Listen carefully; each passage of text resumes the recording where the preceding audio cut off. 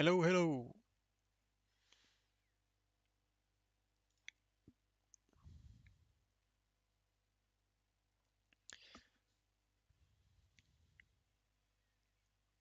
Okay, welcome aboard, everyone. Now we are in the midst of things since we now have some live image from the Belgium Live Championships, and this is a four-player game at the moment. This is the like preliminary rounds, if I may say, and it's a sort of like a special format that Belgium uses. It's not like really widely um, used. Like it's not in like for example in the World Championships. Um, but yeah, this is uh, for sure some interesting stuff. With four players, there's a lot more like havoc um, about to happen, and there's gonna be some teaming also. Thing is, let me actually do some pen work. Da, da, da, da. Can we get it? Okay, here we are with this, and then do that, and let's test the pens. They work. That's great. Now,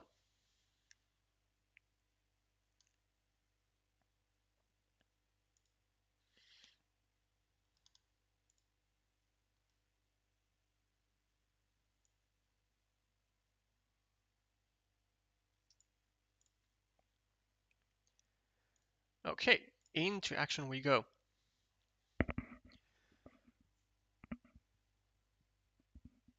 So I reckon that since the players have registered under their um, own like actual names, I reckon I might not recognize too many, and it's kind of hard to read the notes that the players have in front of them. But yeah, let's deal with what we have now. So it looks like yellow is the only one with some points on the board. At 4 points. So he has been able to get the first city cap into his. Well, yeah, he has been able to take benefit from the city cap. And then we have a sort of a tight situation with this large castle here, which seems like yellow has decent chances to actually steal that castle. There are still all three triple cities with a road remaining, and if he can get any triple city or any triangle, he will then be able to direct his 1 point city towards that. But seeing that it is, as we now know, it is a four-player game, it's going to be very difficult to actually make stuff happen without getting like blocked or interrupted or anything like that. So yeah, Red completing his road, taking the point lead to 5 points, also me pulling a shielded triple city. In four-player games, I do believe that even though I don't have like that much experience of four-player games, with only the base game, I mean, just the sheer amount of tiles that you get, which is very limited, you gotta be active with your meeples. you can't really not meeple stuff such as this triple city um, with the shield. Like if someone's gonna take it, then you only have you only have so many tiles to try to attack it and then try to connect it and then try to connect to it. And so you gotta take like really every possible chance you can to make the most amount of points.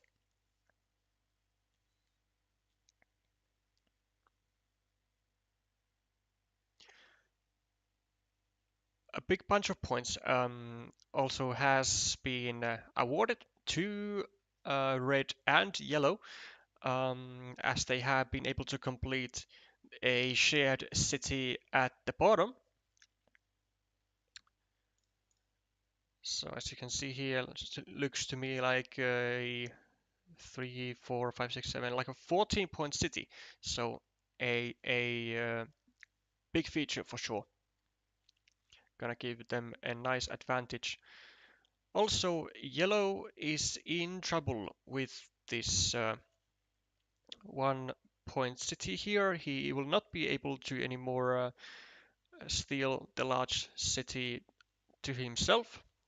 He needs a starting tile to even get just this meeple back, potentially drop a farmer, which would be nice because there are actually no, there is already a black farmer on the field, but just getting a meeple back would be, I think, a welcomed thing for yellow. Also seeing that yellow is trying to attack to red's castle at the north and has a vulnerable road um, there as well, which can be directed with a couple of curves over here, trapping 2 of his meeples for 6 points in total. I reckon, like even though yellow has completed the large city at the south, um, his position is not looking all that great with his features. But yeah, it's gonna be yeah, we'll see how he can better his situation here. He is going to save the connection first. Still 3 triple cities with a field to connect here, making sure that this 1-point meeple does not remain, or potentially does not remain as a 1-point meeple. Interesting decision from blue here, using a monastery and not meepling it. Despite having 4 meeples, I would dare to question that move. Like when you have like under 20 tiles, like you have like what um, 18 tiles, 17 or 18 tiles. Yeah, 17 or 18 tiles in use during like throughout the game in total. I would imagine that monasteries are a like one of the best tiles to get, especially when there is already like a 6-point spot. Although it does surround Black's Monastery, but in a 4-player game, again, giving points to your opponent is not that bad because you're gonna have to, you know, like, most likely you will not be able to actually just create your own features without being harassed or interrupted in some way. Also, yellow is now really going for this city here, likely trying to build it as a ruin, because in a 4-player game, uh, the odds of getting a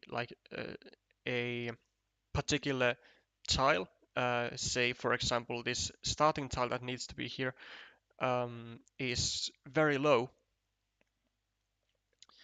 And yeah, instead, I think he's just gonna.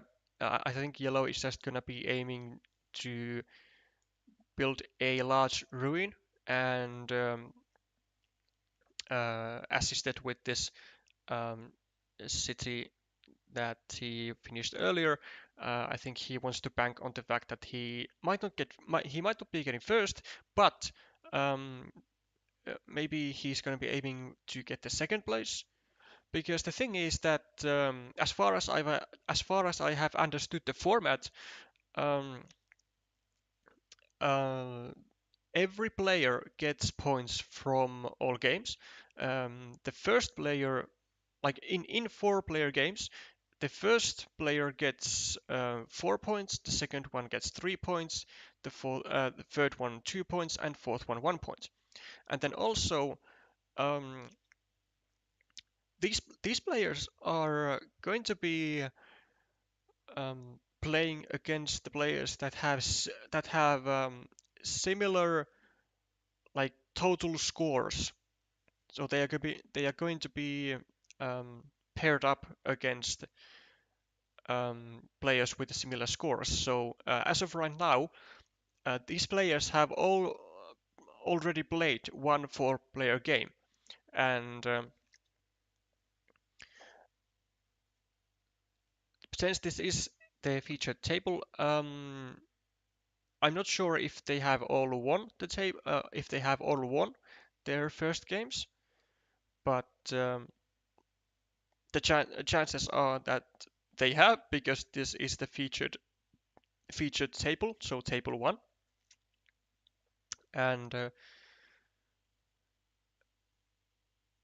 hold up.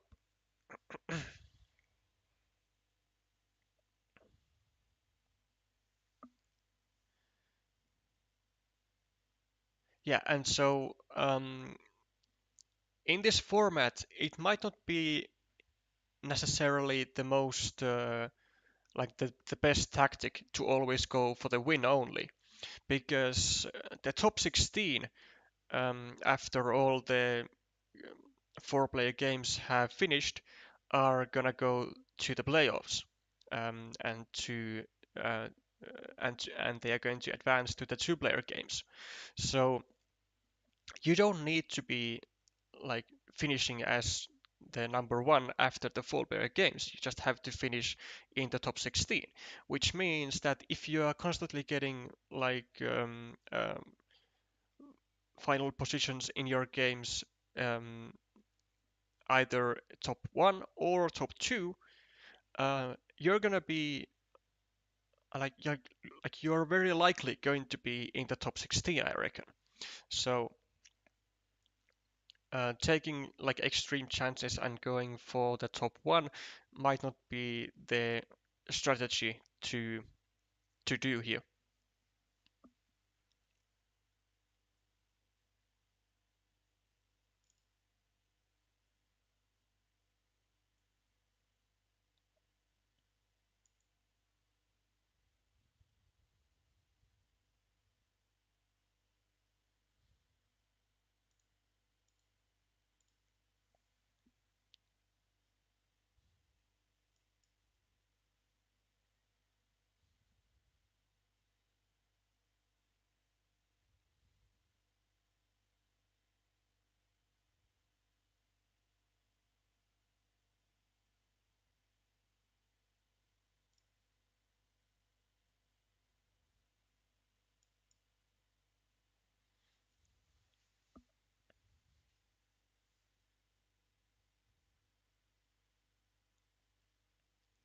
A large, well, sort of a large field going on in the like actually it's gonna go throughout the whole map, like one, two, three, four, five castles, so 15 points. That's a huge feature for a four-player game, and especially in these type of games when you have like you know not that many opportunities to create features of your own. You gotta rely on the features, like you gotta rely to some extent to the features that your opponents make also. So this field is definitely worth fighting, and as you can see, at least black is really gonna go for the field. He is at the moment last on the scoreboard, um, trailing about like trailing 11 points behind Red, who is at 5, 10, 15, 20. Yeah, so Red 31 points, um, Blue at the moment at 27, Yellow at 22, I believe, and Black at 20. So if Black manages to win the field, I think he's gonna do just fine because he has a monastery over here. He had he has a shared feature with Yellow and Blue for this castle. He has another monastery here, and then he also has, well, this 3-point field, but uh, there might be chances to grow it still, like with one castle. I'm not sure if there are daggers remaining, but it might be possible.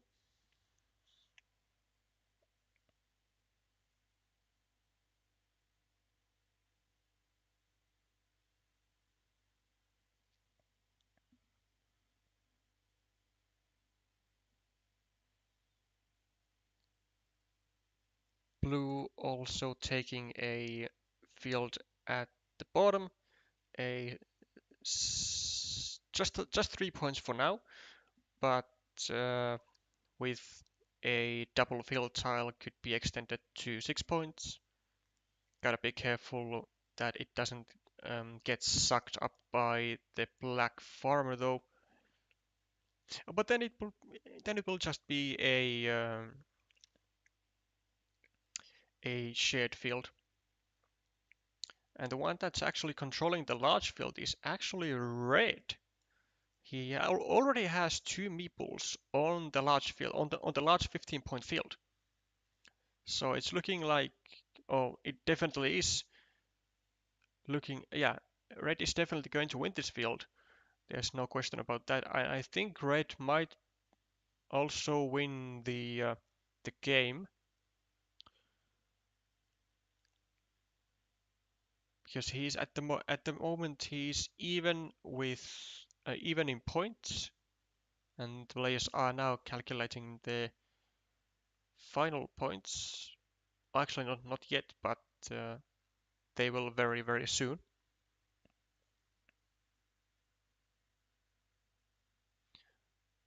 So let's see what magic can still happen.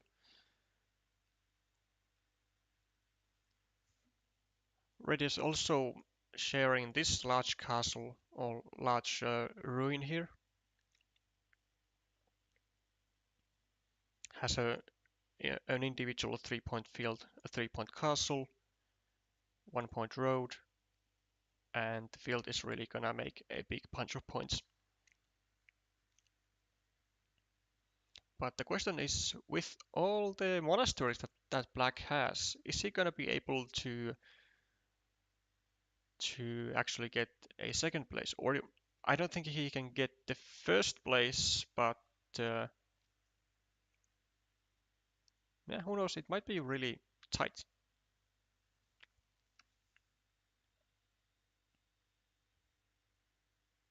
3 points for Yellow for the field. Sorry, no, it wasn't the field, it was the 1-point city. Then the large ruin.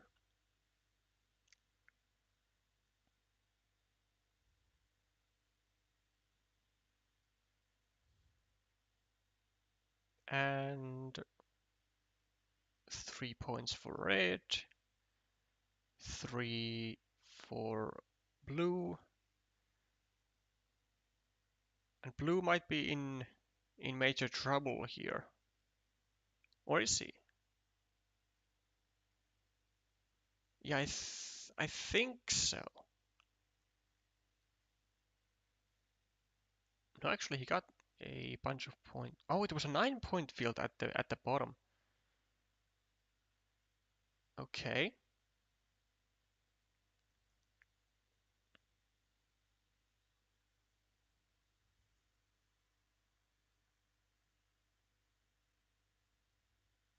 No points for yellow for the field. 1, 2, 3, 4, 5, yeah, 15 points. So yes, it is. Does look like red is able to take it down with the large field. And unfortunately for yellow, even though his plans were ambitious of taking over a large castle in four-player games, it's significantly harder than uh, than in two-player games because you have just more players um, mixing up the deck and providing some extra blocking, as we saw here with their road.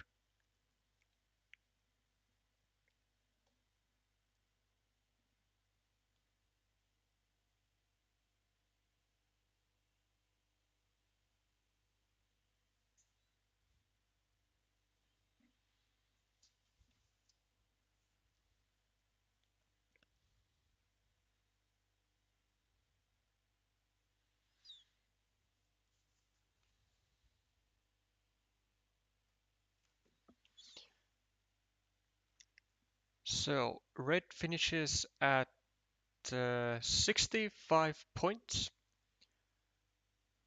black on the second place at 61, then blue at 60 points, and yellow on the fourth place at 44 points.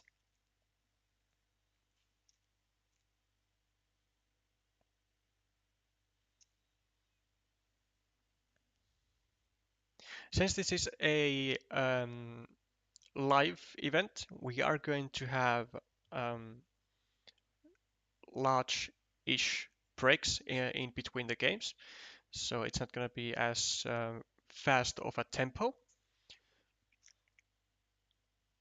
And this is going to be like several hours long stream, I believe. And taking into account that we will have, I think, still two or three four-player games, and then the playoffs, round of 16, quarterfinals, semifinals, and the finals. So a lot of stuff happening.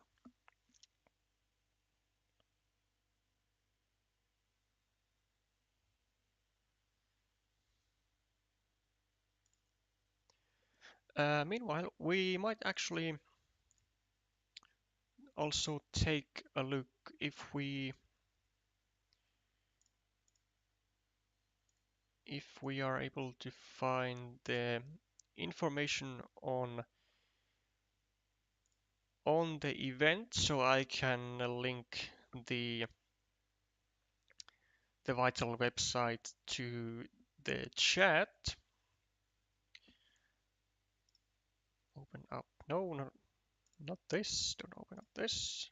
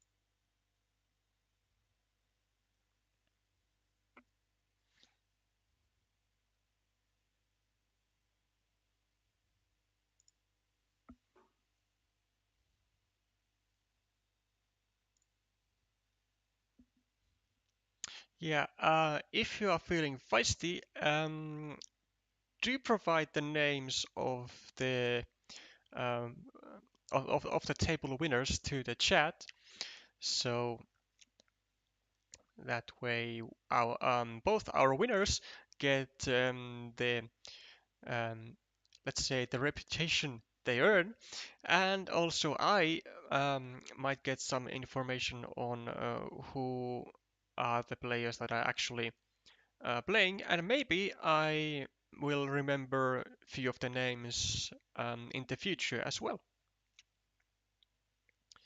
But yeah, uh, back to the main task. Dun, dun, dun, dun, dun. Um,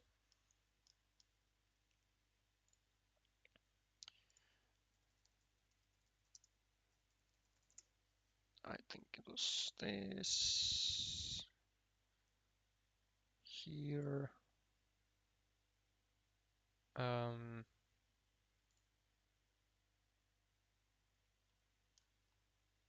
okay, and immersive reader split screen. Can I translate this? It would be nice.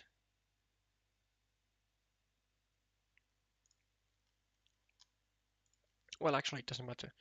I will share this into the chat. So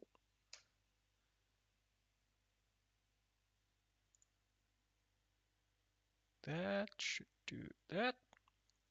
So if you're interested in the Carcassonne Belgium site, which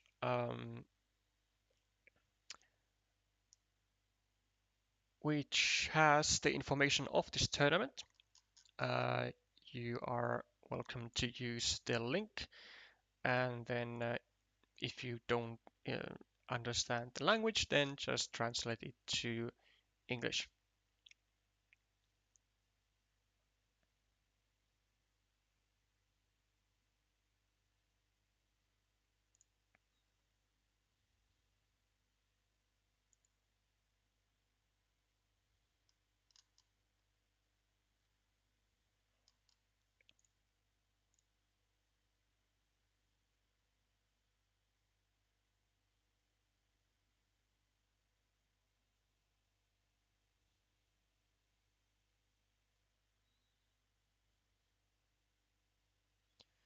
Let's also, I'm going to use my cheat sheets a little bit, and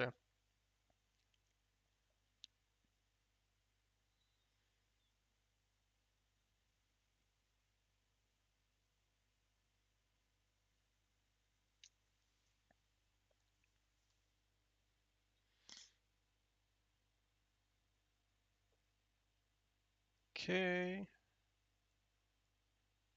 So those were the names of the table one that we saw just a second ago.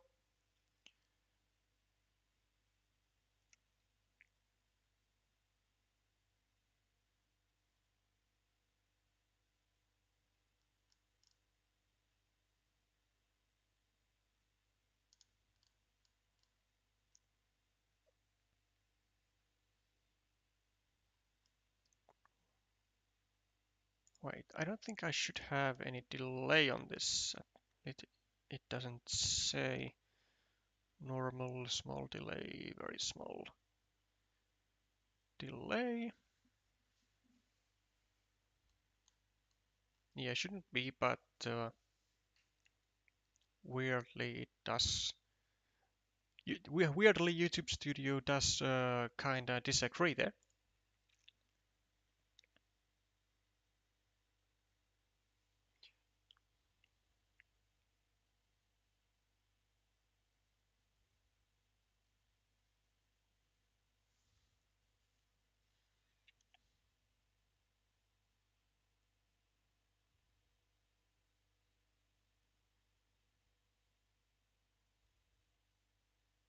Mm,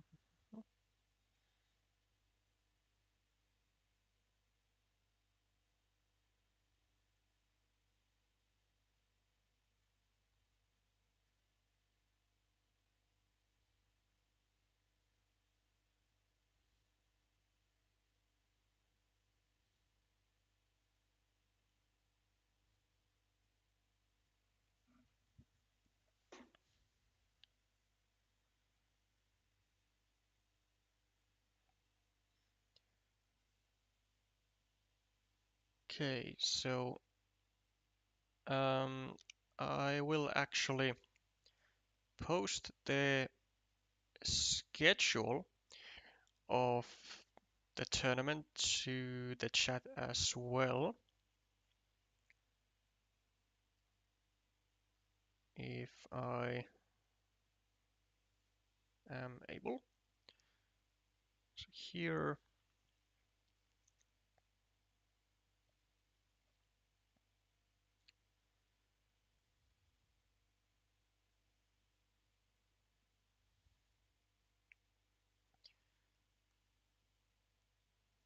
translate practical information, and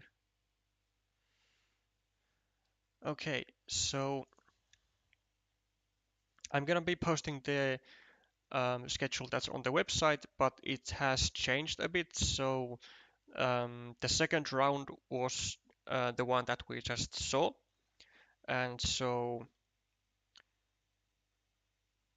that was about an hour late from the original schedule. So the next round, I reckon, will start um, roughly, I'd say, like what? Well, it's 13:30 CET, the original, so 14:30. Um, yeah, so maybe in like, I don't, what would I say? Maybe 50 minutes from now, we will be seeing um, the next round.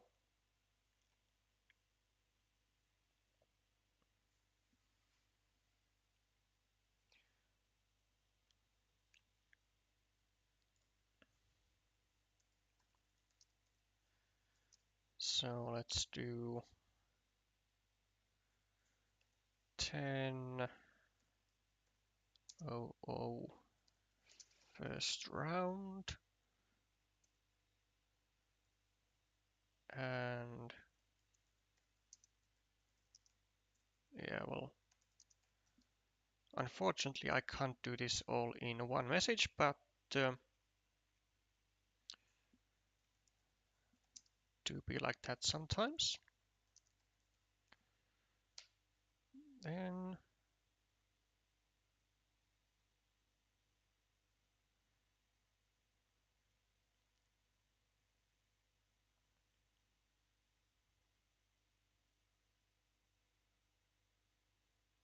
and hold up, actually, so 13:30. Um,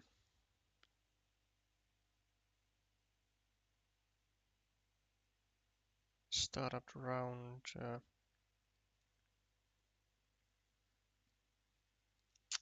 I'm gonna do it like this. So start fourth round of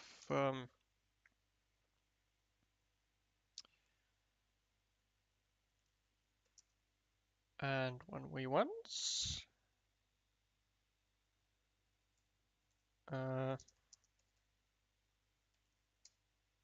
I'm gonna check on the tournament organizers whether this is remotely close what I wrote in the chat, but I hope it is. But I will correct that if I need to, and most likely when I need to.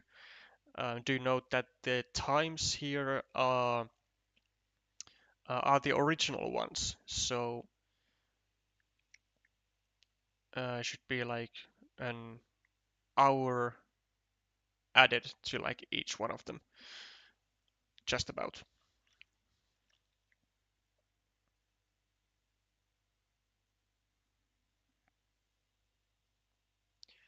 And then 15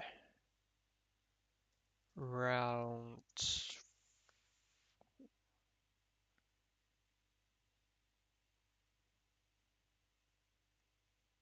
Round,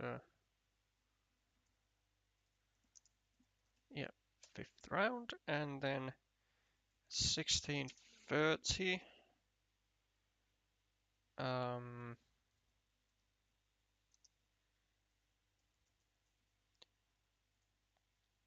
that.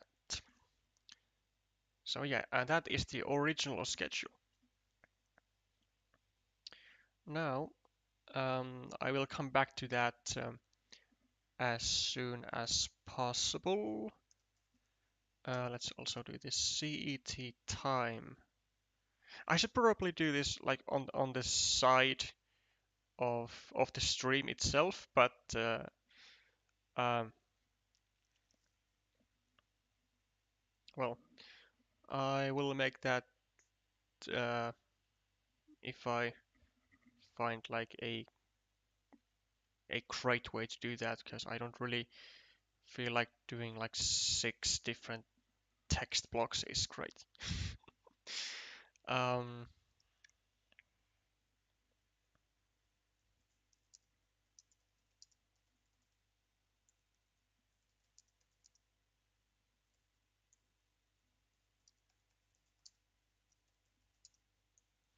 so let's do this now. Okay.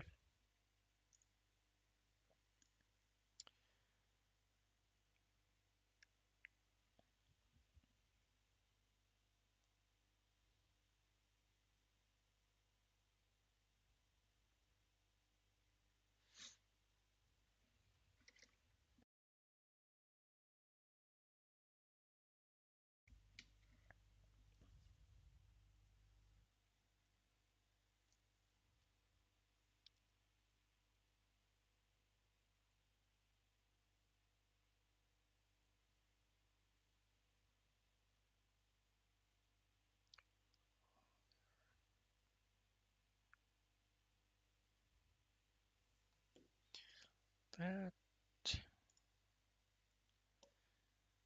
and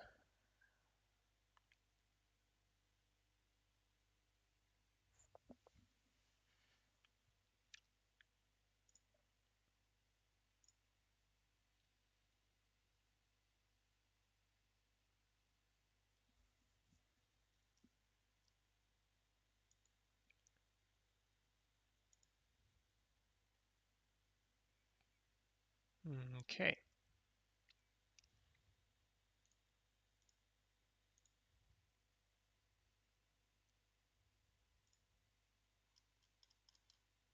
Yeah, since it is a live tournament, it'll take a rather long time to register all the results and make the um, draw for the next round. And as it stands, if I recall correctly, there were 96 players competing today, so a big number. Mm,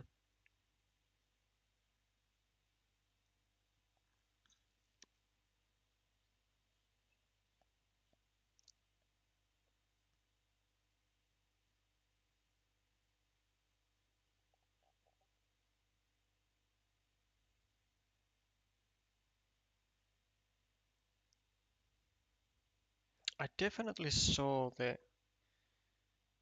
the total number of participants somewhere. Uh, yeah, 96 players, 96. So Belgium does, yeah, Belgium does have a I'd say a massive amount of participants, which is good. We like a active community, and the more players there are in tournaments, the more competitive it will be, and I'd say that yeah, the more players there are, the better players like um, y- the more players there are, the better the players will be who will eventually um, like actually win the tournament. Why did I say that in plural? The better the player will be who will win the tournament. Um, I'd say that is a that can be used as a rough rule of thumb.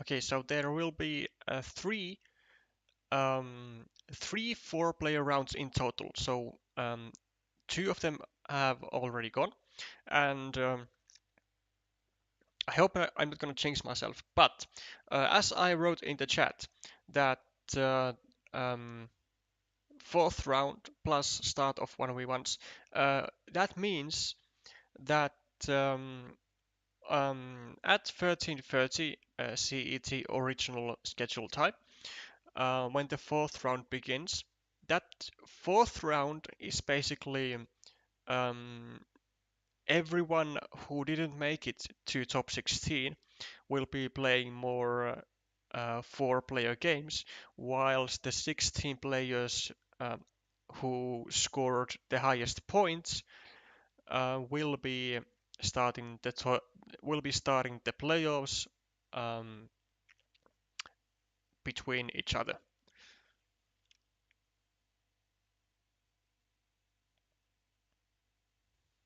And I assume that when the fourth round begins, then the feature table will also change from four-player games to two-player, because of course we are all about the champion here, or like let's say mostly about the champion here, and um,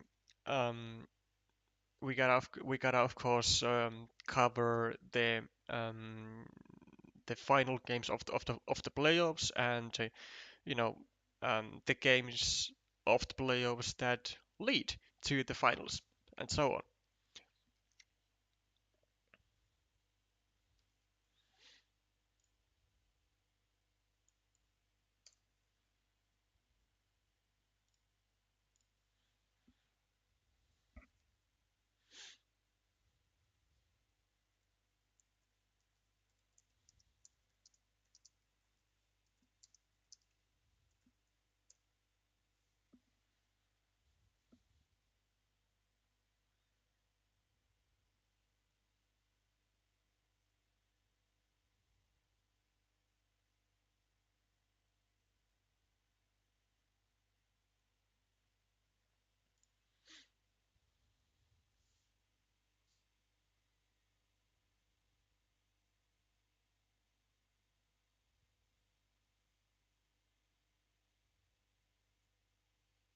And yes, I also now realize that the feature table is is indeed formed of the players who won their previous round, or well, after the first game, it is featuring the players who won their previous round, um, but it features the four players that are at that point um, have the highest amount of points scored and are ranked um, the top one to top four um, after the tiebreakers, because there are obviously going to be some sort of tiebreakers, um, since with 96 players you're gonna have 24 winners, so 24 players who have won their first game. So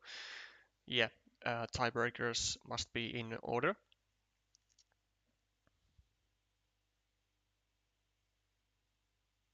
And now that I think about it, okay, let's assume that okay, so 24 players win their first game. Then let's say, yeah, so like half of those will then get 3 or 4 points.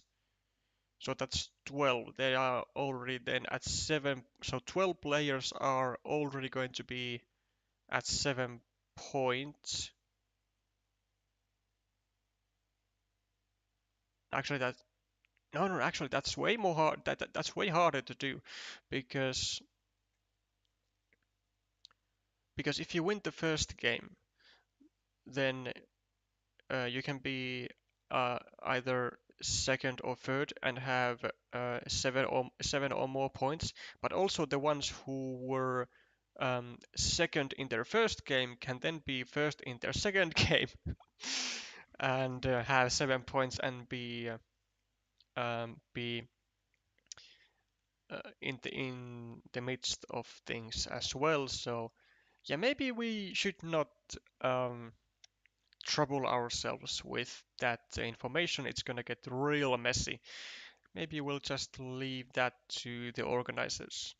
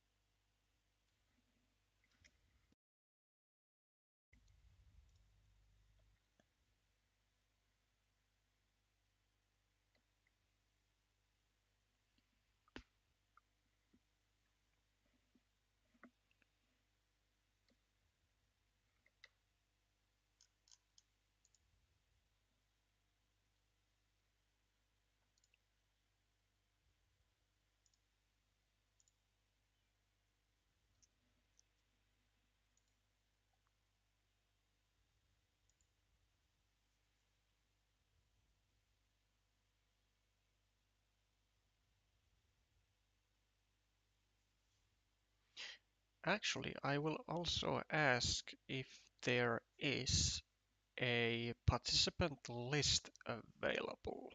Although I doubt it, but you never know.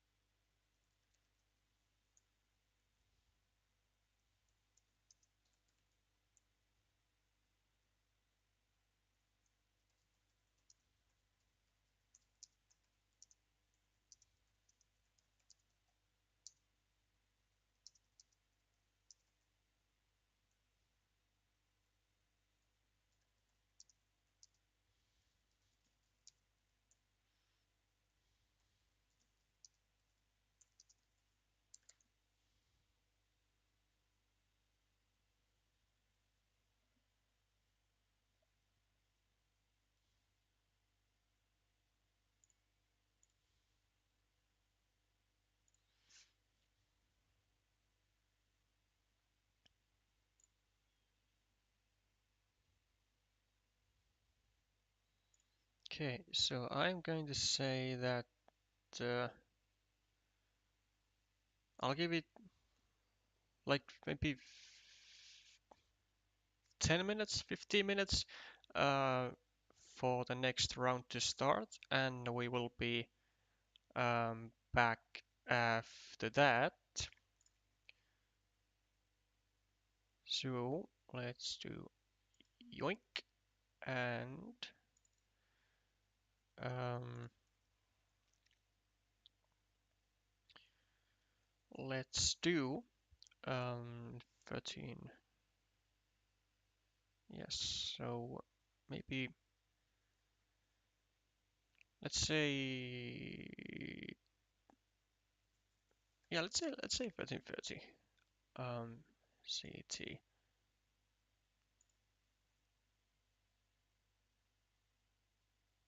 And well, I will be checking the original stream, and as soon as um, something is happening, we will be right back.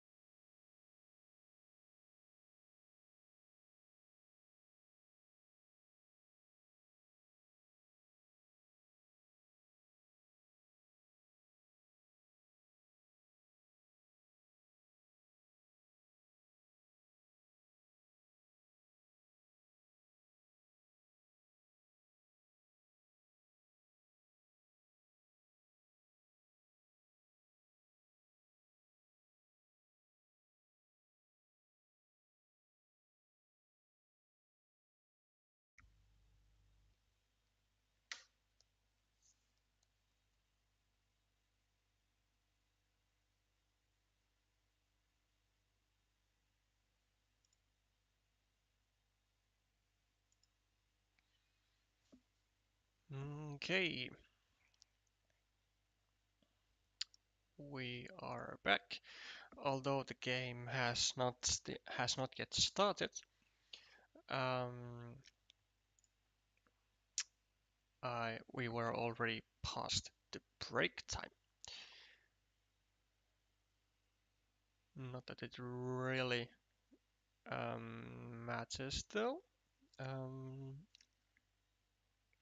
if there are any Belgium players in the chat as of right now who are actually participating in the tournament, um, do let me know how you feel about the tournament format and whether you think it's well, it's certainly unique, but whether you think it should be changed to something else, or whether the four-player um, format is the extra sauce that uh, makes the Belgium Live Championships the unique ones. I think it certainly gives like more like a larger variety of players a chance to reach or to get to the World Championships. Um, since like technically you could be like more into maybe like even expansions instead of um,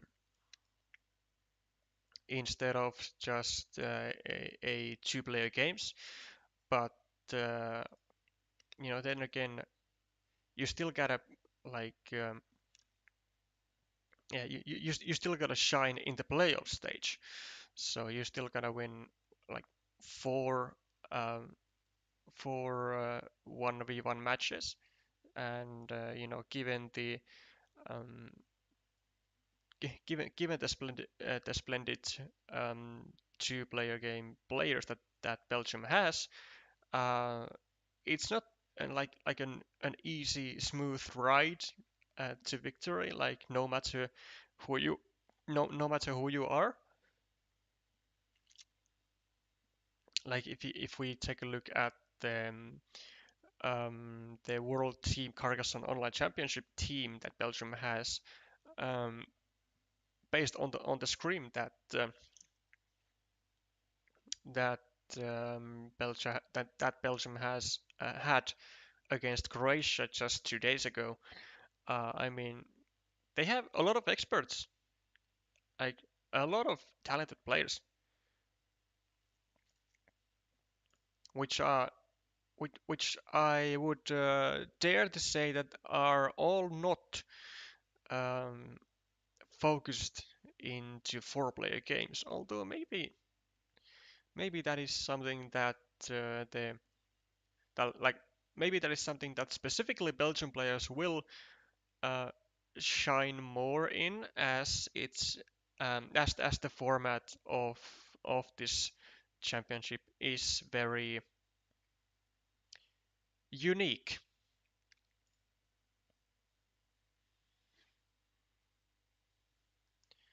But I, for one, am certainly, I gotta say, delighted that I'm not the one playing, I'm the one streaming, because if we had, say, the Finnish championships in a four-player format, well, first of all, we wouldn't really have the players to do that because the scene is very small. But also, uh, does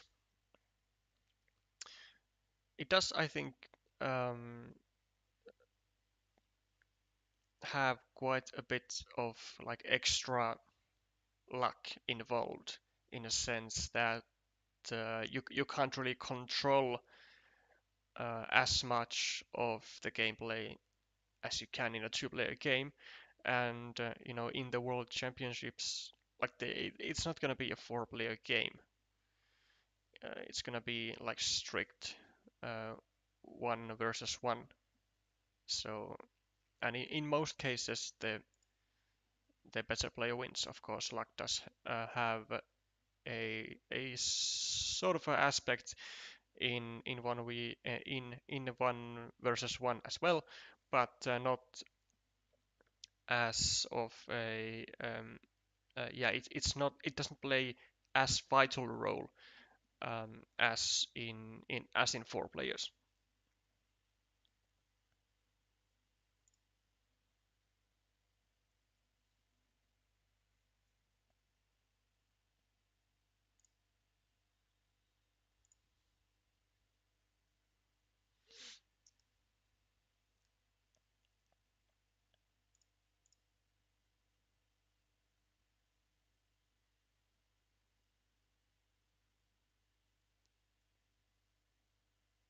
Okay, so I'm not sure if that hand was meant for for the camera for something, but I will say hi.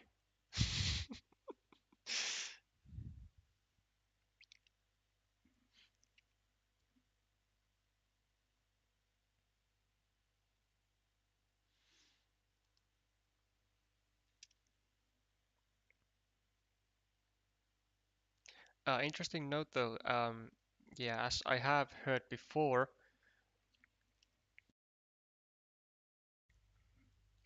there is no green in this championship because apparently you cannot see green like almost at all, or at least that well on stream if a live table is featured. So I would be also very sad because I would not be able to play with my preferred color.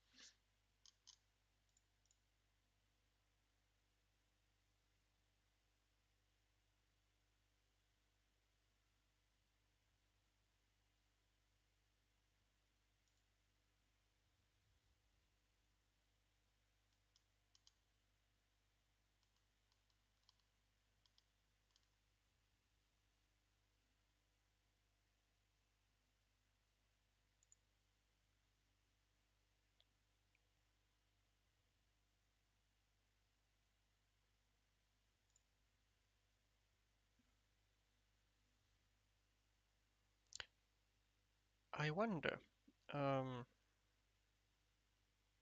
if there is a chance to.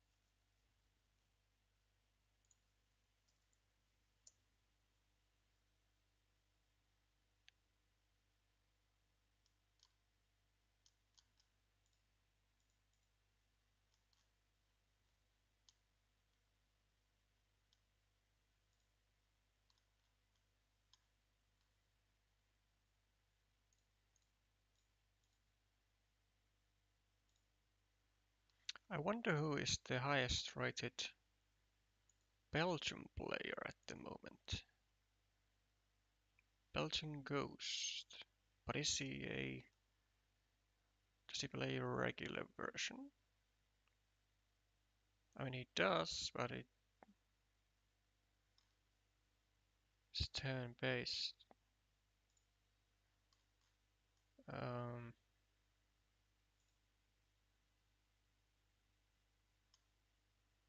I'm not sure. I mean, this might be arena games as well. Oh no, actually, they can't be because it would state so.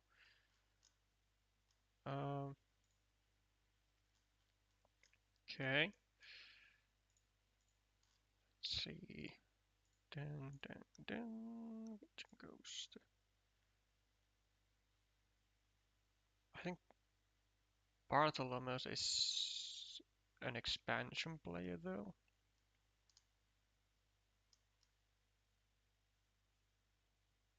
Does look like so. Yeah, but there are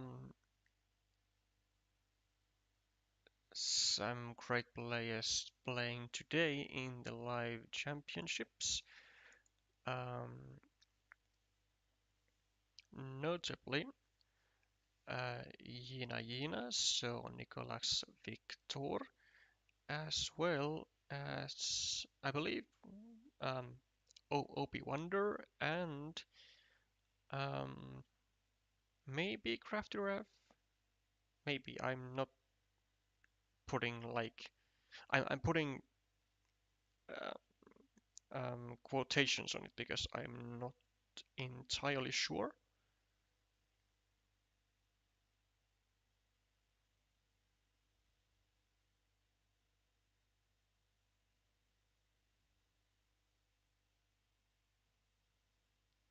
Known players, I mean like I know the players.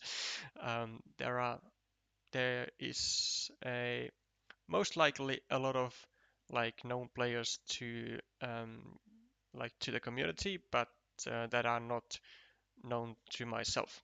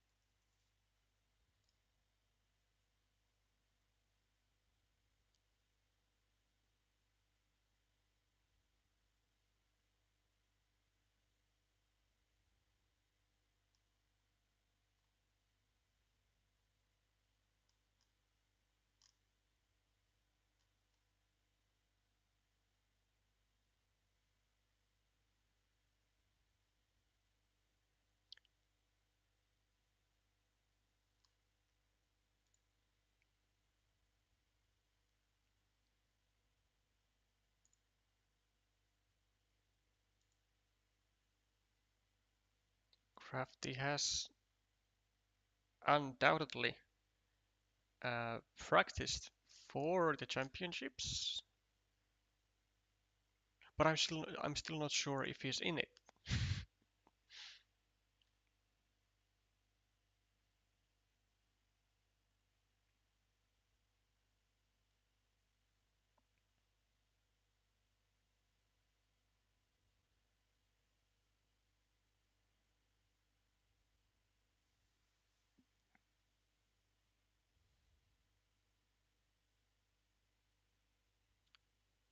Also, side note seems that the MSO Carcassonne expansions has just finished, and the winner is Marian Kurkan.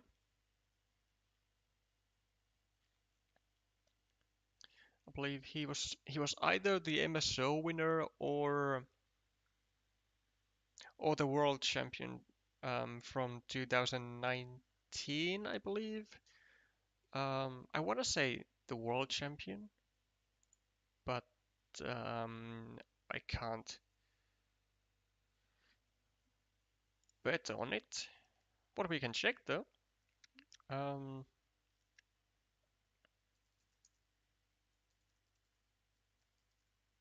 let's do this. Yes. Okay, so introduction final 219.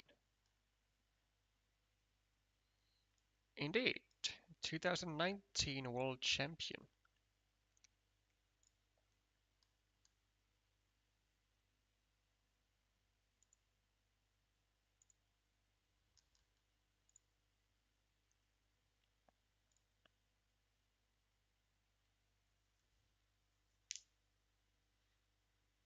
Okay, we have action on the board.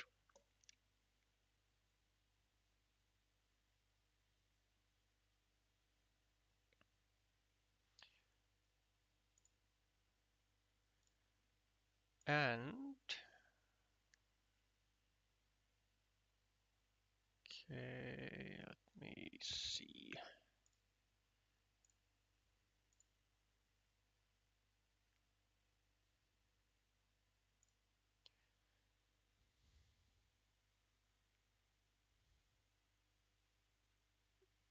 Okay, it seems like NW or Nico Willemans is doing fine today, as he is at the moment on fourth place,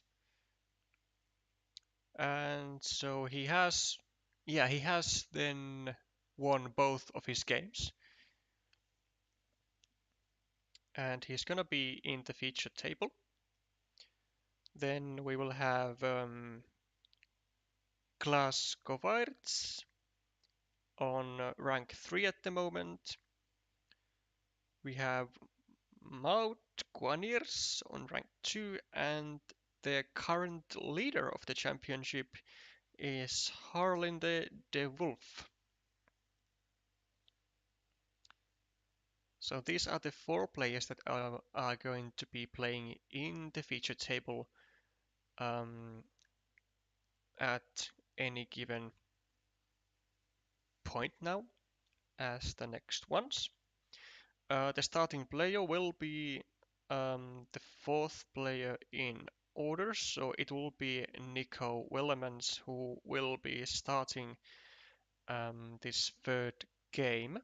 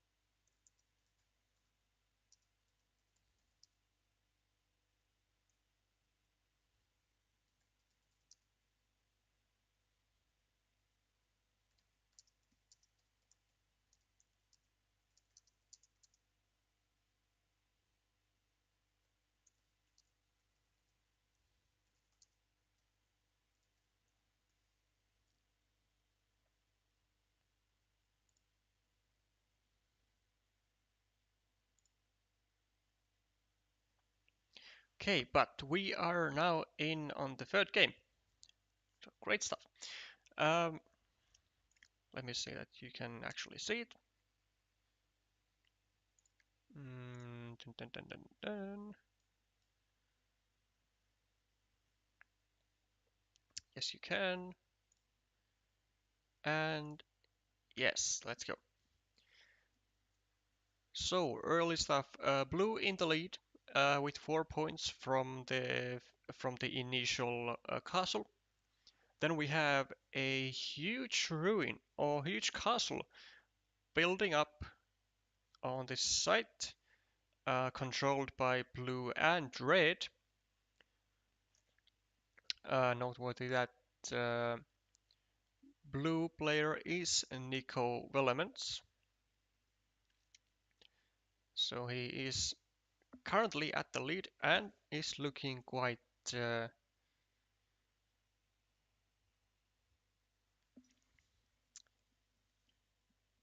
is looking quite nice at the moment.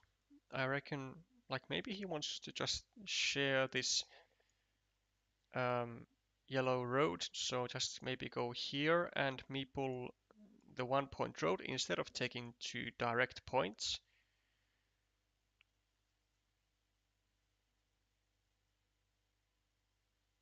Hmm, interesting.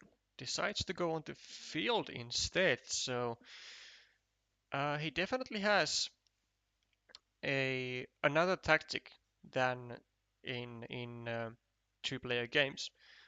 Um, I'm not sure what his tactic is, but he has managed to win both of his games, so chances are that he knows what he's doing.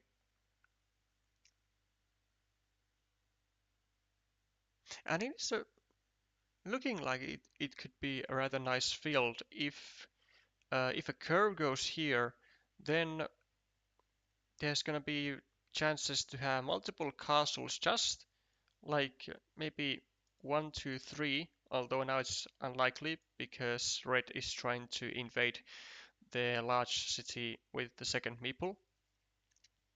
But yeah, there are chances that this could be a large field. Um,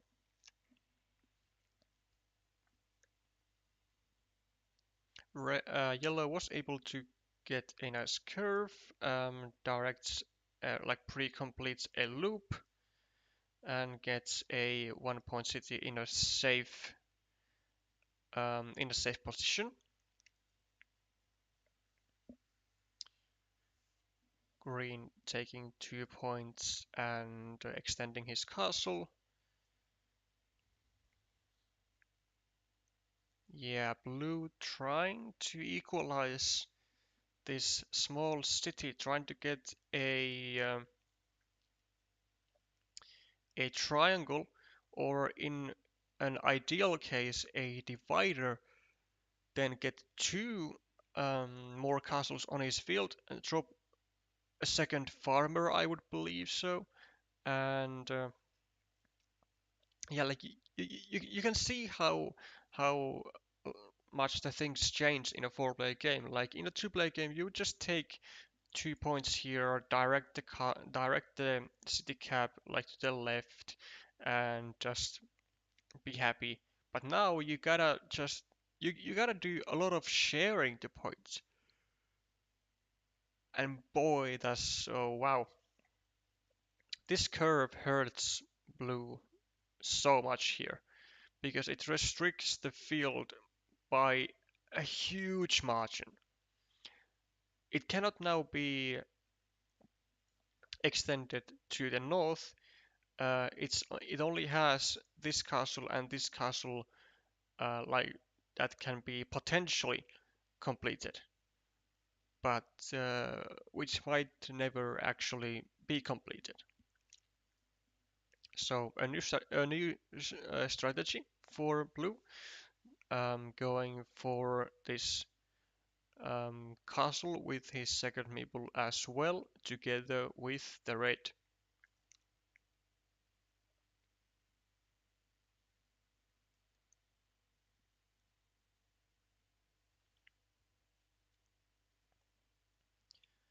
Yellow playing quite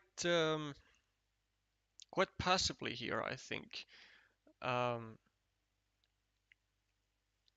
he adds 2 points to his castle, but also like this castle can be easily attacked from here.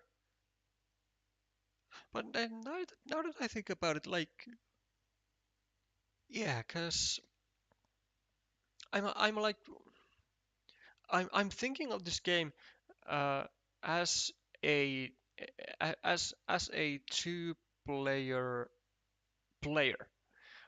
but what I'm not um, like truly understanding is how vital it can be to benefit from actually just sharing features and not completing features of that are just yours, because you're playing for the like top positions, not for the top position.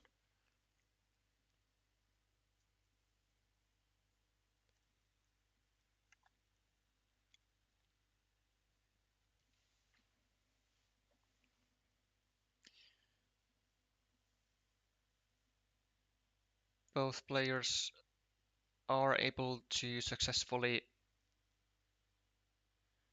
connect to the large city. Green, meanwhile, has been able to complete his 4-point city and get a field of his own with an empty city cap and then a potential 3-point city here.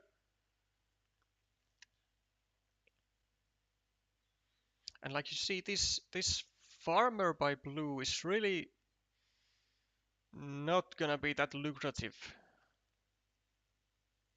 because it's only gonna be like a maximum of like 6 points in all, like in in all likelihood. Whereas if he just takes 2 points or connects to the road, like already a 5-point meeple and get a meeple back. I know I am having a hard time like not thinking like a uh, a one of these players that are playing a four-player game, but like I like quick points and I like getting my meeples in places um, that can net you points like quickly. Here, this is just a sort of a large risk that blue takes.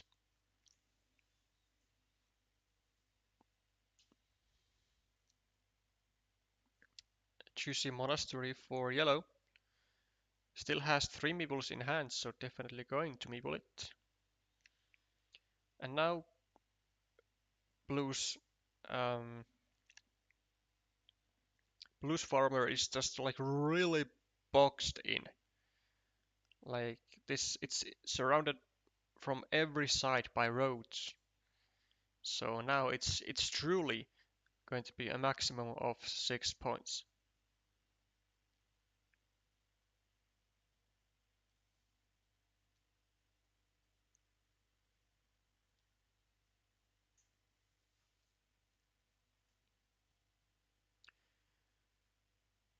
Meanwhile, blue has a stick cap. I mean, certainly an appealing spot here, just taking 4 points. And he does go for it as well. And like you can really see um, how little quick points these games provide for the players. Like we are already past like maybe 30 tiles or so, and there has only been 8, 14, 16 points in total, like on the scoreboard. So that's not much.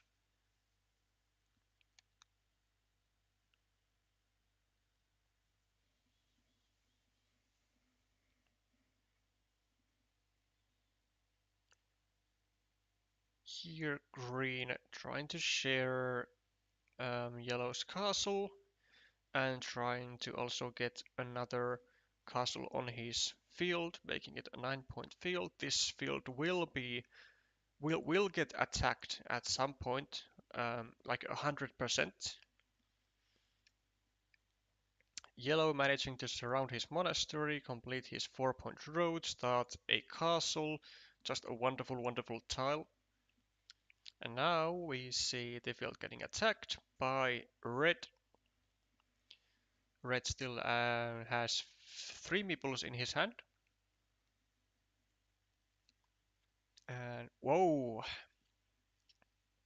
Yeah, blue is now really trying to compensate the of the loss of this farmer of how it turned out. Like he's trying to actually like complete this huge castle. There's an off chance. Oh my god, it actually happens. So, okay, check this out. Now, red meeples a 6-point monastery. But what it does also provide is a 25% chance for blue to actually extend his field with a field crossroad and to go all the way from here to this actually lucrative field.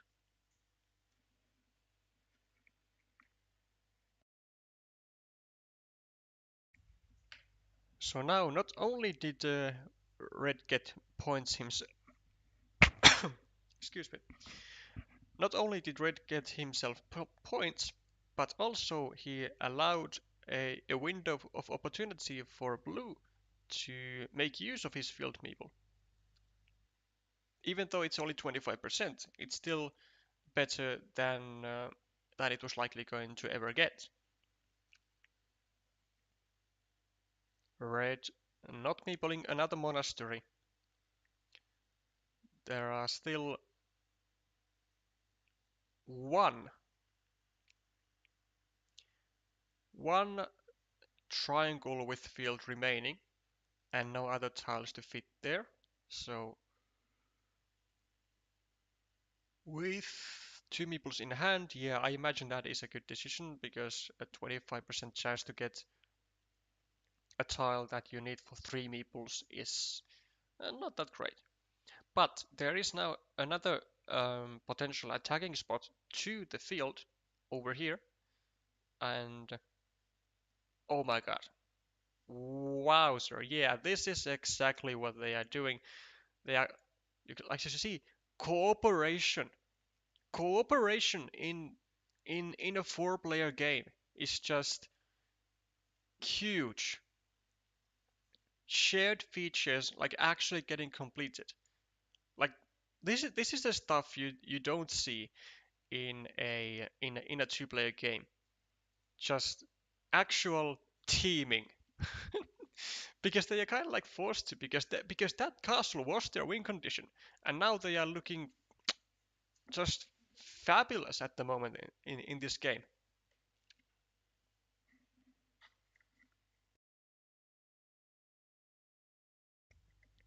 Big time. And whoever comes second and whoever comes first and second in this game, uh, I'm like 99% sure that they are both going to be in the top 16 because this is the final 4-player game, which will count towards the overall points from the preliminary rounds of the 4-player games. So, yeah, blue and red here are in great positions.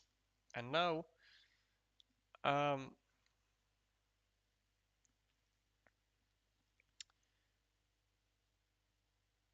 the other 2 players are in having a big predicament here because they need stuff to happen. So yellow goes for the field And well, if yellow gets a what's it called? A triangle, finishes a shared city with green, meeples yeah, meeples the farm over here, and then connects this, and then this takes over the whole field. Like potentially there are still chances to win, perhaps.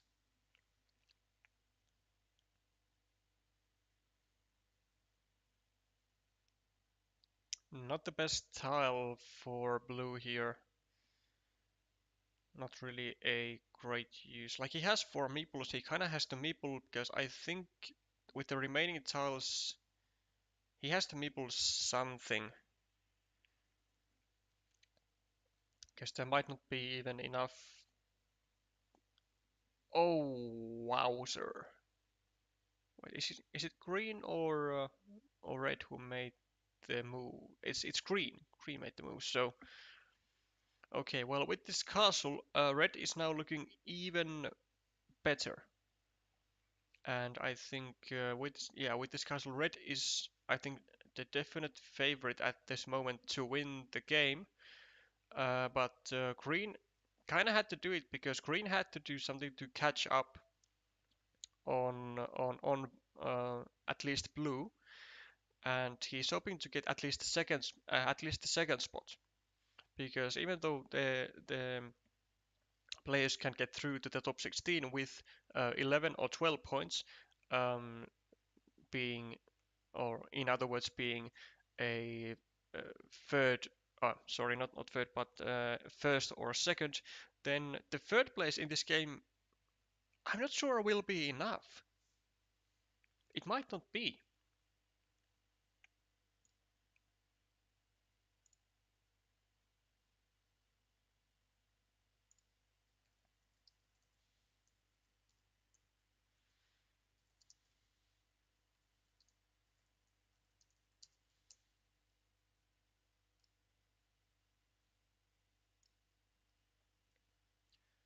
And unfortunately for both green and yellow, Nico is being feisty here and also coming into the battle with his own meeple. And just look at this castle by yellow. Just extender after an extender after an extender. Just going straight like out of the map with this castle. But not actually getting a city cap. And it's a 6 points. Like he has to get a city cap soon. Like it's gonna be 1, 2, 3, 4, 5, 6, 7, 8 points plus a meeple on the farm. So 11-point move. It's gonna be a have to make. Um, or like has to get tile for yellow here if he wants to have any kind of chance, or like any kind of fighting chance. Because as you can see on the scoreboard, uh, red is almost full 50 points ahead of yellow. Like, okay, I don't think yellow has any chance of winning red anymore, but maybe there's a chance um, to still get a few extra points by not being fourth.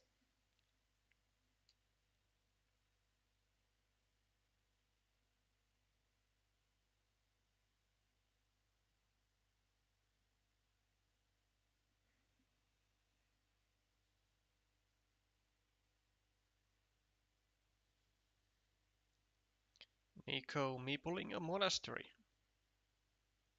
4 points. 5-point monastery.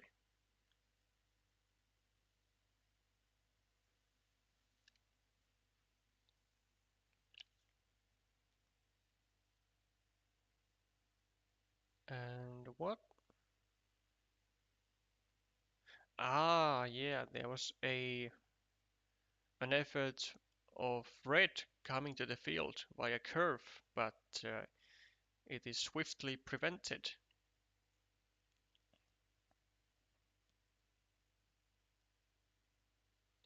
3 points, 3 quick points with a triple city. And, you know, Red has 4 meeples in hand at the moment because he only has 3 meeples on the field. Not on the field, but like, well, literally on the field, but on the map. So Red has 4 meeples in hand. He has to use a meeple on every move to get the maximum efficiency. Absolutely has to use.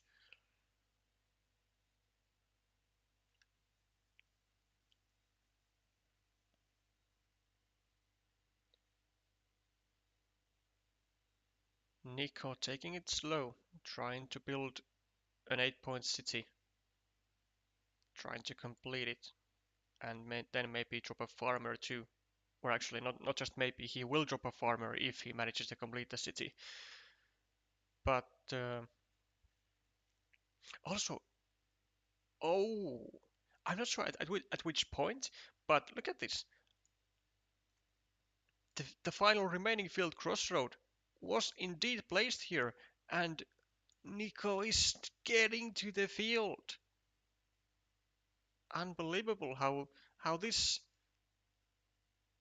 how this field meeple that was looking horrible just turned out to be a magnificent success. Yellow finally got a city cap, an 11-point move, finishing the city and dropping a farmer. 4 points for red. And wow, this is definitely Nico. Stay here. Gets another city cap, finishes an 8-point city, drops a farmer, and has both sides to come to the farm and take a majority of it. And there's like nothing that the other players can do because there are so few tiles remaining.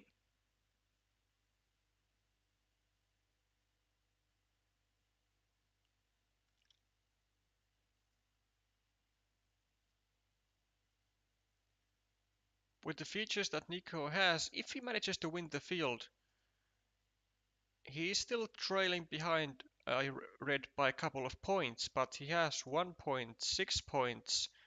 Then if the field um, is his, then it's gonna be 18 points, whereas Red has 4 plus 4, so 8 points. And that would be enough to win against Red at the moment. Like, well, definitely would be enough to win. But if he doesn't get it, is he still able to win with 7-10? He would not.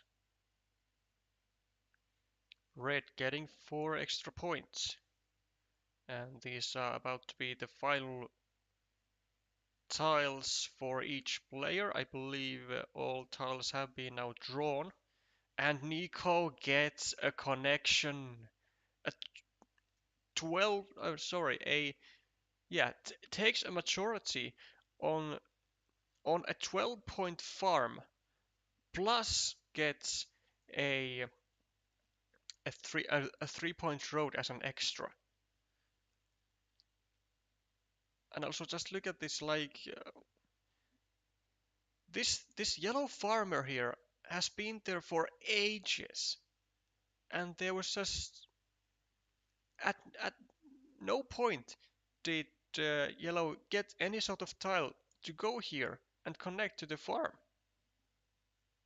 Also had another farmer trying to get to the large field via a straight line. Didn't work. Like, it just shows how limited your options can be when you have uh, a restricted amount of tiles.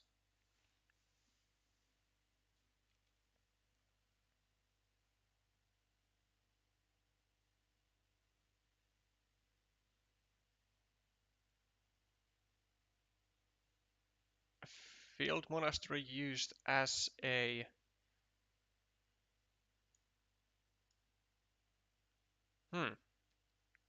field monastery used as a field tile, but like there was an 8-point monastery spot immediately there. But actually, does it connect any? Ah, but it does connect all kinds of farms together. So, although he would take 8 points, he would give 1 point to Red's Road, plus another 3 points to Red's farm, and also to Green's farm. So, would it actually be 8 points? No, it would be 5 points when you compare it to the points of um, green and red. So he would only catch up blue more, but it does it really matter? We'll see. Because at the moment, like yellow is fighting to not be the last.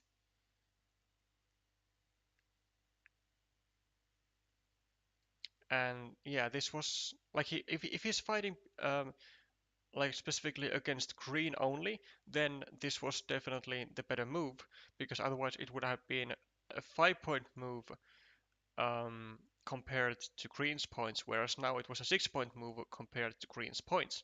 So an interesting use of a road monastery. Strategic, uh, strategic, strategic.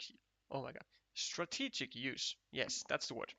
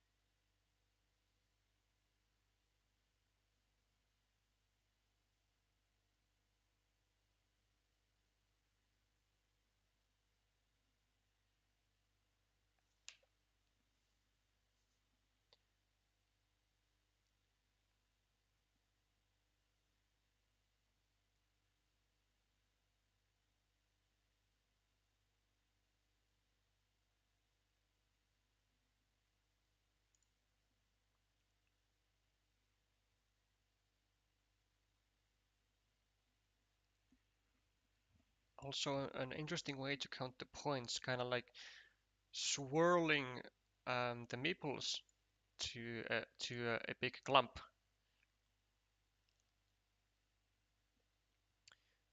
And I am actually I believe um, blue already got the points added to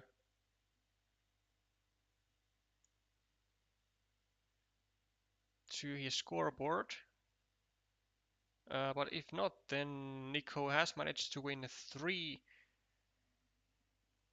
like all three of his four-player games.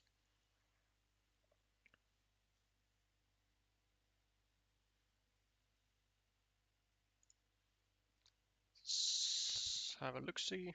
Um,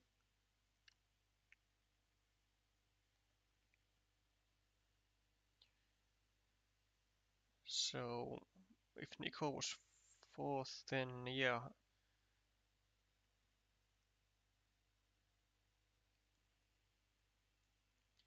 it's either Nico or Harlinde who managed to win all three of their games in the four-player format.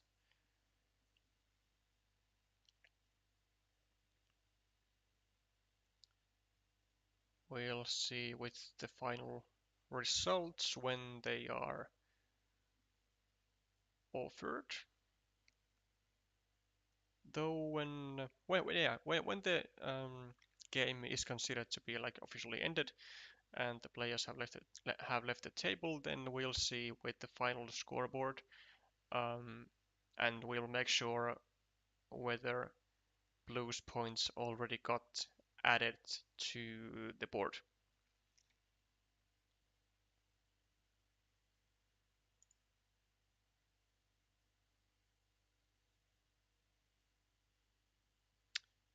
But for what I can say for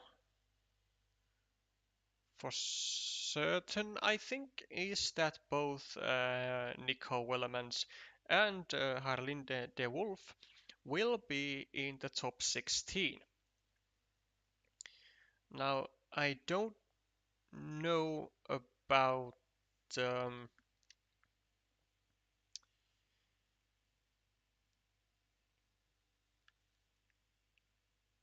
starting player is that then this, yeah, 1, 2, 3, 4. So yeah, so I'm not sure about the third place finisher in this game, Maud Guaniers, whether he is qualified to the top 16. 10 points um, might be on the limit.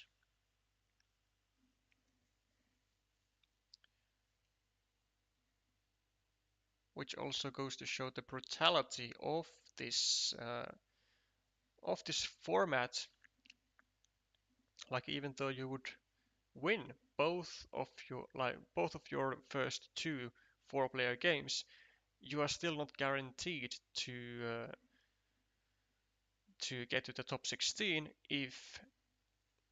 um, if you don't manage to get to the top two in the final game. So it's rough.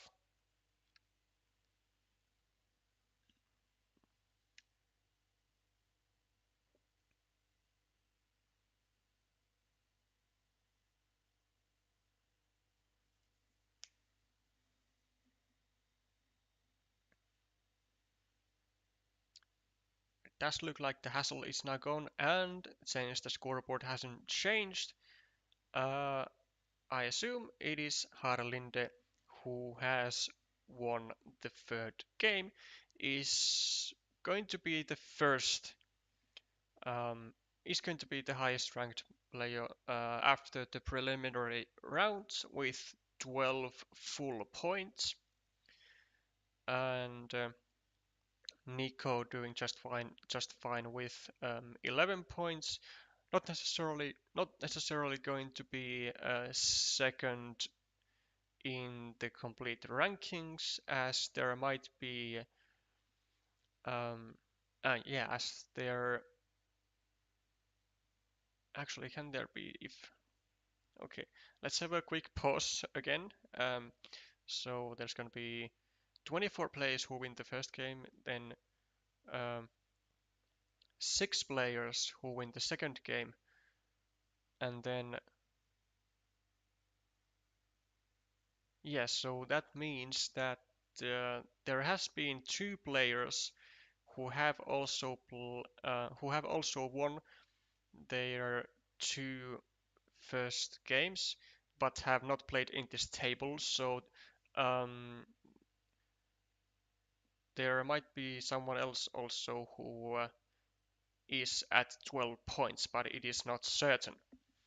But in any case, 12 points is certainly enough to be in the top 16. 11 points very likely going to be enough, and then the crucial 10 points will remain to be seen. Unfortunately, I think for Nicolas Victor or Yina Yina,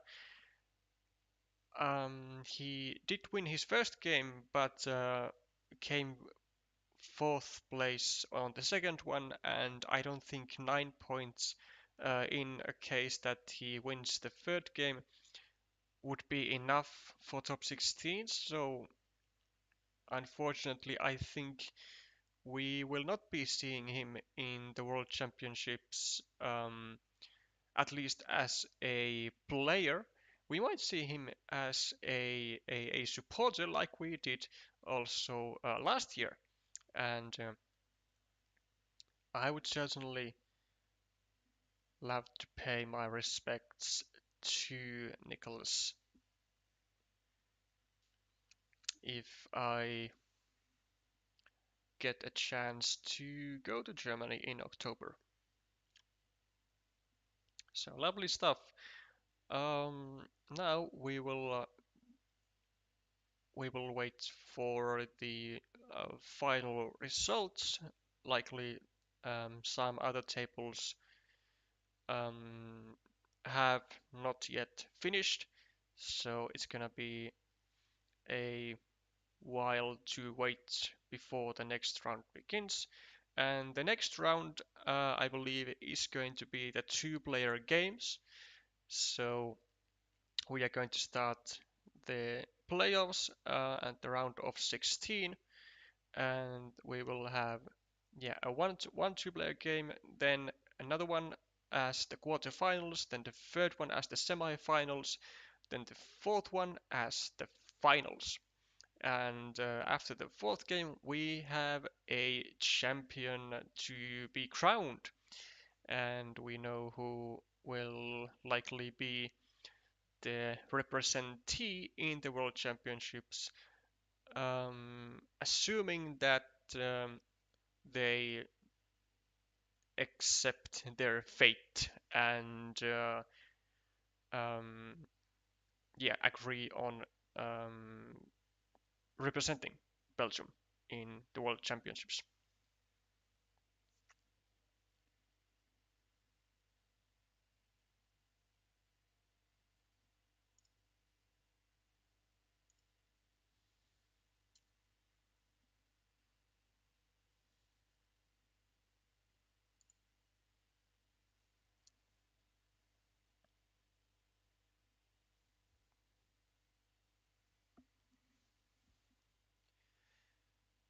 Uh, According to the schedule, so the third round was supposed to take place at 12:30 CET, so like should have started like 2 hours ago. It now started maybe an hour and 30 minutes behind. So taking that into account, the fourth round or the start of 1v1s is going to be 13:30 CET plus 1.5 hours, so at like 15:00 CET. So maybe after like, wait, can that be right? After just about like 25 minutes or so. Well, if that is the case, then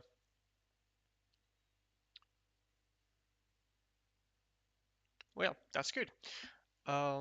It's gonna be a while to make the final standings to make sure that who are actually in the top 16, and we will continue as soon as those final standings, or let's say the final the final current standings are done, and we are ready for the next round.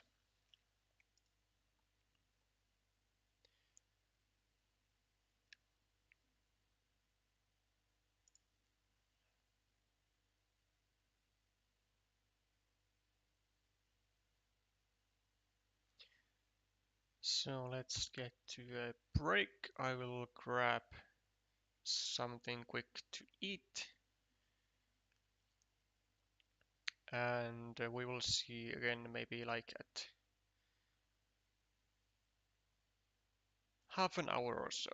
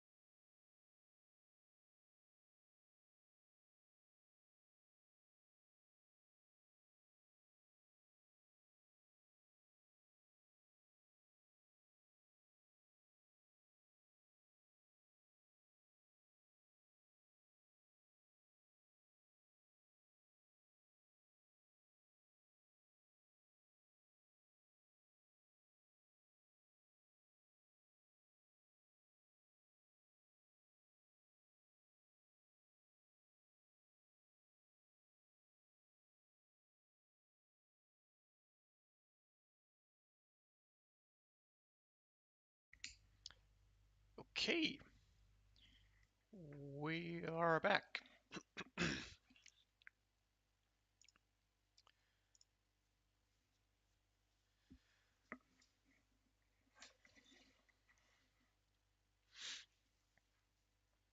I will be interested to see who are going to be all the 16, well, sort of finalists. Um, I hope there's gonna be at least some. Well, there is at least one that I know um, by name who's gonna be in there, which is of course Nico Vellemans, but the others, I have no idea.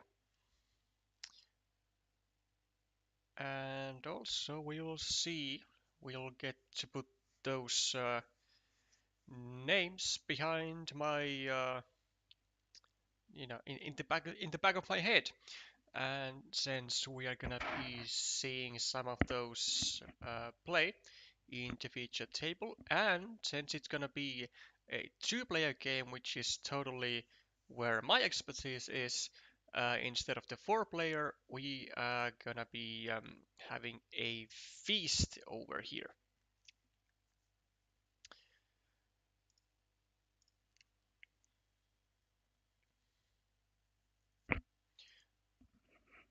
Gonna be interesting to also see how commenting a live table in in a two-player game is gonna go. Um,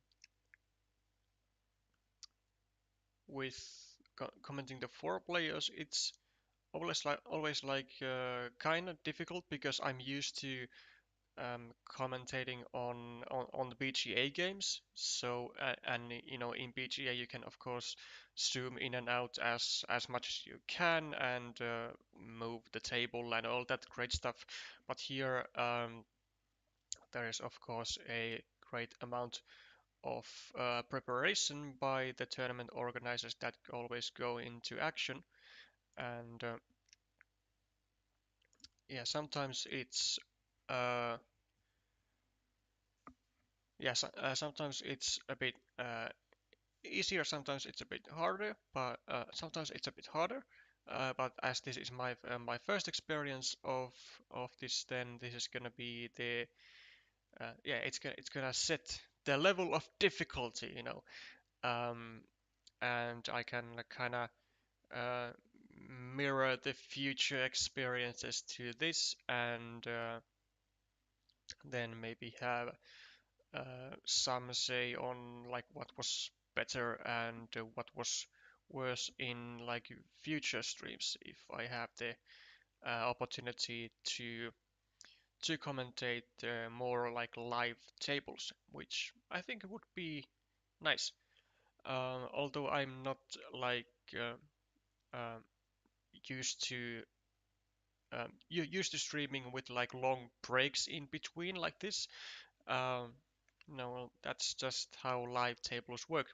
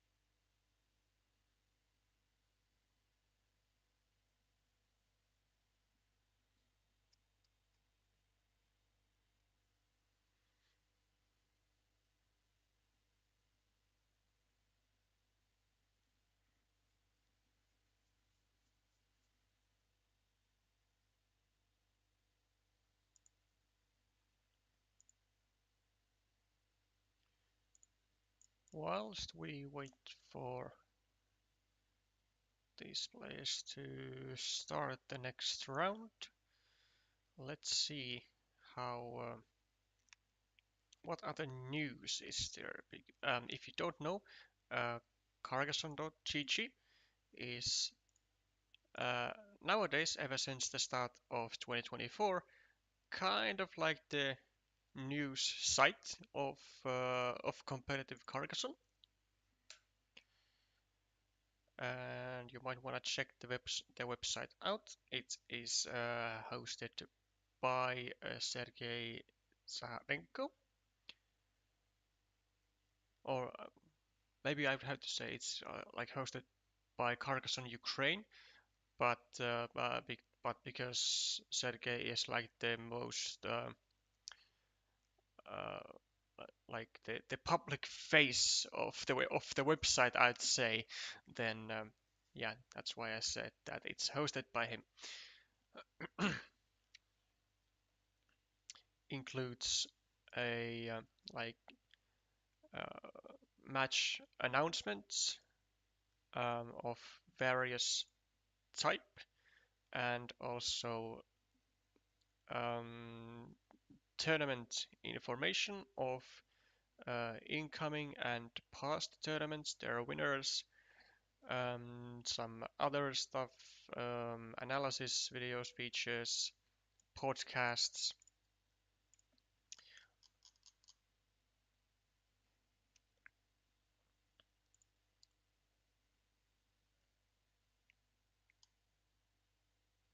Oh, well, this is new. Didn't know this was here before.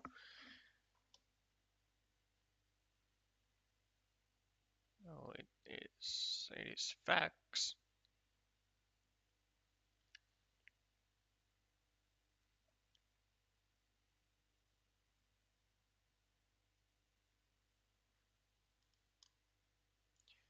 Events. We got the Ukrainian Carcassonne Online Championship going on ever since from February 5th. And as you can see on the main site, there is also an incoming match between Tanya and Basilic. I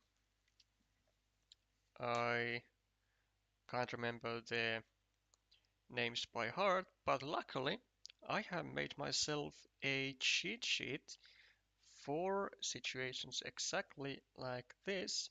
So I'm pretty sure I have them in here. Yeah, Basilic, so Maxim Basilic and Tanya, who was in the 2023 World Championships, representing Ukraine, of course, Tatiana Yusenko.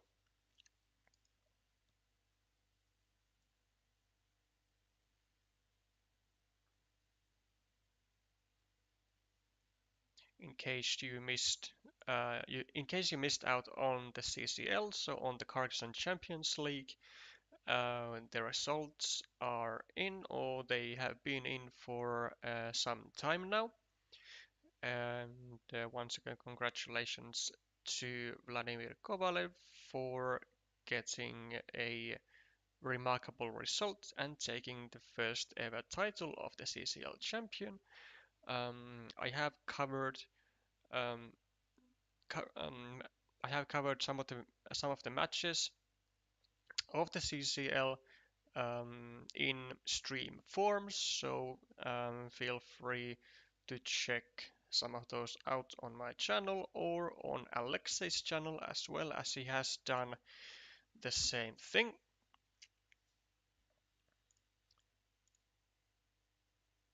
And talking about well, I don't have a good bridge to go here, but yeah, we are in the top 16 now, and we are in the midst of action. And we have. The thing is, Nicolas Victor actually managed to be in the top 16. Oh, I am so happy for this.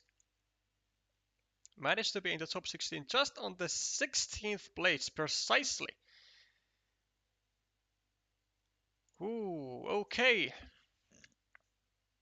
Now we are going.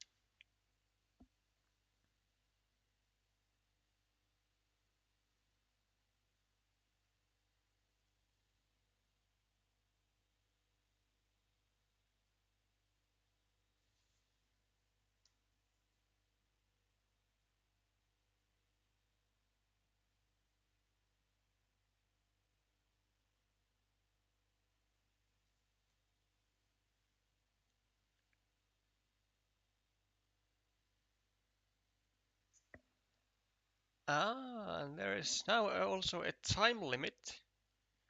I'm not exactly sure how much is it. Gotta ask.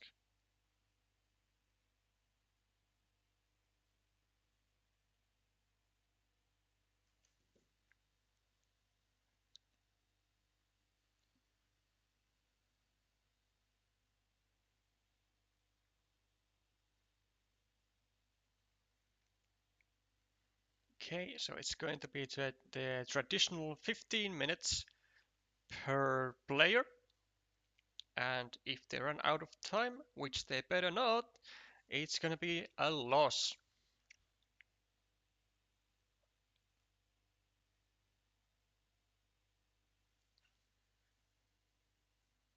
In a moment's time, we should be getting a list of the top 16 playoffs, or the top 16 players.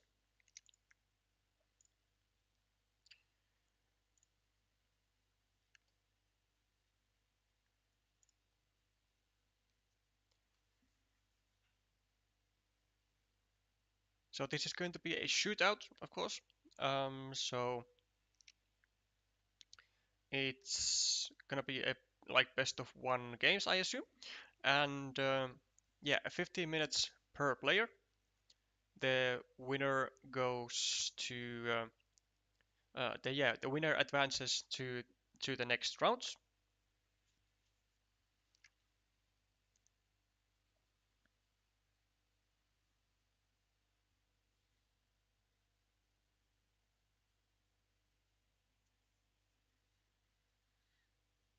And the loser, I reckon, will join the rest of the people to play some more four versus not four versus, but yeah, the loser will most likely join with the other players um, that have not made it to the top 16 and are gonna be joining them to play some more four-player games.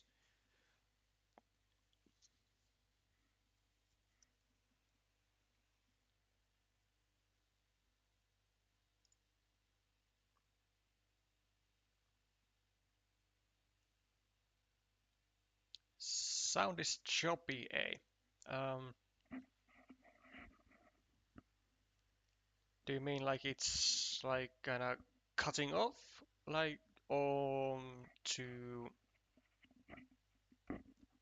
what do you mean by choppy?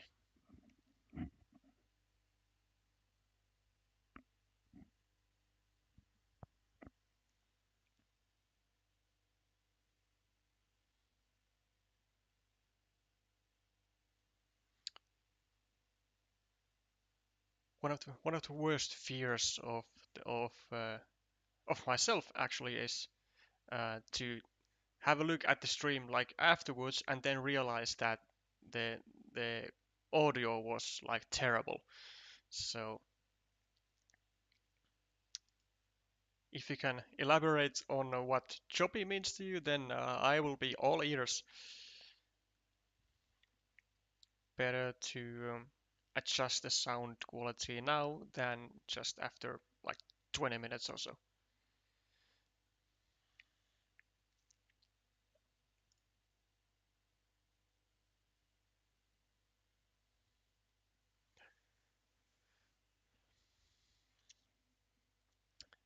But now the game is beginning. Okay, the sound is good now. Excellent.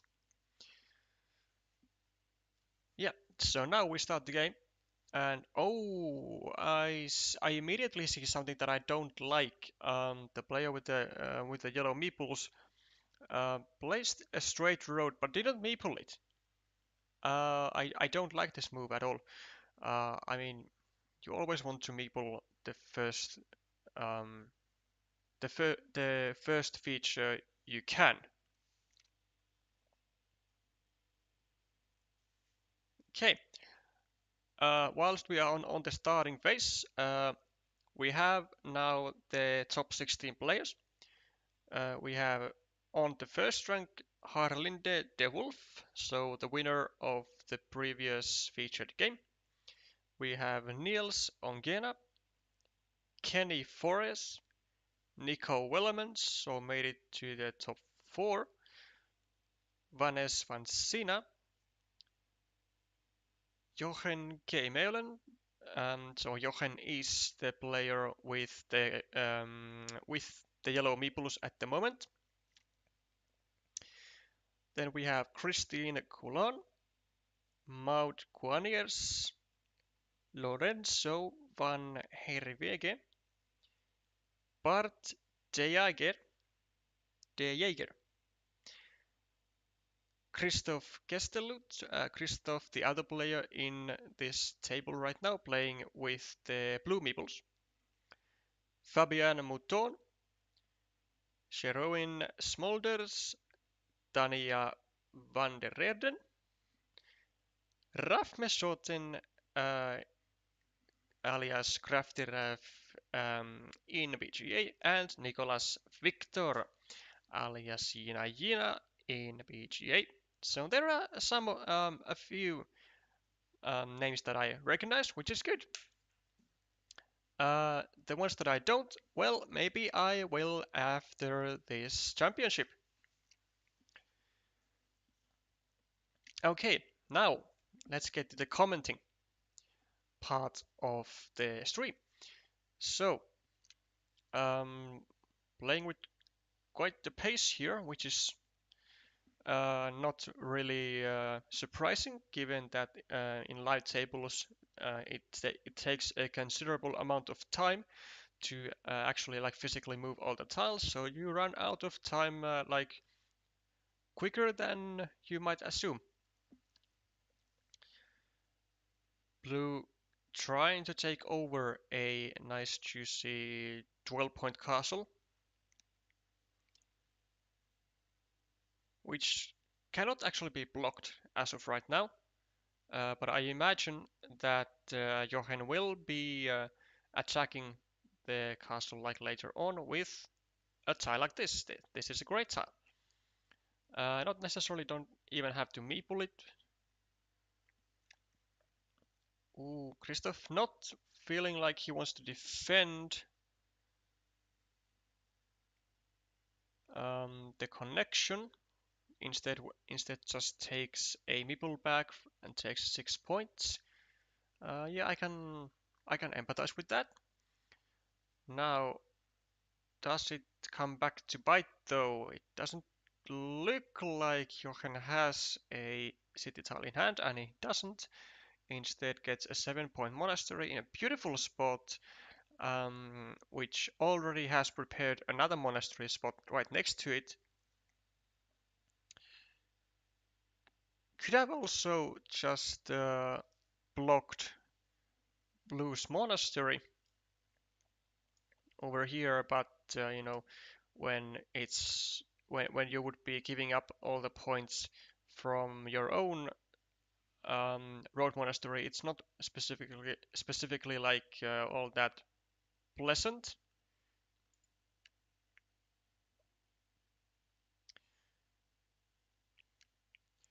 Another monastery for yellow here. Precisely this is why it was a fantastic spot for a road monastery to be placed, because it created another monastery spot right next to it.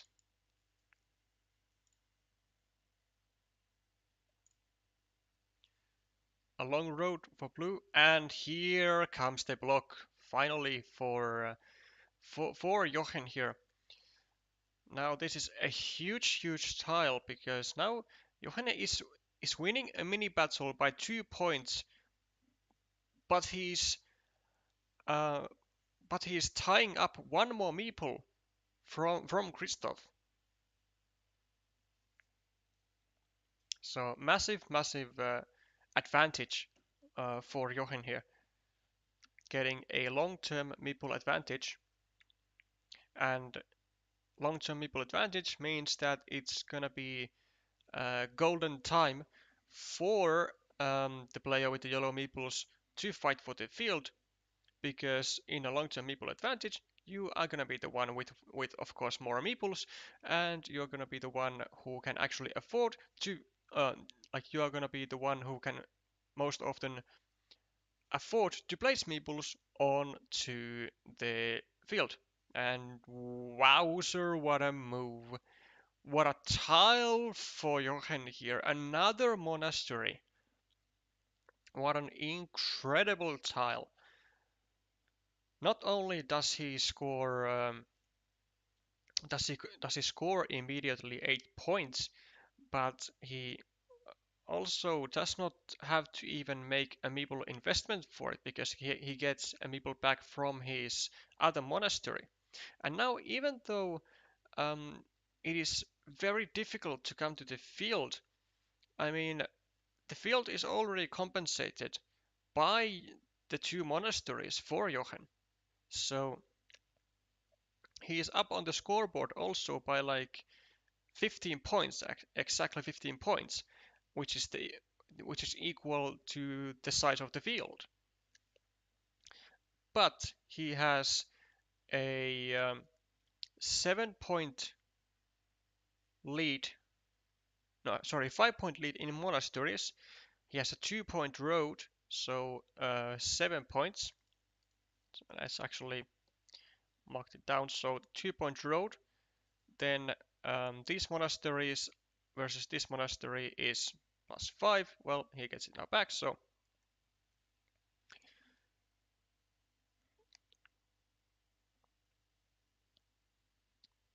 well, still in the lead by a large margin, I reckon. +6 on the scoreboard, +13, +19, +21, 25, 23, 21,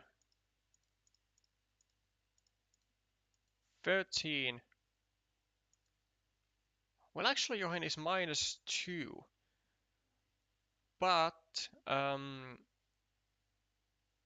yeah, he's -2. But if he can get these monastery meeples out, he's gonna be having a meeple majority again, and he might be just able to take a few ruins to make up the difference and get ahead on the scoreboard as well. Takes a 6-point field, tries to make a counter field with one of his meeples, and when Christoph only has one meeple in hand, that means that Christoph cannot fight for this northern field unless he decides to do so at the final tiles of the game.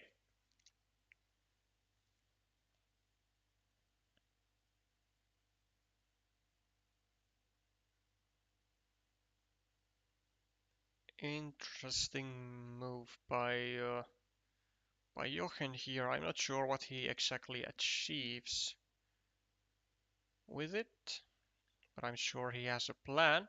Takes 7 points for the castle because 3 points are also added to the field. Christoph trying to make quick point spots for his one meeple, but he is kind of playing with fire. Although, like, well, he is behind in points now after this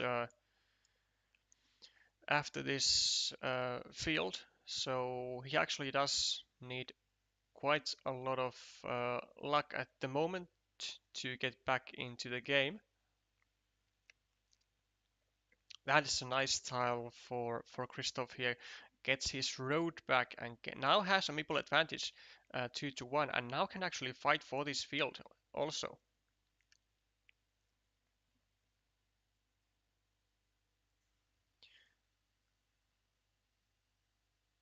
We gotta also note that there is still one field crossroad remaining, and if if Johan gets it and places it here to get his meeple back, then all of these fields will actually unite. And then the player with the meeple advantage is going to be in a good position because they can then attack the field and possibly take everything for themselves. Decides to meeple a 6-point road instead. Johan adding 1 point to a monastery, and now Christoph just making a large ruin with possibilities of endless points, to be honest. There is still one extender that goes over here, and 1, 2, 3, 4, 5, 6, 7, 8. Two triangles to go over here. 1, 2, 3, 4, 5, 6, 7, and still one triple city. So this ruin can get like the ruin can be humongous in the end. Oh, and the triple city goes again here and gets another road completed with a triple city with a road. This is absolutely huge for Christoph here, because now he is again with 2 meeples. Johan gets the crossroad, unites all the fields, gets a 2-3, gets a 9-point move because these fields are now 1, and before that Christoph was winning the field battle with 15-point field versus a 9-point field, so a 9-point move and equal on meeples. So it's looking like the situation is actually really tight here. On the scoreboard, Christoph is losing by 4 points, which with this it's +1, +2, +3, -1, -8, actually -15. So yeah, Christoph is actually in a tricky situation. Like, he has to win the field. There's not gonna be enough tiles remaining to muster up those 15 points and more in any other way. He has to win the field. But what is the road to winning the field exactly? I'm not sure yet. Maybe something over here and then connect to the field from here. Or just from here. If there is a dagger remaining with a right hand side curve, 1 gone, 2 gone. There is a dagger remaining. Actually, no, there isn't. There's 3. But there are no crossroads. There is 1, 2, 3, 4, 5, 6, 7. There are 2 regular curves which go over here, and this connection cannot actually be blocked. It cannot be blocked, which is the fantastic part of this connection here, because Johan cannot do anything to prevent the connection via curve. Exactly. And now there is the curve. And now Christoph is leading the field. Johan attacks, has to attack. Now let's remember that Jochen doesn't need to win the field. He just needs to tie the field. There are no monasteries left, so this monastery spot, even though it looks nice, it's not gonna be enough. It's not gonna be used. Jochen connects.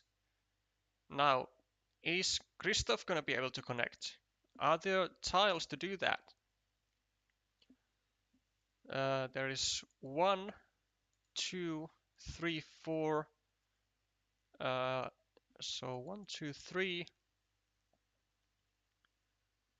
4, 5, 6, 7, 8. There are no tiles that fit here. There are no tiles, which means that Jochen ties the field, wins the game, and Jochen will be the one to advance to the quarterfinals.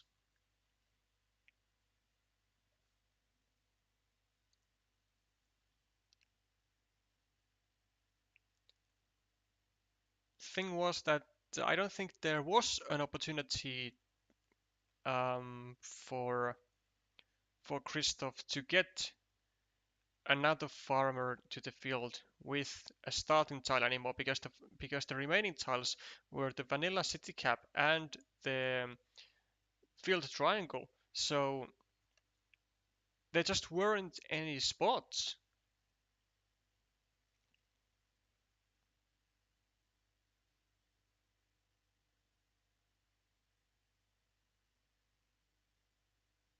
Oh no, actually, was there? But because Jochen got the curve after. Oh, you know what? Oh, oh. What Christoph needed to do was to go with the starting tile over here and to prevent Jochen from connecting to the field. That was it. He didn't need to attack the field. He needed to prevent Jochen from connecting. He needed to defend the field, and that is unfortunately where Christoph made a massive mistake, and it most likely cost him the whole game. And it did cost him the whole game. Because after that, there was gonna be no possible spot that Jochen would have been able to use to attack the field with the third meeple. And the field was worth 1, 2, 3, 4, 5, 6, 7, 8, so 24 points at that point, uh, which would have been easily enough for Christoph to win the game. So unfortunately, the one mistake ended up being so crucial that it does eliminate Christoph from the competition, and Jochen goes to the quarterfinals.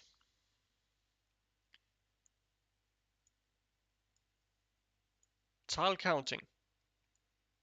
Tile counting is the key. I cannot exactly see, unfortunately, how much time Christoph had left, but uh, I assume it's not at 0 minutes because the game was like really fast paced. So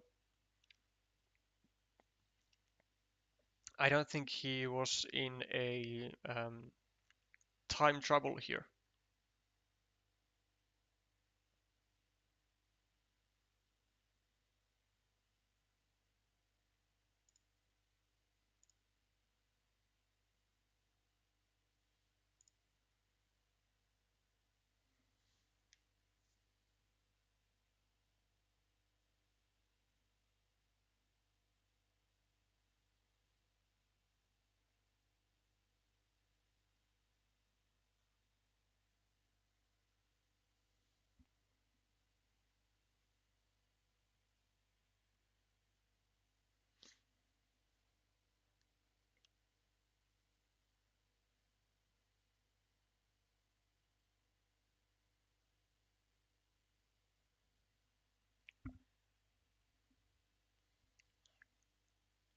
And that is it. We now know the first quarter-finalist. It is Jochen K. Millen going to be facing against someone, but we do not know yet who exactly.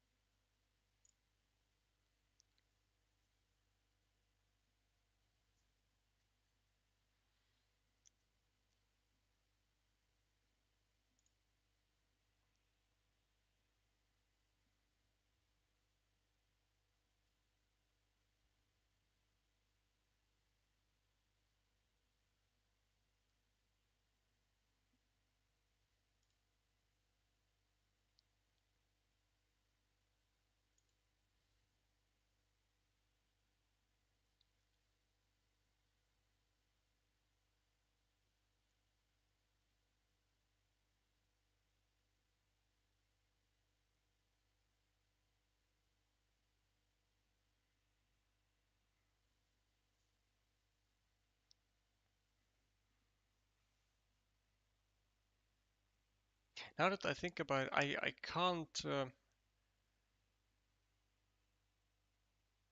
can't pass the fact that um, Christoph actually um, had an opportunity to block Jochen's third meeple with actually any tile that was left in the deck, because there was a regular curve, a starting tile, a vanilla city cap, and a triangle with a field. So there were only two of those tiles that that were suitable for Jochen to connect, but all of those tiles were the kind of ones that Christoph would have been able to use to to block the connection. And I think these are the kind of things um, that will give you a big advantage in live in live games or in online games. Just being able to know what tiles are exactly left, how many, and what does your opponent need. Uh, what can you use effectively to achieve your own goals? And here, well, I guess, well, Christoph knew the tiles um, that he needed for himself, which is a straight line, a field crossroad, or a starting tile to connect to the field with a fourth meeple.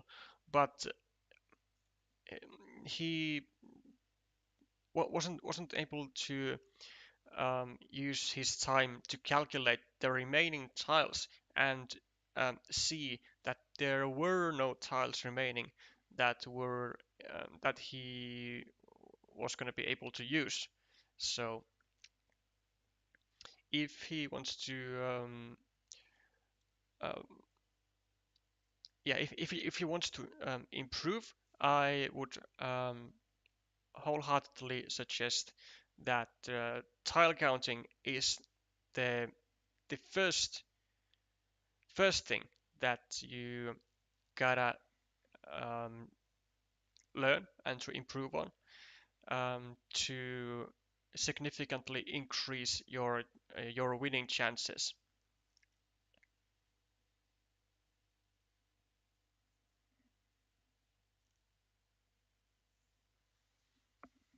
I admit that it is like way harder in live tables since you have like less time because like I said earlier, the actual like physical movement of of tiles and point scoring and even ending your turn by pressing the clock takes time, and I got to know that I got to realize that last year when I was in the World Championships, and before that I had made that mistake that I thought that how different can it be really from online game where I use like maybe 10 minutes maximum average per game.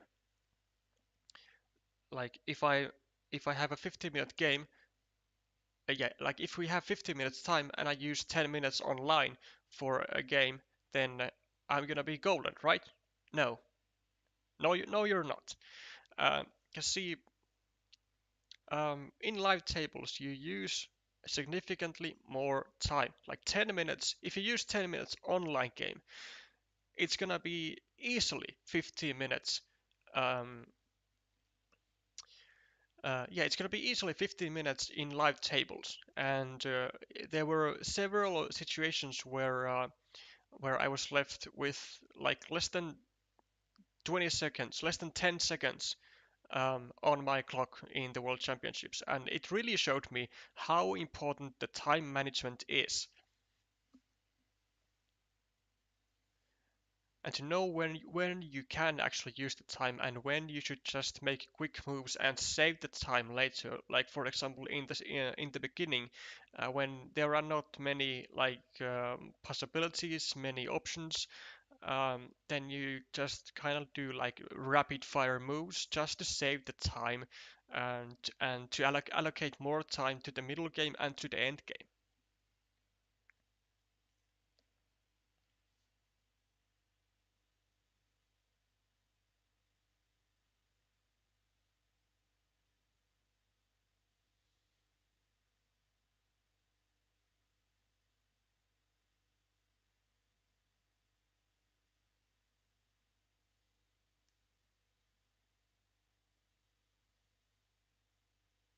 Mm,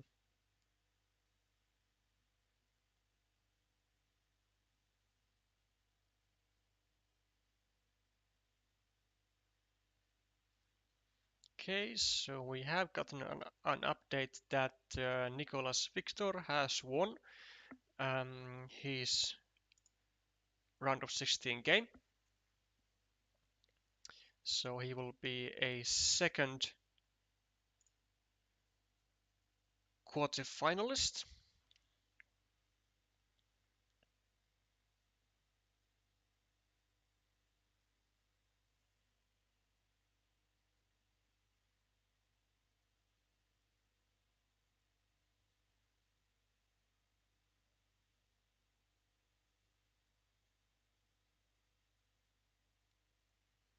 And he has won. Oh, that's brutal. He has won against. Um, he has won against Harlinde de Wolf, who finished on the first rank. Um, yeah, who finished the four-player tables on the first rank, and so yeah, I kind of had this feeling coming that it might not necessarily matter if you're good at four-player games, because you still have to win the two-player games as well. And so even though Nicholas was actually the final player who got to the top 16, it doesn't matter because if you're good at two-player tables, as Nicholas is, then it doesn't really matter who you play against. Like you're still gonna have good chances to win the whole championship.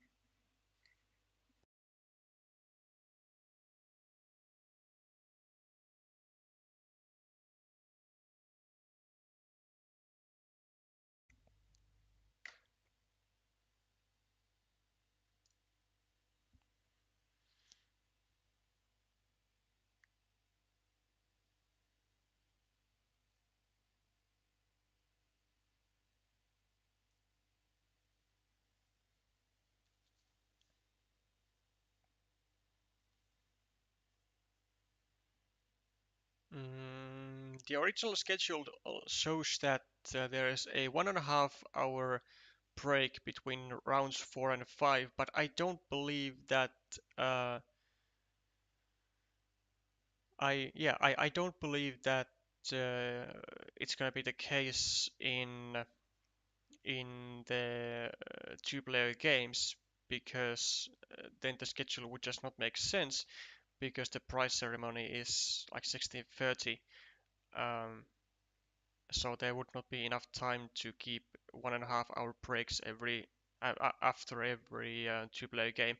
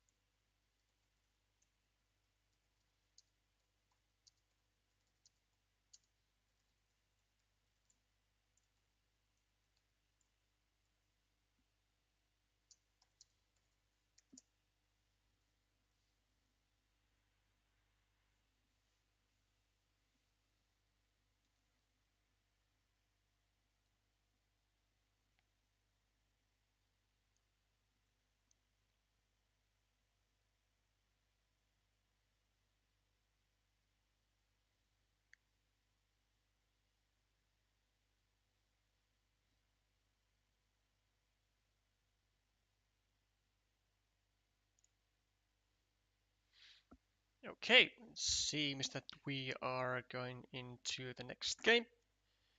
And this is the quarterfinals, and this is going to be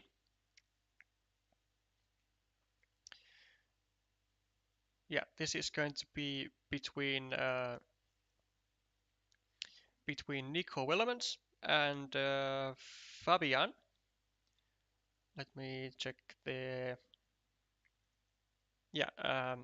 between Nico Willemans and Fabian Mouton. Not I am not aware of Fabian. Not haven't seen him online too much. Haven't played against him, but I am aware who Nico Willemans is, and so also we did get a confirmation that Fabian is Fabian MB on Board Game Arena. Actually, we will very quickly check that because I want to Fabian MB. Yes, so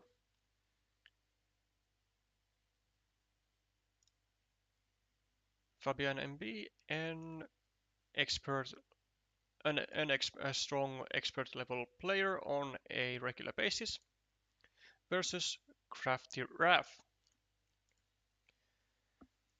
And we are now in. Vamos. And actually, looks like uh, looks like we have some custom maples in use here with the orange color. That's wild. Okay.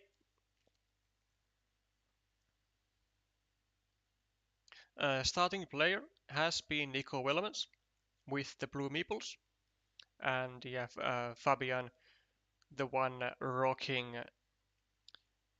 rocking his customs.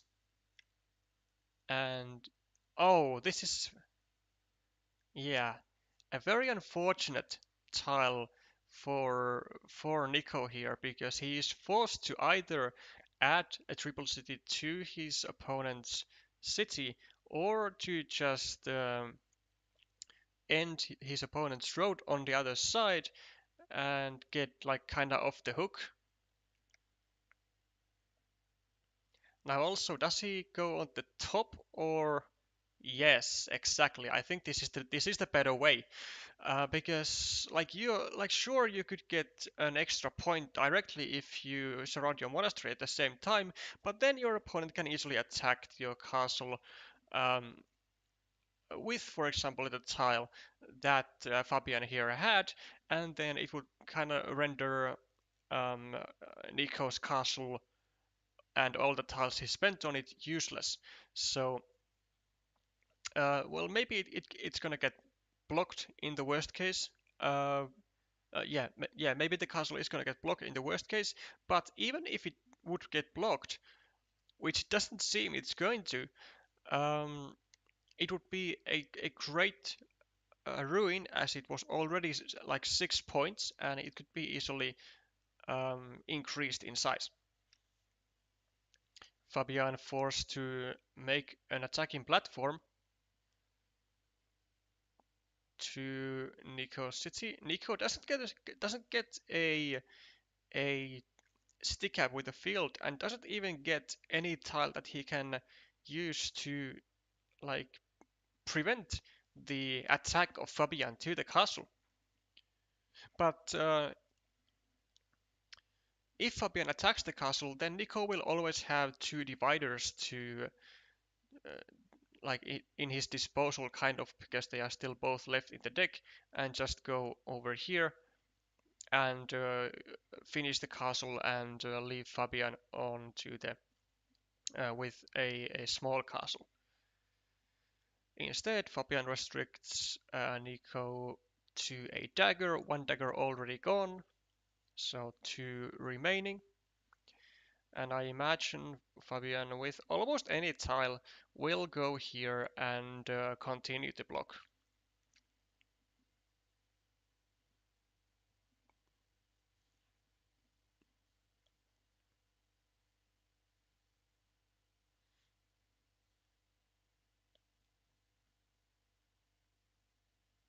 Okay, certainly a decent choice by Nico here. Starting a new castle at the top. Could have gone maybe over here, but then it creates a ready uh, road for Fabian. If he grabs a crossroad, then he with just a curve he can take a 5-point road, and then I mean Fabian can also attack this castle at any point. So the more tiles you spend on it, and then if your opponent attacks it, then the more tiles you have kind of wasted. Nico attacks now Fabian's castle in return. I'm actually surprised that Fabian decided to continue his castle over here because it was relatively it was actually like it was actually super safe because Nico cannot go here as long as this large castle is not completed, because anything Nico places over here, he creates a blocking platform for his own castle. So I would have rather wanted to see a new castle being started by Fabian with this shielded Dorito tile.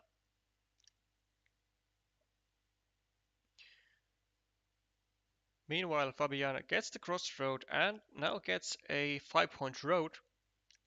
Also gets a nice new city.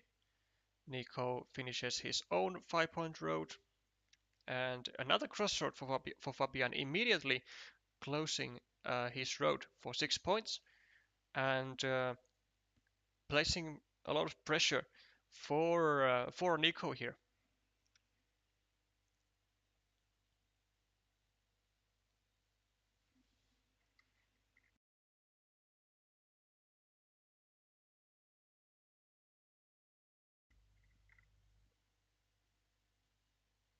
Nico with the road monastery. Now it is a lovely, lovely spot to go here, but like I said, he cannot go there. He cannot go there because as long as he has the chance to finish a large city, he's going to he's going to leave that opportunity to be. He's gonna wait until Fabian places something over here, and then have the opportunity to save both his meeples, or just one if he has to choose. Fabian restricting Nico's another city to a dagger, but it is the other type of daggers. So now Nico can use all four daggers um, in a great way that is useful.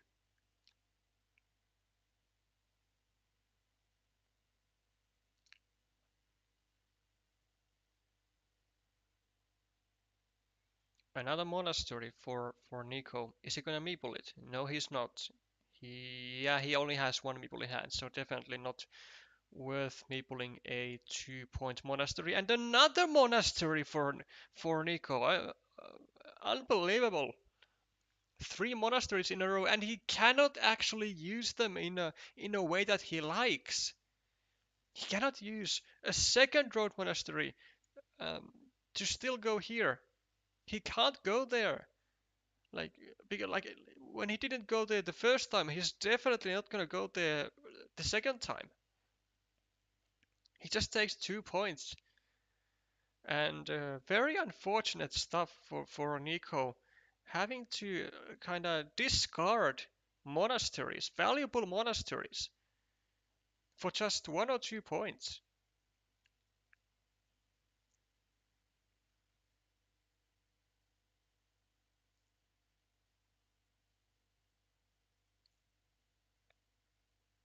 Nico with the possibility to save his meeple. I imagine he was just checking, just double checking how many daggers there are, and there are indeed two remaining.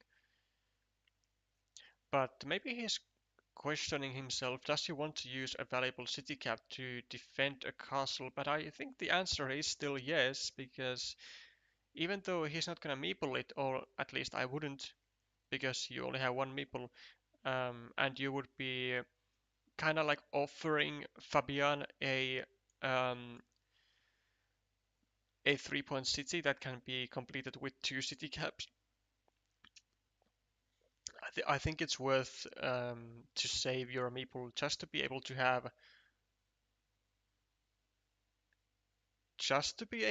have um,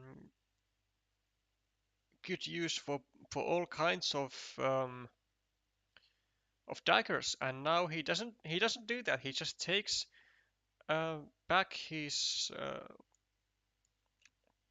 just takes back another city meeple. But now he has his meeple stuck, and now he doesn't have a good use for an extender. Whereas over here he would have now had.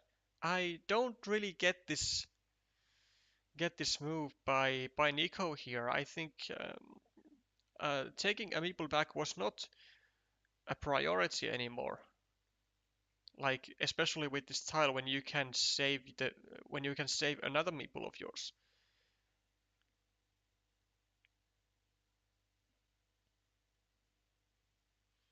Fabian now finally attacks both features of Nico, both the city and the monastery, and Nico gets another monastery which he can do nothing with really.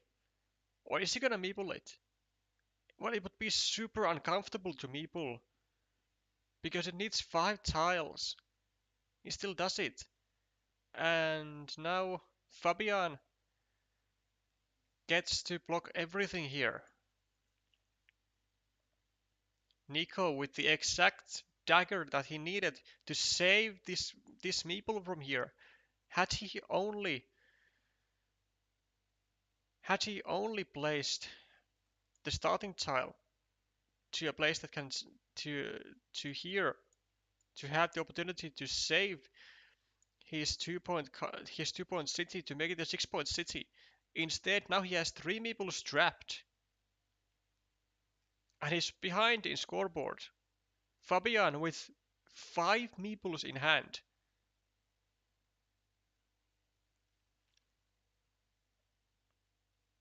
Fabian is taking a major stand here. Starting a new castle. Doesn't really matter if it gets blocked or not with a straight road or with any kind of road. Because he has 5 meeples, he can just make this a ruin.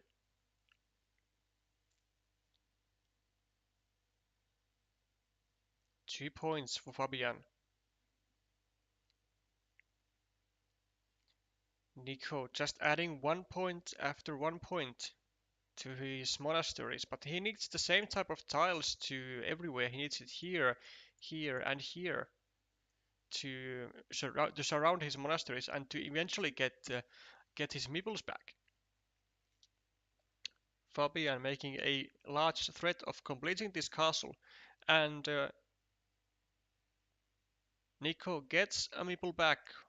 Now allows him to have a bit of a leeway to possibly attack Fabian's castle if Fabian decides to be a little reckless and use another triangle here to have an immediate threat of completing a castle. I doubt he does it, but he would have done, I think, if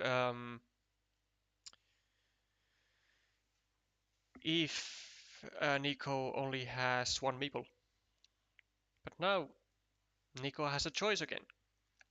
Does he just take 1 point and leave a 6-point ruin for Fabian, which I think Fabian will happily take if he gets the chance, or does he take a 3-point castle? But he decides to just add 1 point and remove the immediate threat of being blocked with a 4th meeple.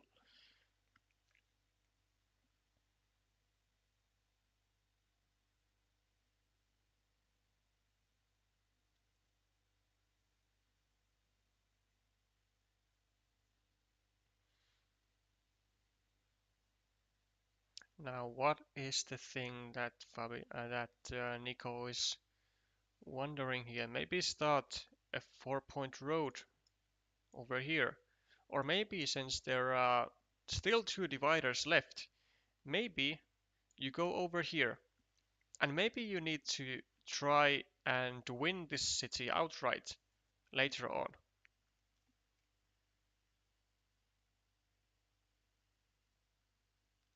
What?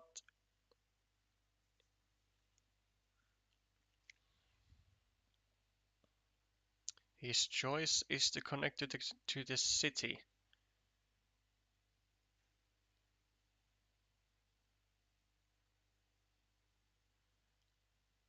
Fabian uses the final triangle, excluding the dividers, because the dividers can also be used as triangles to efficiently build Fabian's city. The thing is that invading this city again now doesn't really work because there are no triangles to do that with. There are only triple cities, and triple cities cause issues. So Nico decides to start a ruin, an 8-point juicy ruin. Still has 1 meeple in hand, wants to get this back immediately, and does get it back immediately, gets 4 points on top. Creates a 6-point field. And now Nico with 2 meeples in hand, as well as Fabian. Fabian takes the 2 city field.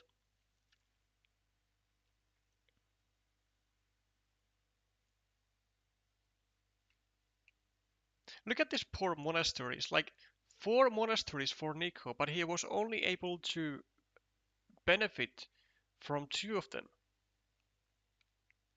the full 9 points.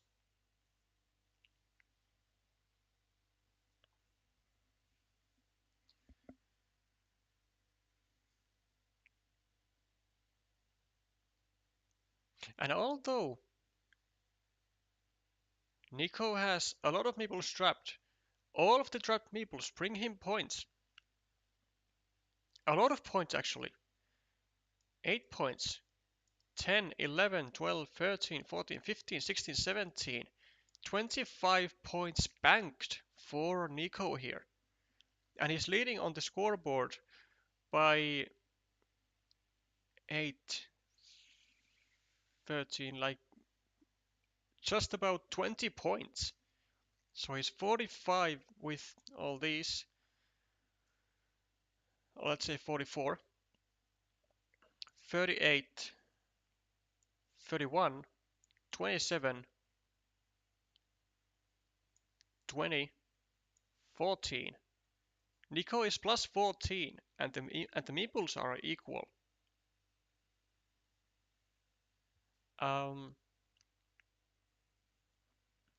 Fabian does have the threat of finishing this large castle with a divider, so Nico definitely needs to prevent that and does prevent it. Attacks. Could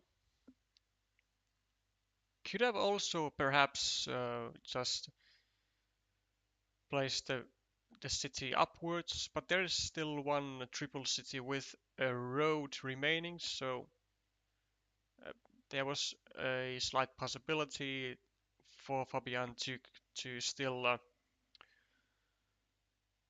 complete the castle eventually, despite the blocking attempt. So this is way more safer, and because Nico is far ahead in points, um, he definitely can afford a 1 point meeple and potentially to connect it to the large city and to equalize it totally.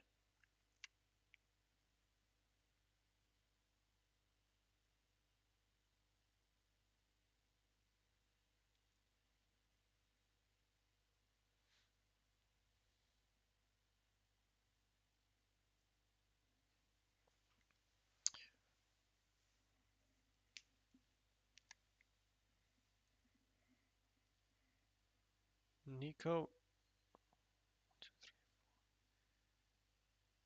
why is Nico doing this? Like, why would she not place the divider over like here or something so that the empty city cap that he now left would be at least a little bit restricted. Um, a bit of an unconventional move, I think.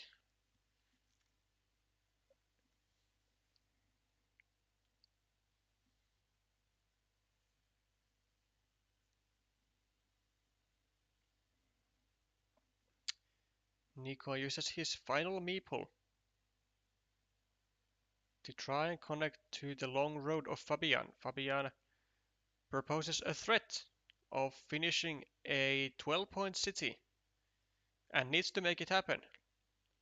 Does not make it happen with a triple city.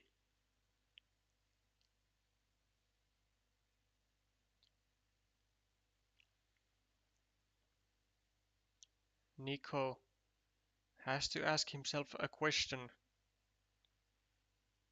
If he has a curve, does he connect to the road or does he block Fabian's castle?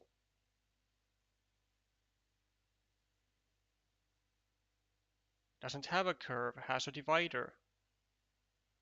And it is the final divider, and there are actually no possible tiles that go here. There are no tiles. And I think that might have been it for Fabian.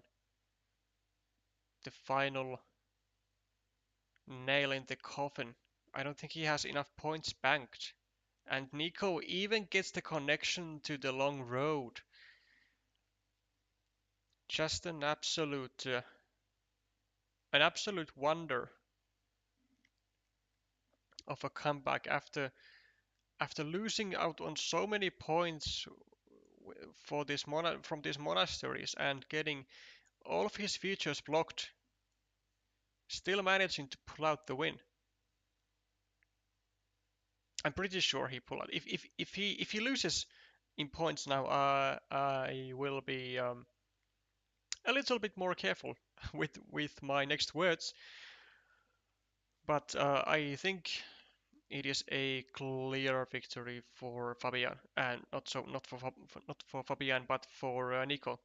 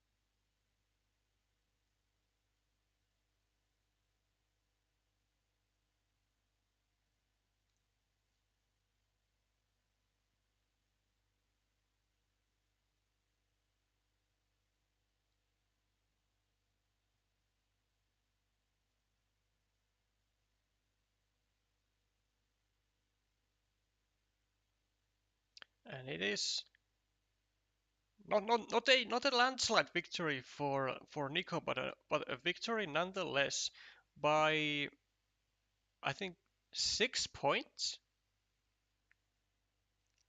A 6 point victory for Nico, heading to the semi-finals here.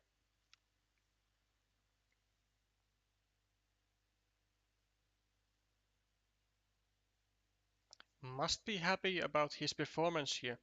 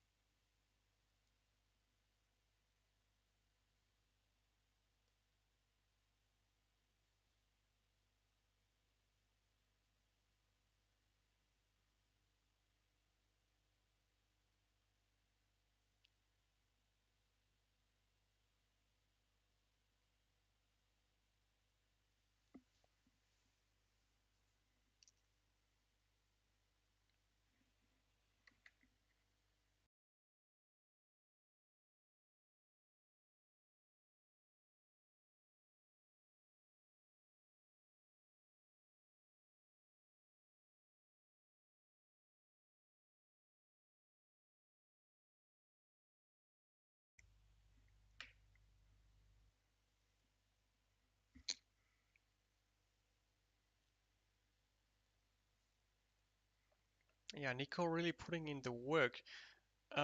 With the with this straight line, uh, a nice find by Nico, making sure that he can making sure that he can make use of almost all of the remaining tiles very efficiently.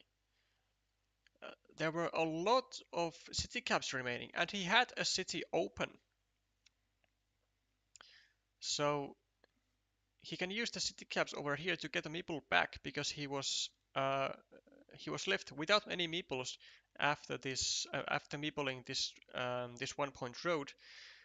And even though it allowed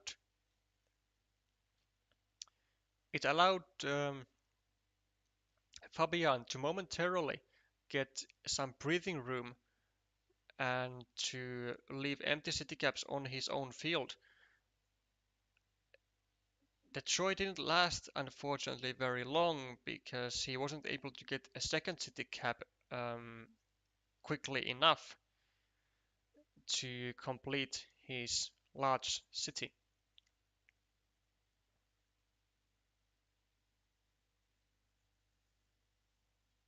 And also taking into account the final moves of these players,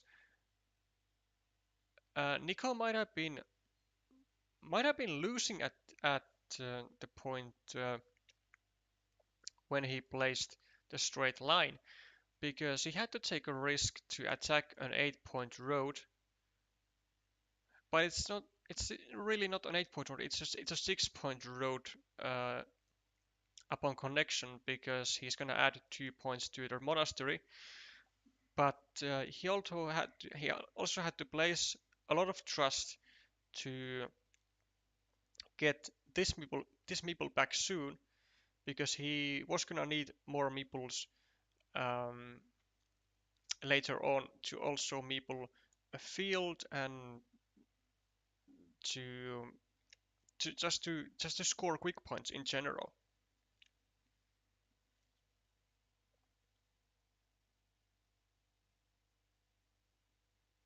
I'd say it was a really unfortunate moment for Fabian to get this triple city tile um, in such a crucial moment when he really needed a city cap and he wasn't able to get one anymore.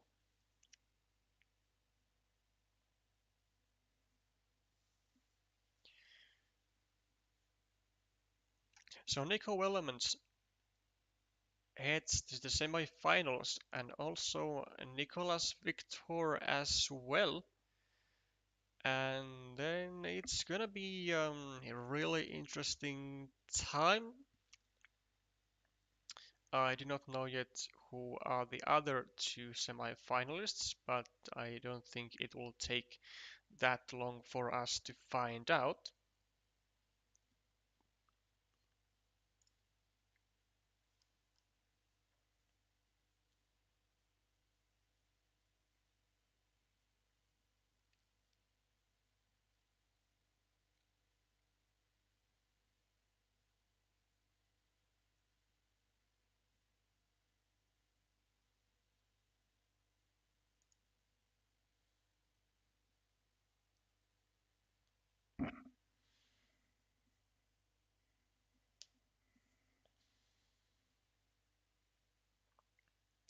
I will take a short break.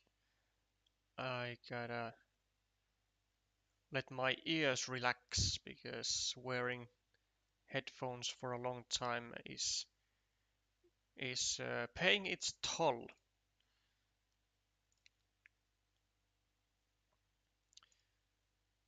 So I will see you in about maybe 5 or 10 minutes.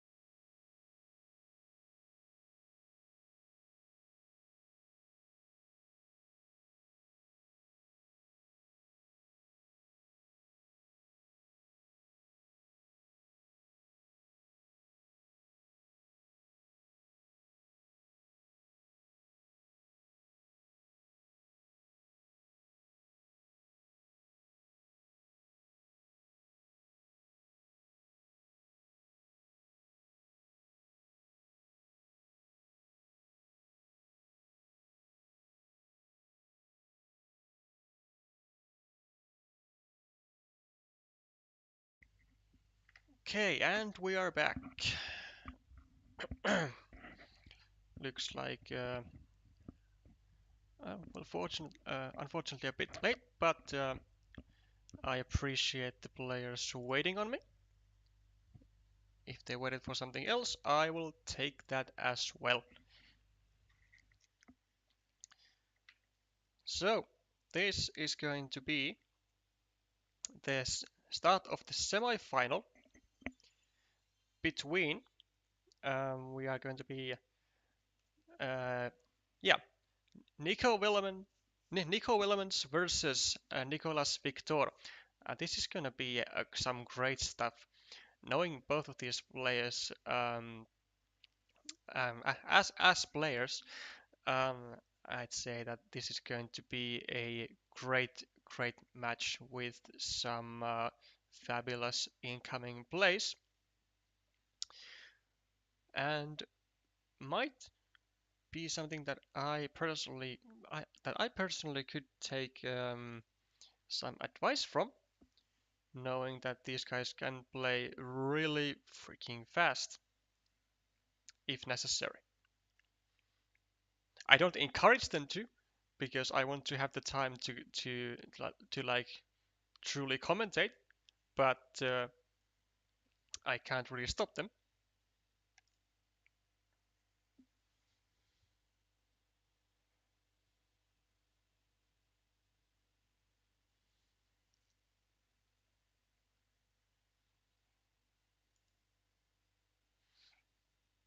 Mm,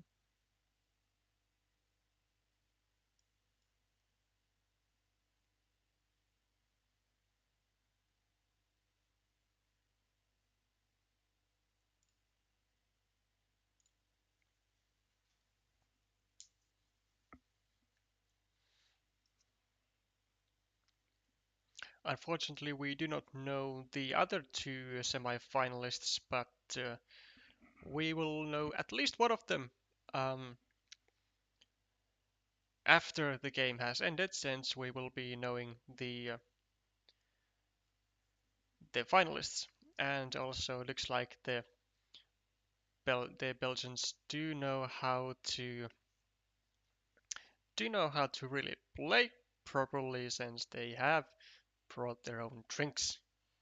And I think I might have also catched my ear on a conversation last year in the World Championships, that was something about um, like um, that just the sheer talent of Belgians being able to just have drinks while playing. So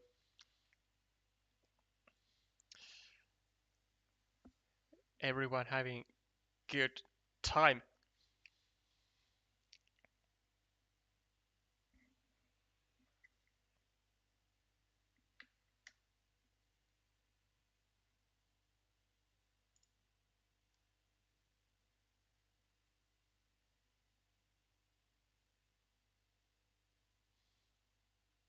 Yeah, it does seem like the same guy is now drinking in semi-final. You would be right about that. But it was apparently Coke in his hand, in Nico's hand, that is. So maybe Coke is the way. But it was definitely not Coke what he had in the previous game. And we start. And we start by Nico takes a juicy city with a shield. Good start for him.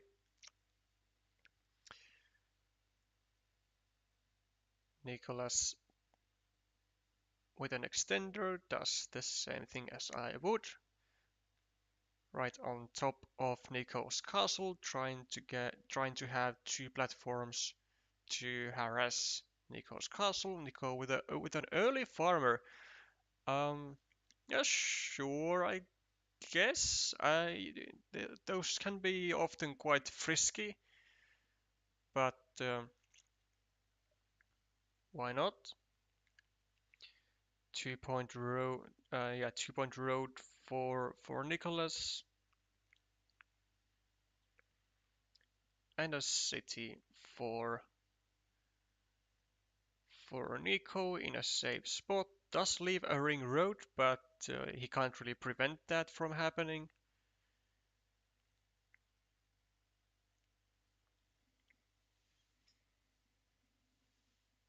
Another 2 points added to the castle of Nicholas. I I apologize already beforehand if I um, if I say uh, Nico instead of Nicholas at some point. I mean, when you have sort of kind of similar names, it can be dangerous for the commentary. Um, but let's hope that doesn't happen too often. 3 quick points to the board.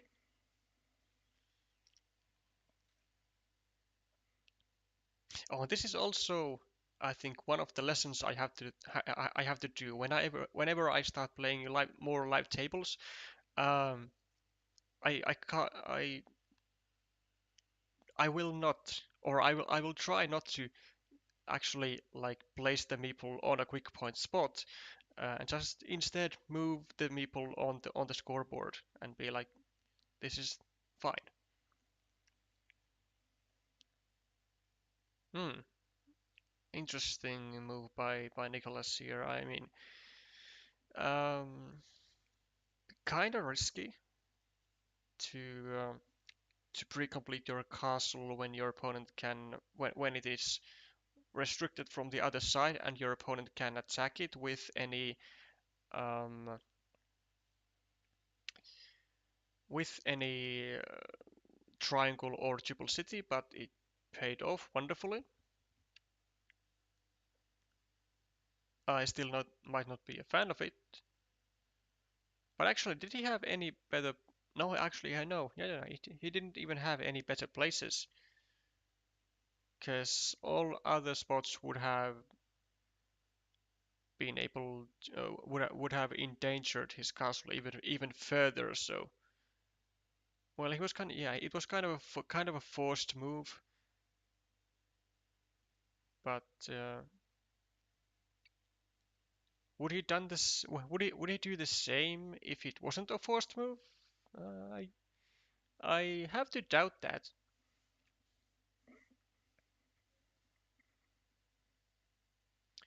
A monastery for Nicholas with not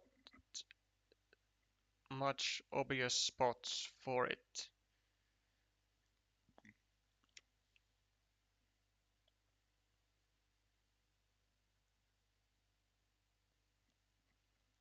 He's hesitating. He doesn't want to leave two of his meeples in a vulnerable position. Instead, just no, no, he's doing it.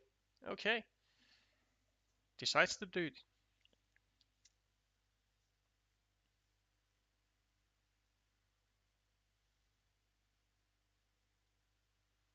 Nico, I imagine he's just gonna try stacking the monasteries, so adding this just below the one Nicholas placed. Or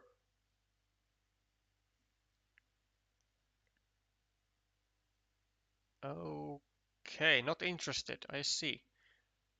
Well, there is an upside though. So even though it's not stacked, like Nico doesn't need to build up his southern monastery because all the squares that he needs to build up to release it are shared squares um, with another feature of Nicholas. So there is really no interest for Nico to build the southern monastery at all. Instead, he's just gonna focus on the the new one and to get a new monastery built.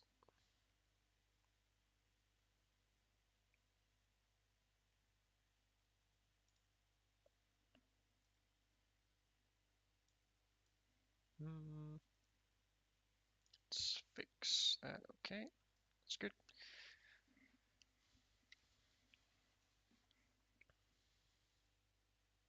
And Nicholas with a 4-point road.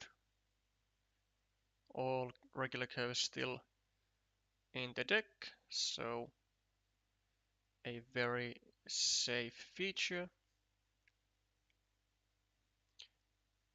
Nico looking to drop another meeple to the farm as soon as he gets this 4-point city completed. And definitely a worthy investment since a 9-point field with 2 meeples is worth going for 2 meeples if your opponent has a meeple invested on it as well as Nicholas has.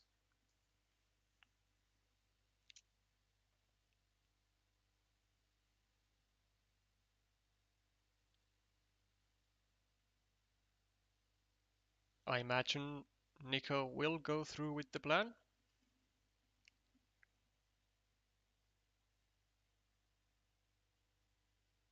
Because he also prepares another monastery spot. And like this spot cannot be blocked.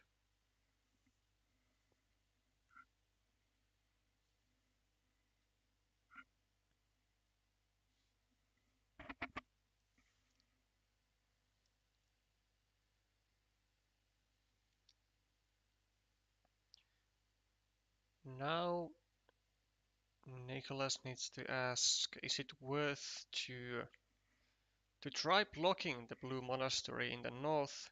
And the answer is no, because there is still 1 dagger remaining, and he would also be leaving like 2 city caps on blue's field.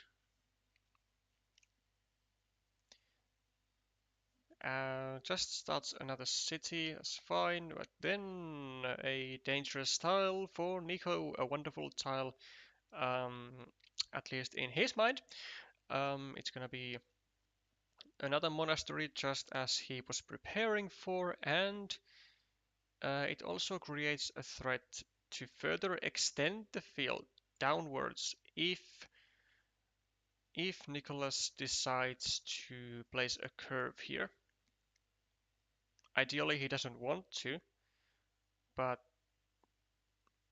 oh, a crossroad already. Well, I wouldn't hesitate too much. I mean,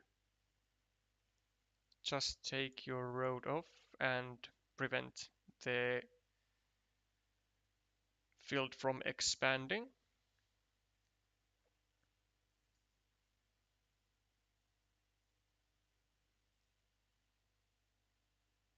Mhm. 6 points on the scoreboard.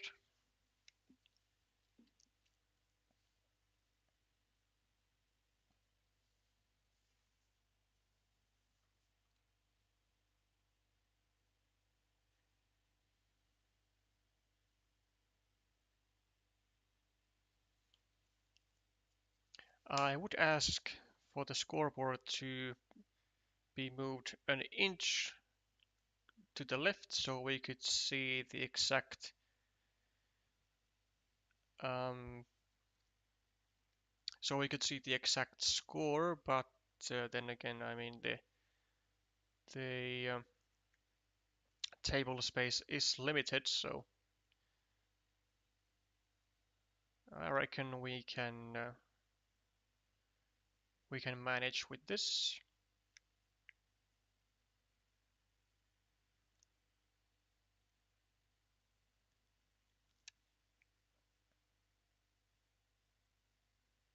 Great find actually by Nicholas with this farmer here, because there are still all regular curves left, so 9 curves, and so he can even place another meeple like on this side and just wait for a regular curve, and it's gonna be a um, guaranteed connection to the field.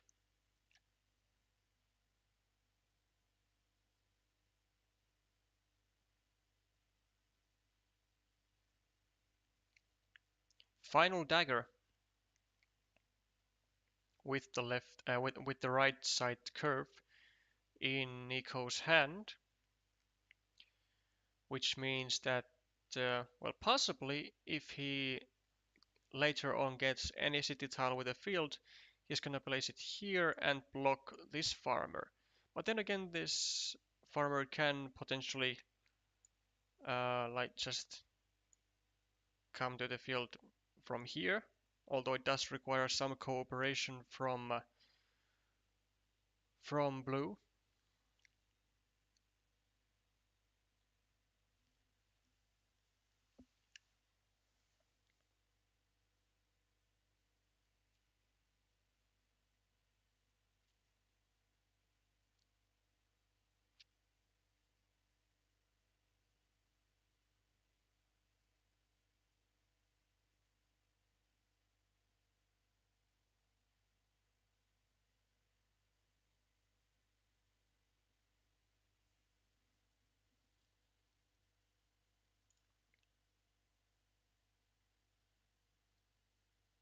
Okay, looks like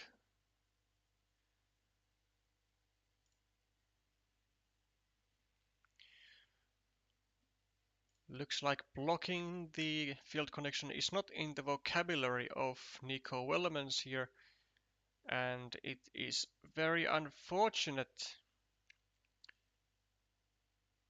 what uh, what Nicholas can do with a quad city as he now expands Nico's city by a ton, making it really hard to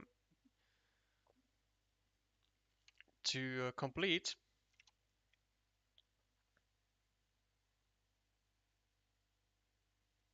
Great find by Nico here. You see, like he was kind of eyeing on placing the starting tile here to also surround the monastery, but he knows that because all of these daggers are out, then this monastery cannot really be blocked, or actually it cannot be blocked um, without also blocking the green farmer. And I just noticed that I am completely wrong because there are all field crossroads gone. So, well, maybe then I would be kinda against this move actually, because now with a straight road, Nicholas can bring us a meeple to the field, block the monastery of Nico, and just have a good time.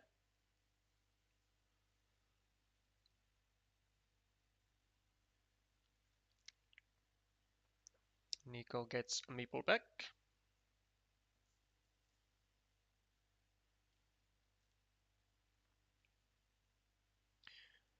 Actually, let's see how many tiles there are. Well, now not even one, as Nico's castle gets completely blocked. Remember these um, daggers, 3 of them in the deck and 3 of them are out. And now Nico's city is trapped at 5 points.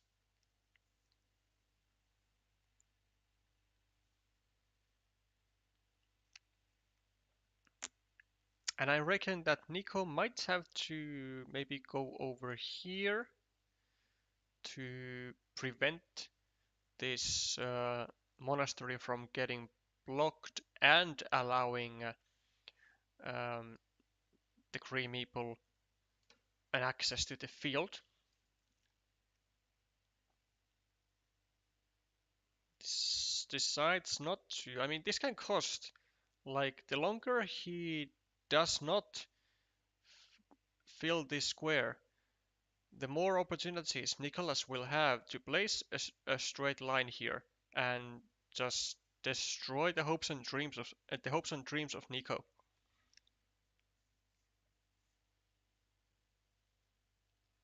Another regular curve for Nico. Does he now do it?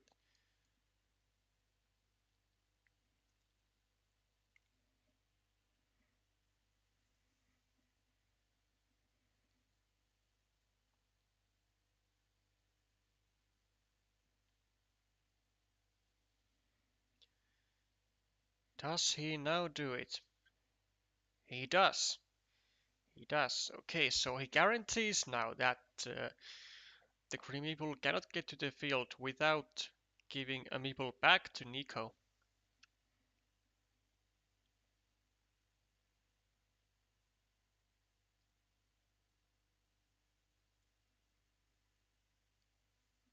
And rather interesting choice here from Nico, from Nicholas, was able to take 3 points over here, 3 direct points, but decides not to for a reason that I am not sure. Like he takes away a city cap, but there are other city caps that can that are available. So it doesn't really bring that much value.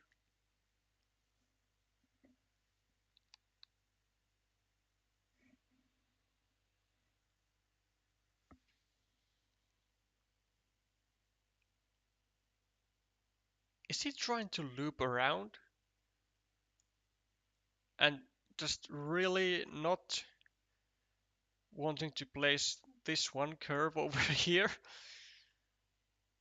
Uh, I am not sure of Nicholas's game plan here.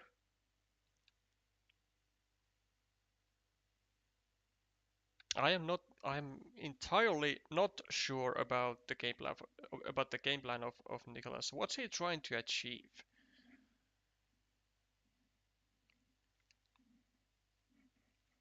Because I don't think he's planning on drawing all 5 of the remaining regular curves. I don't think that's the game plan.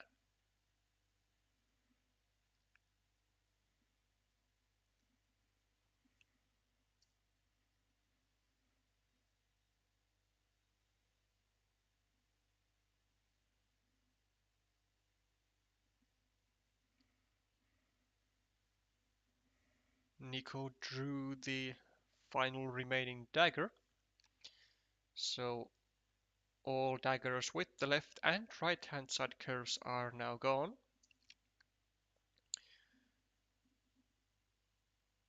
Like you see, this 1 point city meeple here is stranded bad time because Nico can't really do anything about it.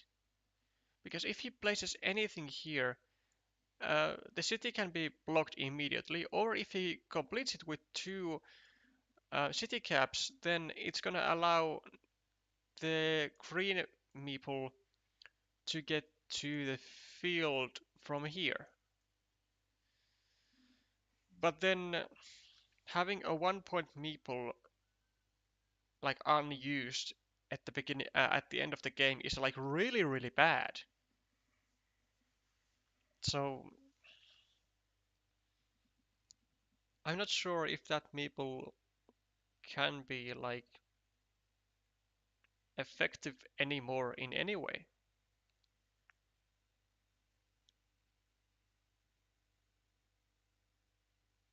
Plus, now that Nicholas has 2 meeples in use, now he can go actually just here, drop another farmer on this side, and then wait for another regular curve.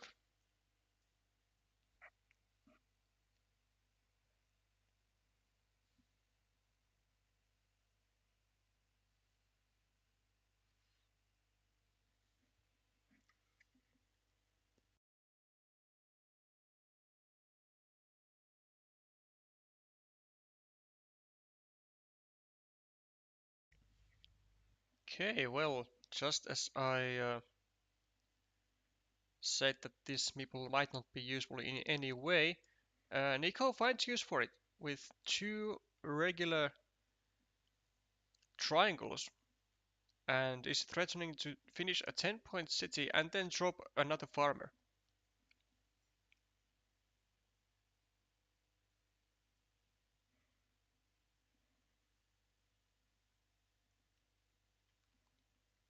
Because there are still 3 triangles remaining.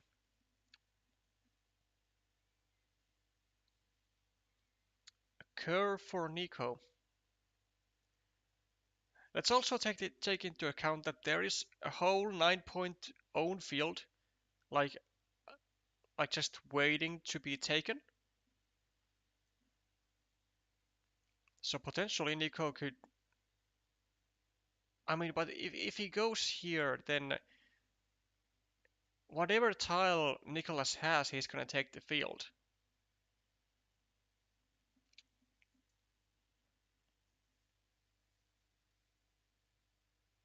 Like it's a super great field to take, but it's super uncomfortable field to take. But Nicholas is gonna take it anyway as soon as he gets a straight road.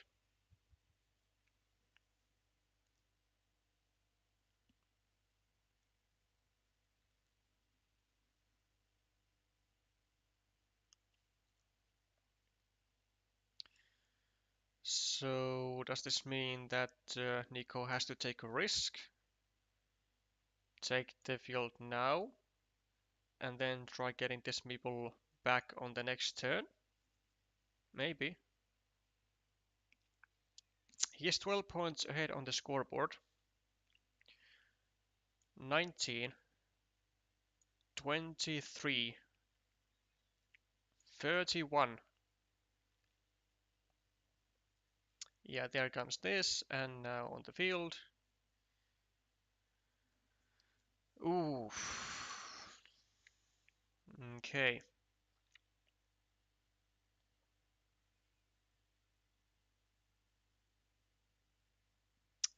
Adds a triple city. Now, can Nicholas attack? Yes, he can.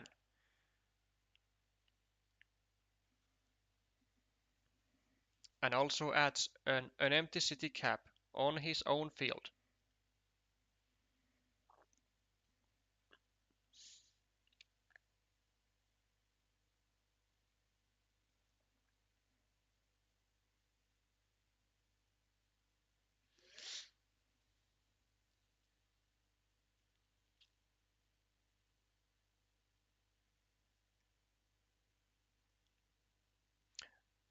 And the more I look at this, the more it's looking like that Nicholas doesn't even have to connect with one meeple to this 9-point field, because as soon as this gets connected, Nicholas is gonna have 6 points plus 6 points fields on both sides.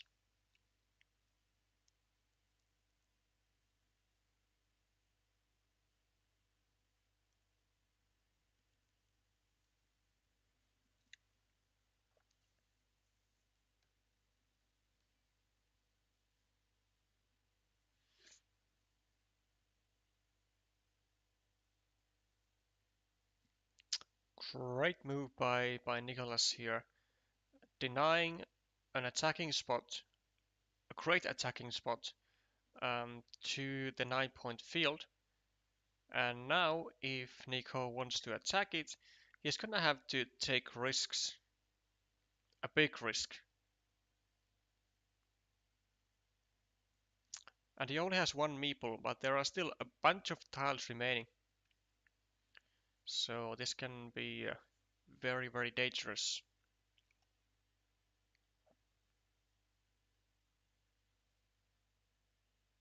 But like the moment to attack is definitely not now. But what else does he do with this tile? Maybe maybe take this castle.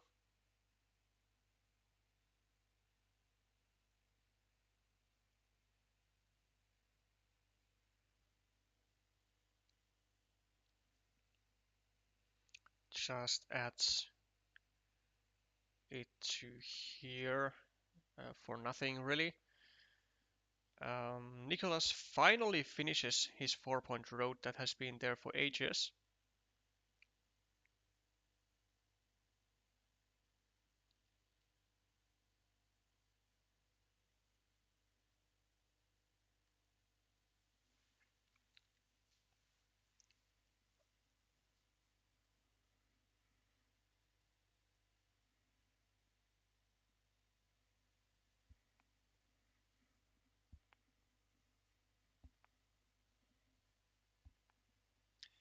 And I believe Nico did something up here, trying to block the city. 4 points to Nicholas, and well, Nico did get something, and most likely blocked the castle. 4 points to Nico, 2 points to Nicholas, trying to build a ruin, just adding whatever he can now.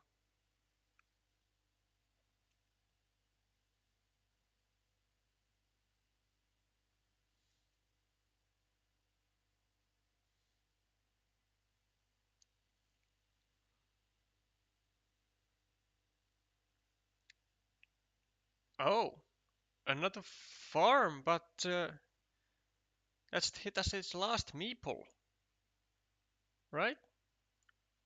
Yeah, it's his last meeple. 1, 2, 3, 4, 5, 6. 7 big tiles. This feels like an unnecessary risk.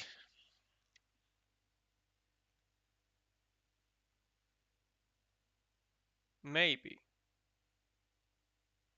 But maybe he was just anticipating this connection. Get some people back instantly, and well, maybe it was a genius idea. I will be amazed if Nicholas doesn't meeple the farm here. He doesn't.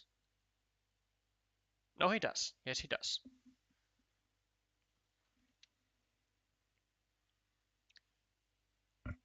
Now, how is Nico exactly going to come back from this? Let's have a look at the scoreboard. So, Nicholas is winning by 1 point. 3, 4, 5, 6, 7, 8. Uh, let's ignore the fields for now. 14.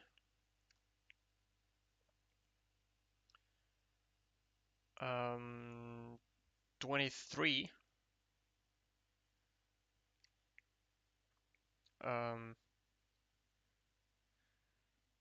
19. 11. 3 plus 2 for Nico. 4. 1, 2, 3. Yeah, like plus 2 for Nico if we don't count any of this stuff in the middle. So actually, very surprisingly, I think Nico is ahead. Wow, I did not have that in my vocabulary. Okay, that is a -2 move. No, actually, it is. It is not because he. Oh, it was Nicholas. Okay, okay. So it was +2, +5 move for Nicholas. Another 7 points to Nico. A huge, huge road for Nico, and this is just rapid pace.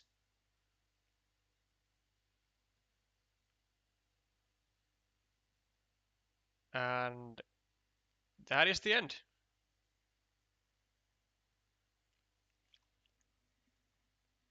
Uh, but I do believe like 5 points, 7 points. Yeah, I think Nico Willemans does have this under his belt.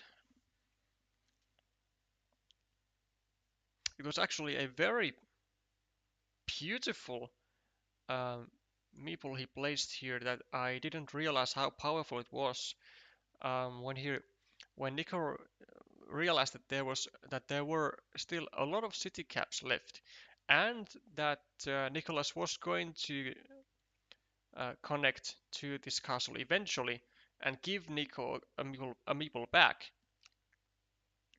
Nicholas also had options to get to this field to equalize the field, and he had a lot of potential point scoring opportunities, and had the meeples for them too. So even though Nico has now in several games been down on meeples, has had a lot of his features blocked. Well, in this one he didn't really have his features blocked that bad, but he was still in a meeple disadvantage almost all of the game. So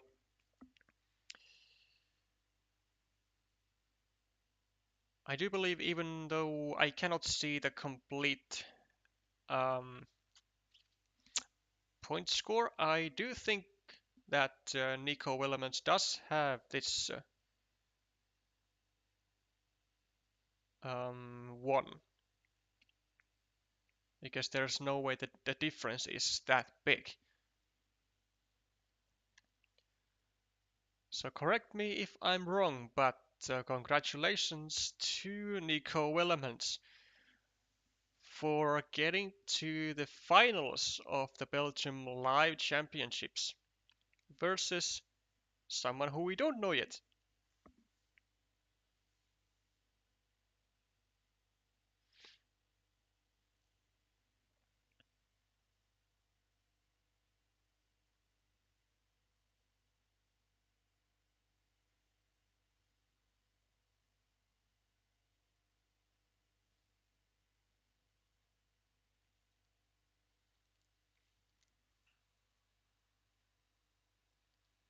It's really unfortunate that I can't see the time that the players have left.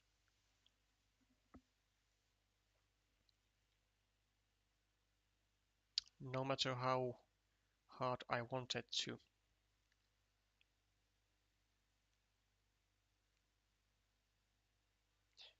Commiserations for Nicholas for coming this far.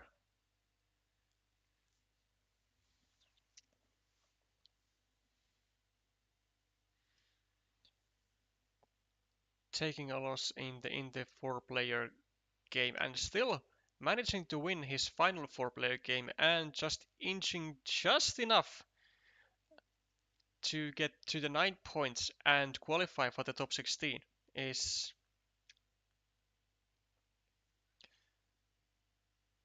was certainly a great recovery from his second game.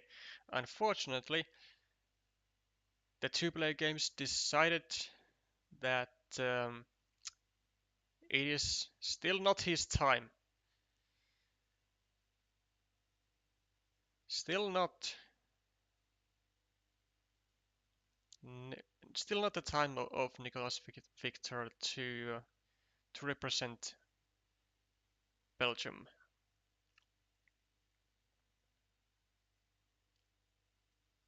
Analysis going on. Yeah, they are talking about how instead of taking the field with a tube divider, Nico could have went for this move and then hoped for the one remaining triple city. I'm not sure if we got it. 1, 2, 3, 4, 5, 6, 7. Well, the remaining triple city is like somewhere here, I suppose.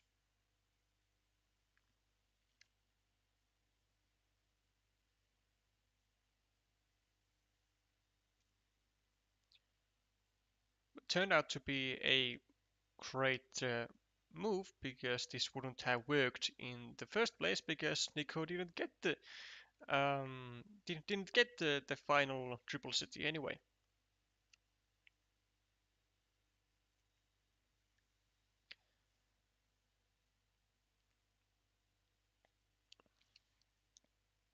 Now then, Nico is going to be facing a lot of pressure, since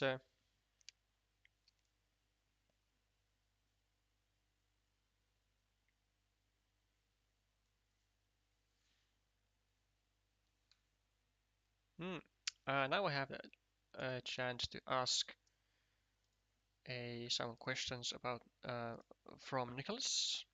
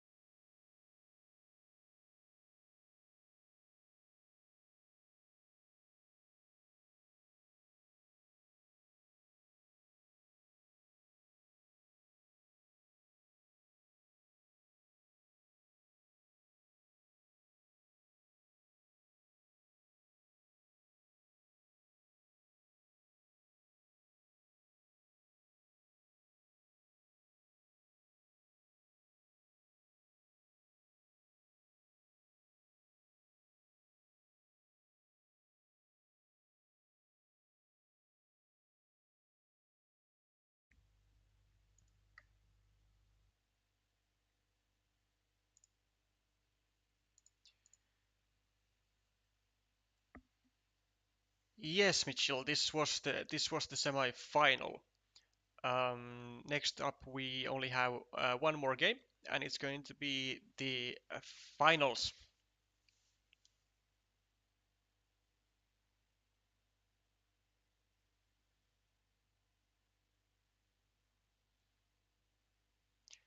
I'm gonna ask who played in the second semi-final.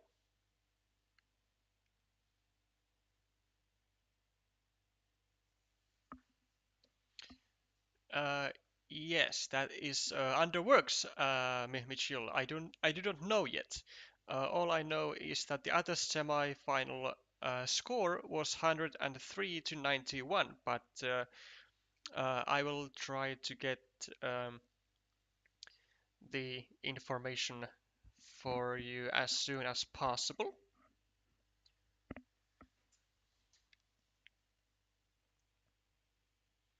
which should be, give it like 20 seconds, I will have that.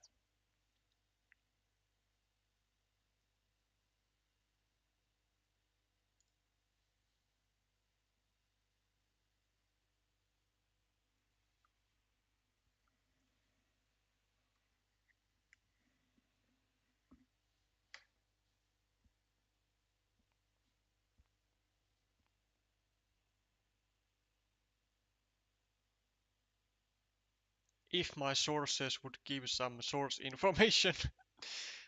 Otherwise, I don't know.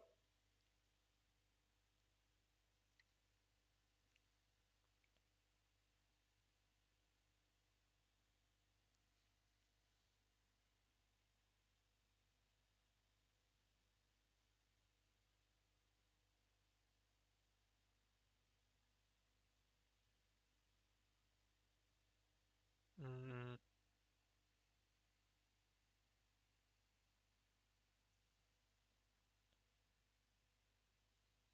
yeah, I don't doubt that. It definitely wasn't easy to get into the final 16.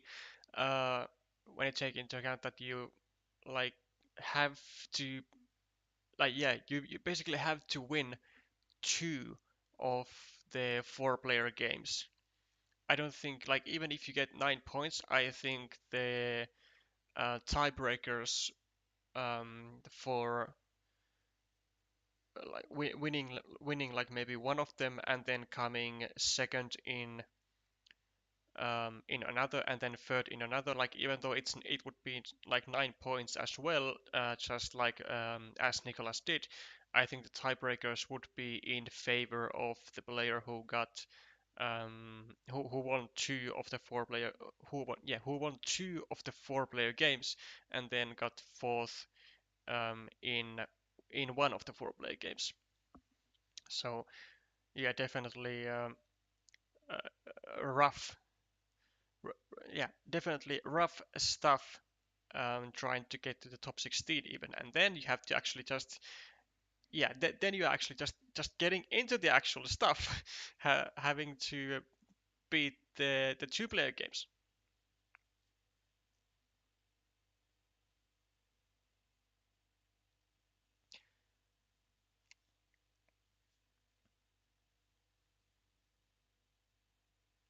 Okay, so the final will be Nico Willemans versus Niels Oyen,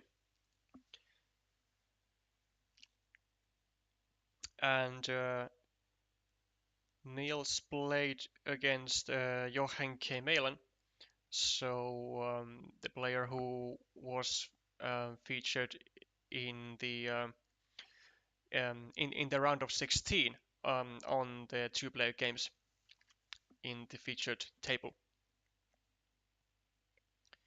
I am not aware of who Niels Oyen is, but uh, apparently he either is not in BGA or is unknown um, for the BGA account.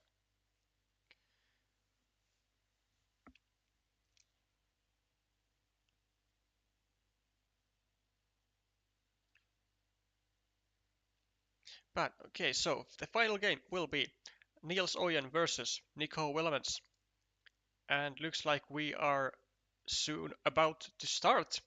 The actual finals of the finals.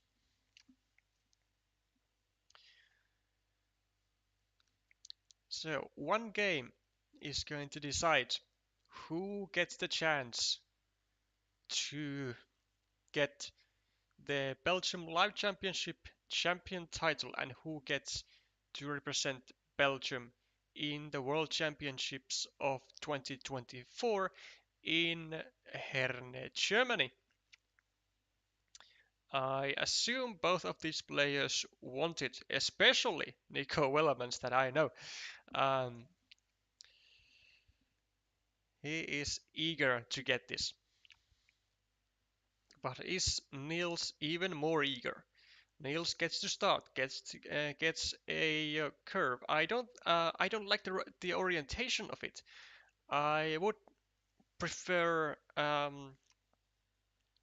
having the orientation like upwards, because then if your opponent gets a city tile with a road, then you are likely going to get another piece of like extra road for free.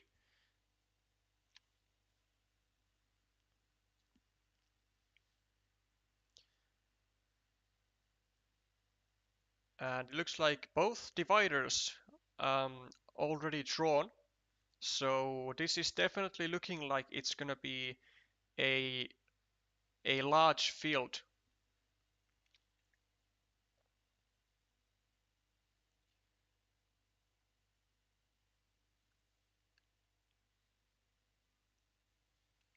£4 for Niels.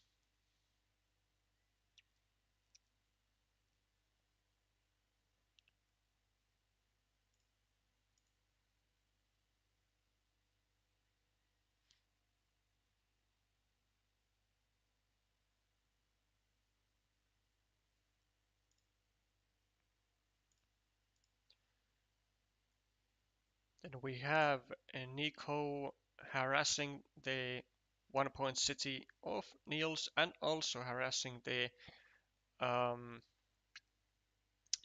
controlling the monastery now.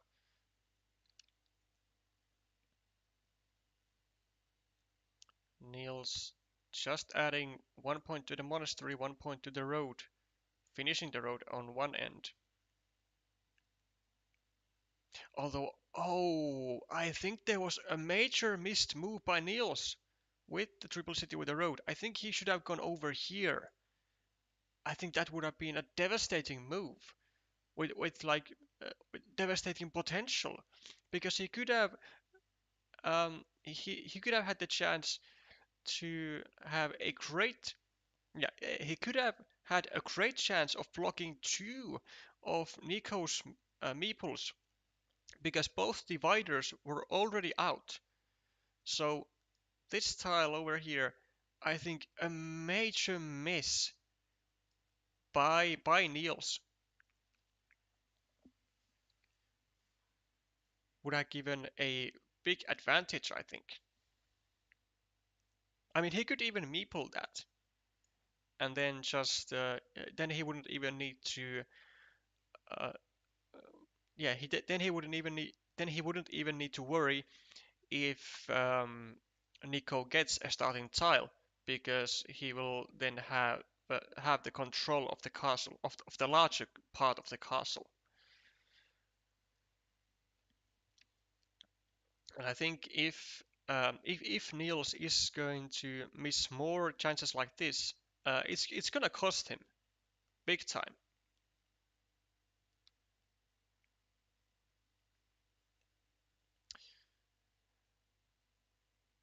Instead, he now has a nice looking castle.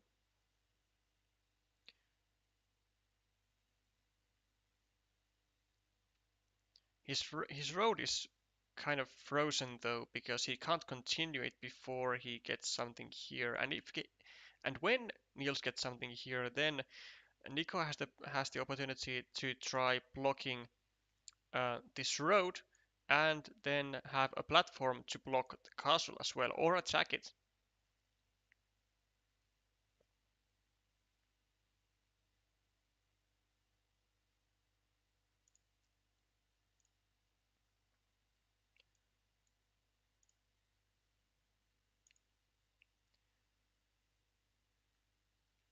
kind of an unfortunate tile for Nico. Not really much he can do with it. Um, like, is taking 2 points here bad? Because like there are still two daggers remaining, three road, three field uh, crossroads, and like um,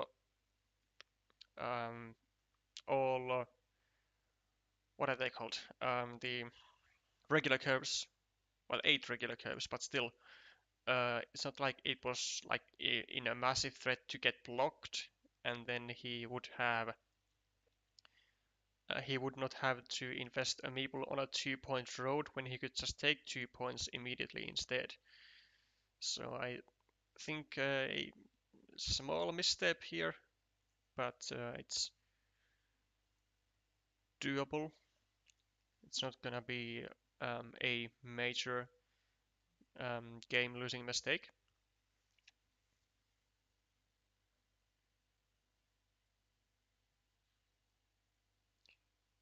Neil's just pre-completing his monastery.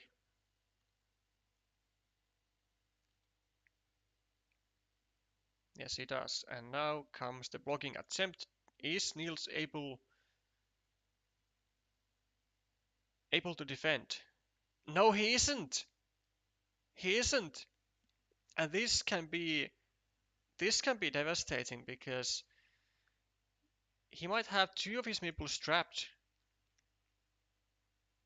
for the price of one. Nico does not get a blocking tile. So there's gonna be one more attempt for Niels to save his stuff. And it needs to happen. He cannot afford to lose these two meeples.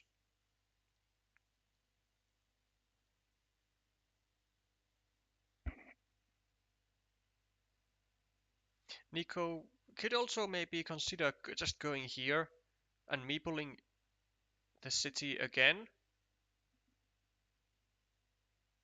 Oh, but just in time now. Now Niels gets it and meeples the road, of course. Gets the monastery back. And now equal on the scoreboard, basically. With a 5-point juicy road. A nice, relatively safe castle. A 3-point road over here.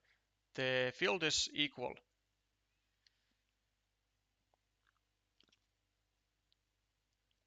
So I think I definitely do like the position of Niels Stoyan here more than Nico's. I think Nico has some vulnerabilities that he has to resolve. This road being that vulnerability, it's in a it's in a dangerous spot because there is only one triple city with a road remaining, and so whenever you can block a meeple with a tile that is the last of its kind and that blocks a meeple to that exact tile.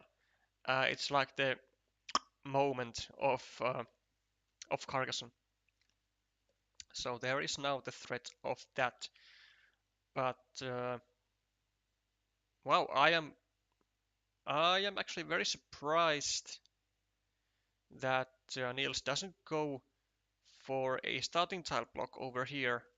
Even though there are still three remaining, it's like you can't really wait forever, and there are like whatever comes here is either a starting tile or ends the road or makes a loop road for blue. So like anything that blue can get here is good for him.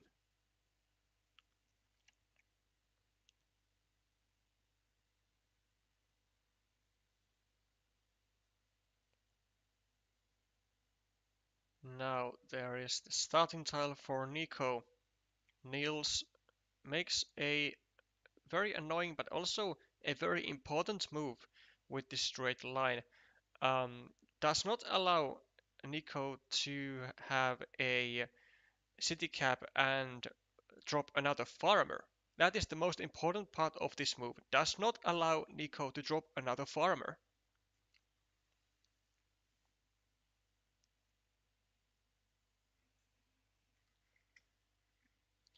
Instead, is he gonna drop another farmer here? No, no he isn't. Just adds calmly 1 point to his monastery. And I assume Nico is just gonna be patiently waiting for like a curved tile, a regular curved tile, or like pretty much any tile that restricts this square to a regular curve. Then he wants to drop a farmer.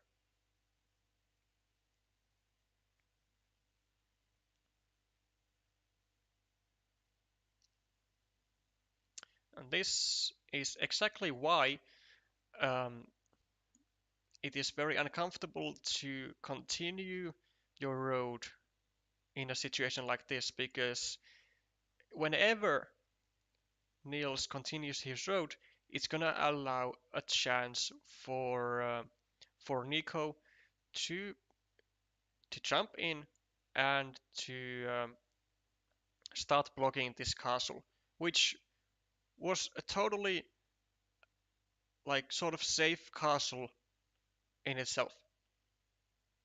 Like I don't like the move that Niels did here. I'd rather just continue this road. Like even though it's um like it's longer and it makes it possible for Nico to attack it, it's like it doesn't make your other features vulnerable, unlike this move. So I don't like I don't like the straight line here, not one bit.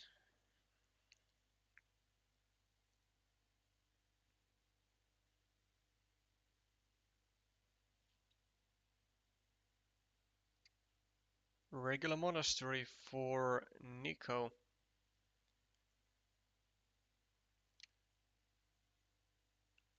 Just tries to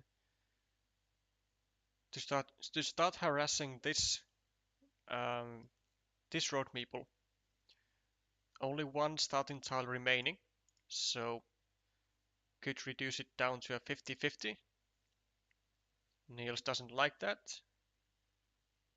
and creates a good spot for a road monastery, which there are two remaining. Would be an absolute dream tile for Niels.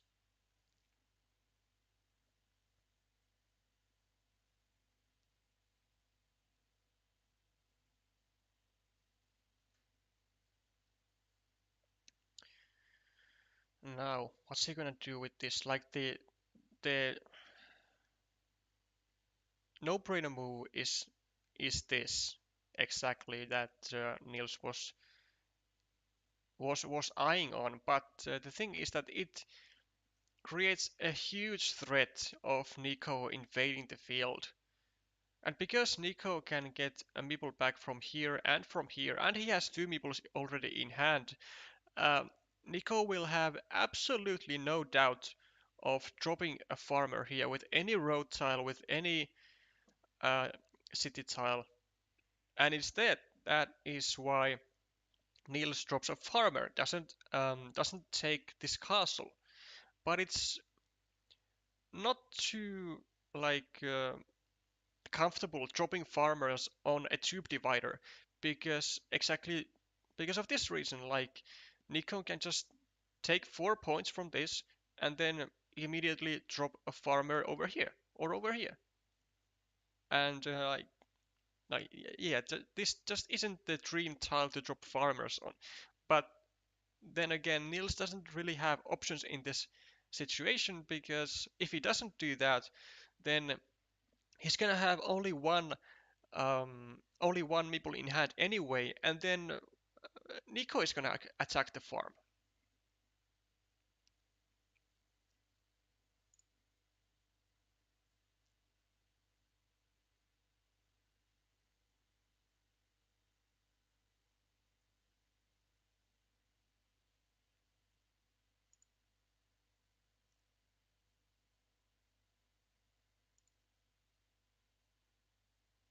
Nico does take the 4 points.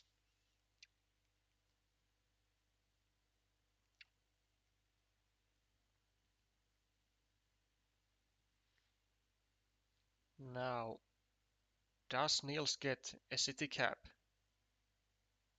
He doesn't, but he grabs another nice tile as this is like the safest tile to do the or like one of the safest tiles to do the connection to the field with, because it does not leave a connection from this side available for Nico. So now if Nico wants to get to the field from here, then there's always a chance that Niels just draws a city cap and drops a farmer and then renders like this farmer like useless for himself.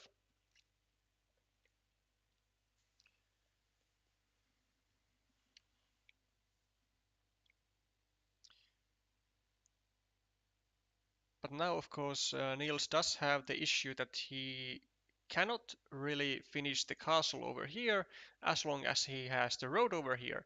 And so he has the same situation as he had over here.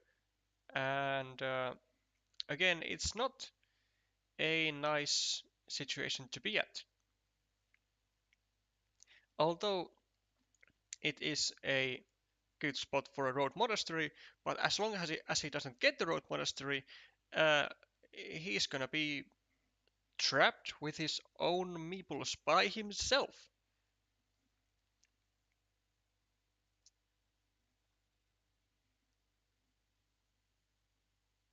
Meanwhile, Nico with a dagger tile, which I would look like it goes perfectly over here as well. Like, why not drop it over here?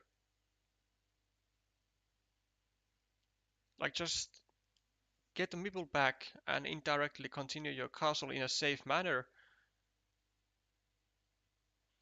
Because, like, even if Niels gets this castle completed, okay, sure, it's 8 points, but then this road will be vulnerable. Like, Nico, just go here.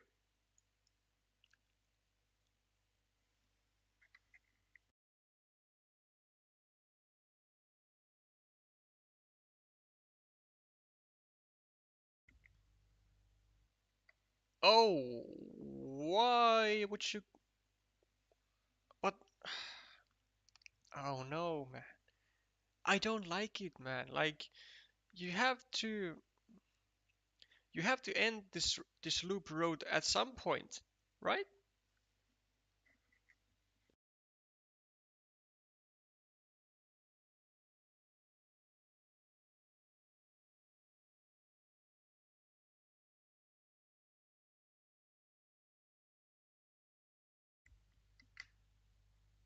Like, well, maybe for instance now he really doesn't want to end the loop road.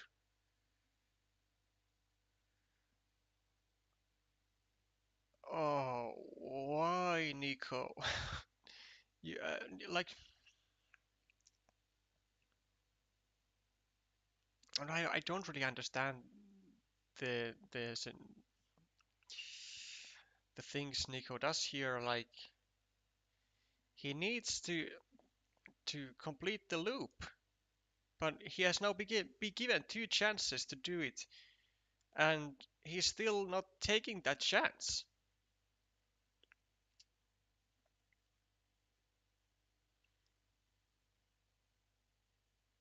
I am highly critical of this because I think his prioritization here is wrong. Like, first he goes here and is trying to complete the castle, but this castle is in no rush because you have 2 meeples in hand. You don't need meeples back from your hand like that desperately.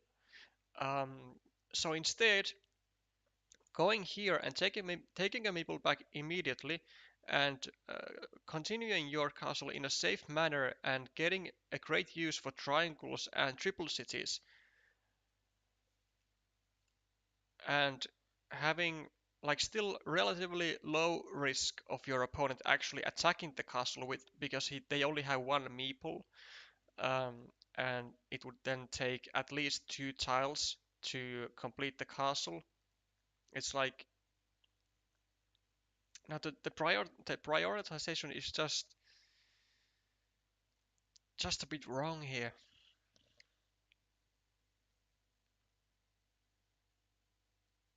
Okay, and now things are looking dangerously like a road monastery moment,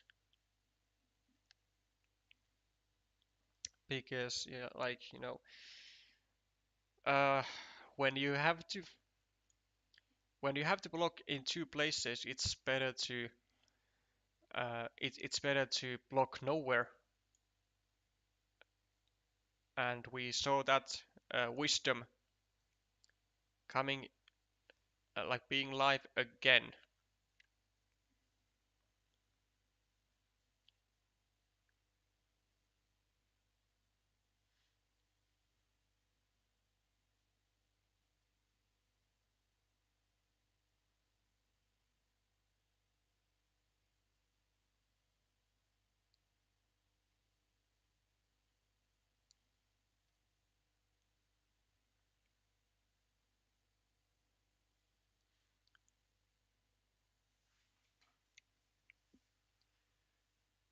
One point to the monastery.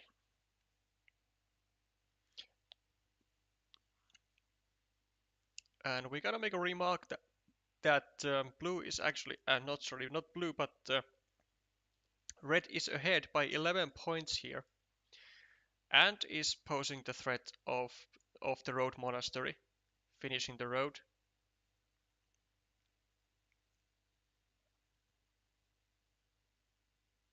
And is blue really that far behind that he needs to start risking like this big?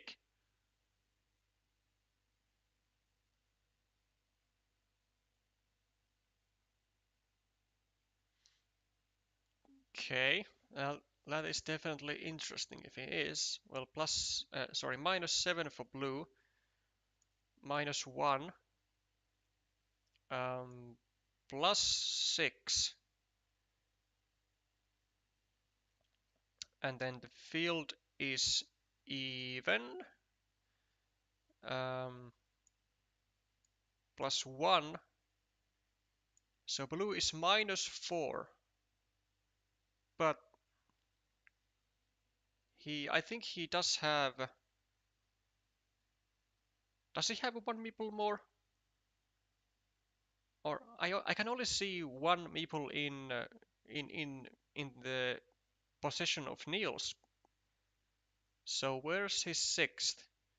One, two, three, four, five. So does he have a third meeple like already on the field here? I don't know.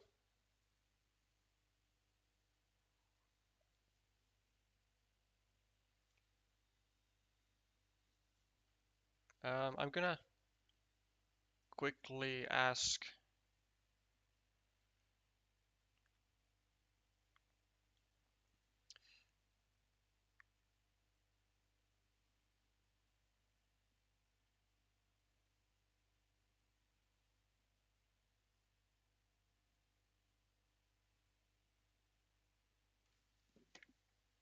Okay.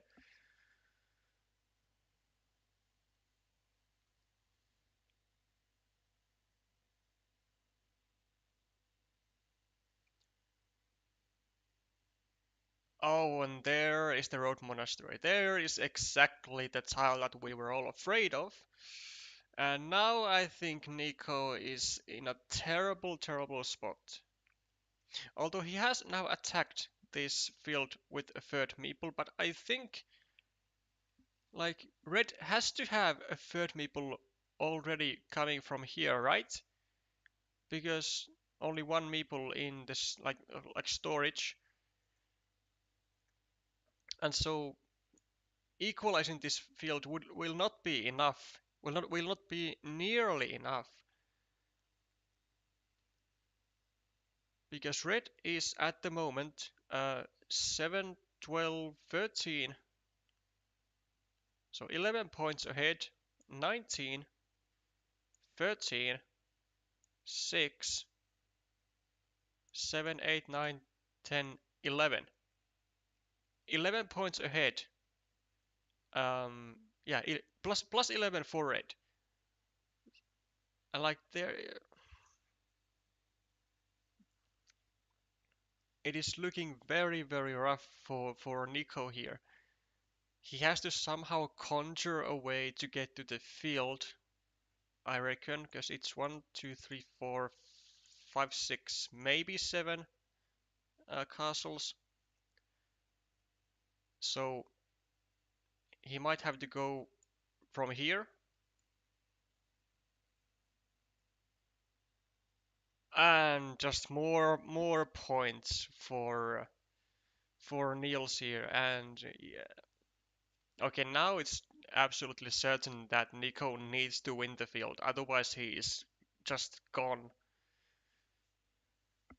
Otherwise, he does not have the chance to be the champion anymore. Must conjure up something. But like with maybe, I don't know, 8 to 10 tiles maybe remaining at max. Like you have to attack the field, right? As long as there are, of course, tiles that you can connect with. It's really not an easy position for Nico.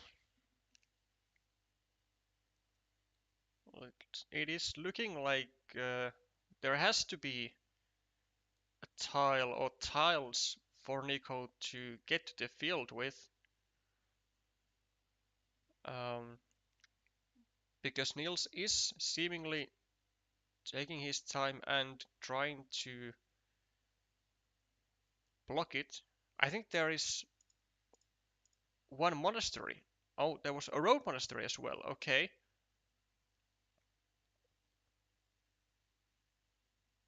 Did he not build a new monastery? So Nico has 2 meeples in hand? Or 1? I do not know. I'm surprised that no one is attacking the field. Why is no one attacking the field from here? Why is it going unnoticed for so long?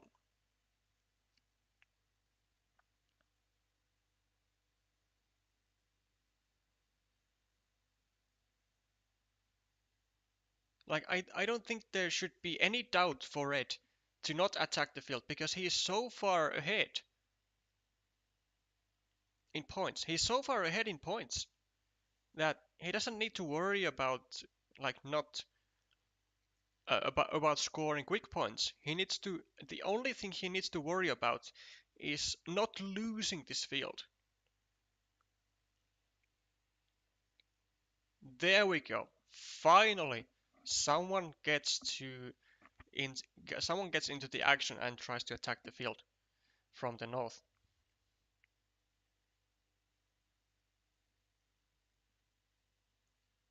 Is this a complete block?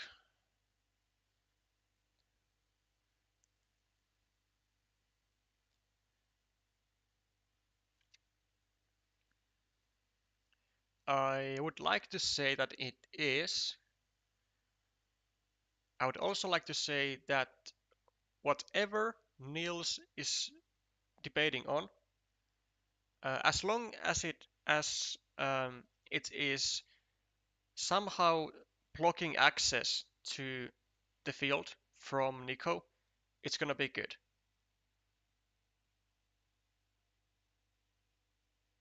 But they might be running short on time already as well, and that creates extra pressure.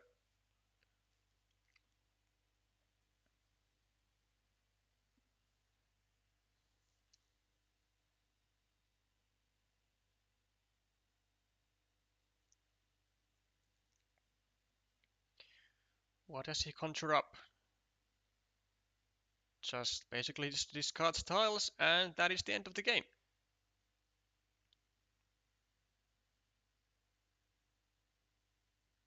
Can someone tell the players that move the camera so I can like see what's down there? Because I because I want to see what's down there.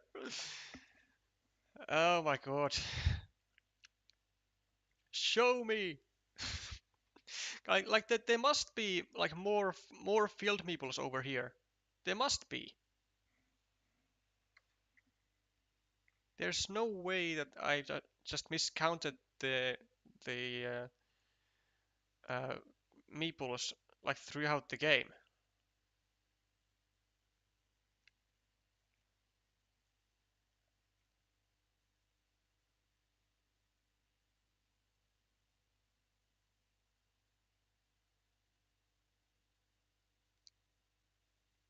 I don't think there is a way that Niels has lost, right? Or like surely, because like I don't think he needed the field. He needed to only tie the field, and I think he has tied the field because he must have an extra meeple here. So three. So one, two, three, and one, two, and I think somewhere a third meeple because only three, only four meeples here.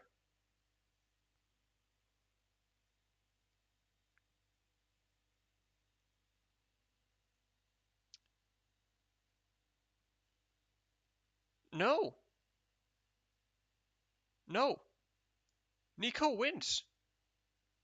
But where is where are the meeple? Where is the red meeple? Like is it trapped somewhere over here?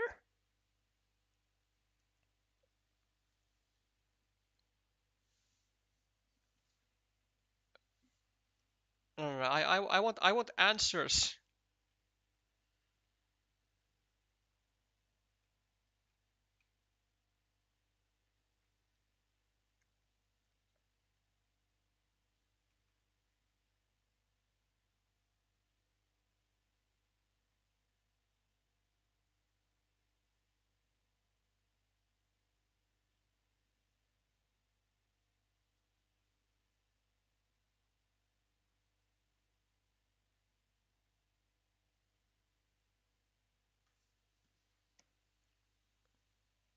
But I don't know what the situation at the lower part of the board is, but it looks like I don't need to know.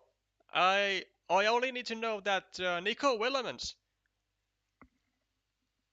seems to be the Belgium Live Championships champion. Nico Willemans going to the World Championships. And I mean, what a great performance from him today. Like, first four-player game, he won. Second four-player game, uh, he won also. At third four-player game, he came out third. So a clear green light to the top 16. And then he just went on a rampage. Like, knocked out everyone.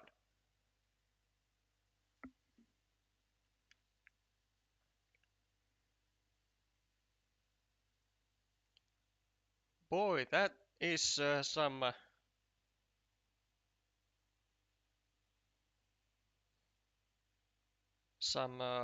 hot stuff going on over here.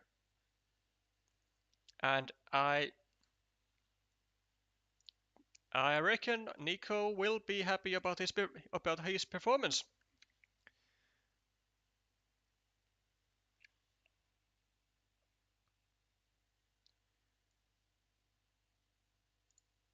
I will wait for him to actually like to to confirm. or for anyone to confirm the situation. But yeah, based on what I'm seeing here, it is looking like, yeah, red needed to actually attack the field and get this third meeple to the field, and he needed, yeah, this when this crossroad was placed, he needed, you know what he needed? He needed, he needed to rotate this crossroad to any other direction but this, because I don't think there was anything with a double field left in the deck, but there was at least this one straight road, and whilst he can use it here, if he directs this to any other direction, drops the farmer, he can use the straight road here, and then with the triangle that he tried to block the blocking square, then direct this so that the road is pointing upwards, and so that would be a full block of the blocking square, and then it's just a flip of who gets the straight road. And indeed, it was Niels who got the straight road and kinda had the opportunity to actually tie the field and win the game.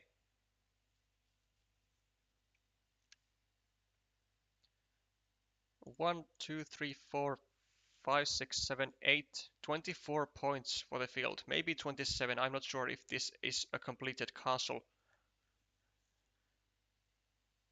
But yeah, certainly splendid stuff happened today.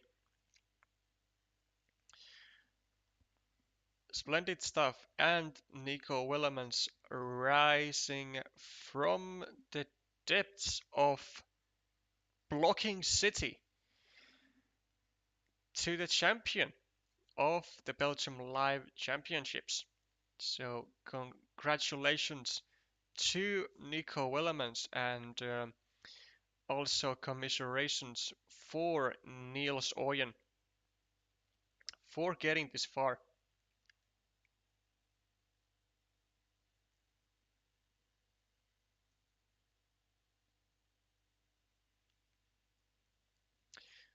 Certainly put up a great fight. Um, we do also have some extra information that the time remaining on the clock is 0 seconds. 0 seconds for Nico Willemans and 24 seconds for Niels Oyen. So and is deemed within time. That's what I've been told.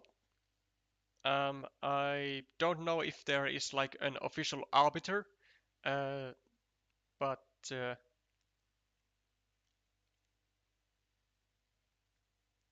does look like there is no real dispute of it. So once again, congratulations to Nico Willemans.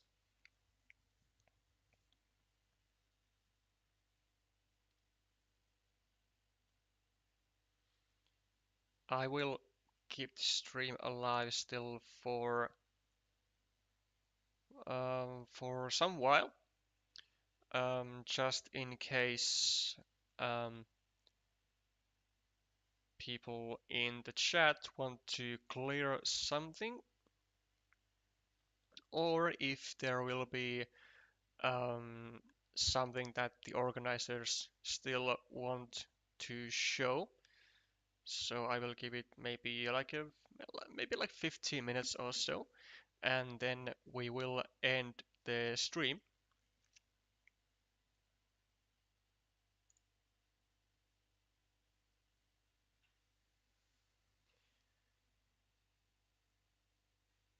98 to 81, I believe. Yes, 81.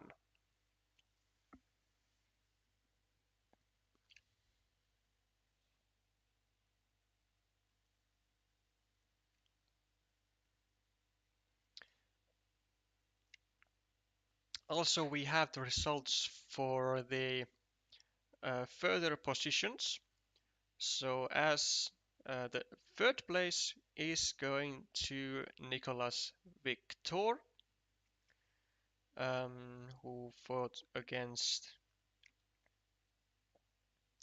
give me a second here, who fought against Jochen K. Melen, who got the fourth place. Fabiana Mouton on fifth, and sixth, Bart de Jager.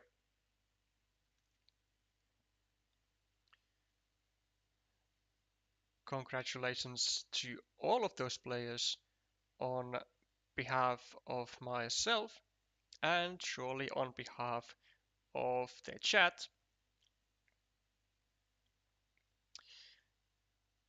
Great Carcassonne was seen today.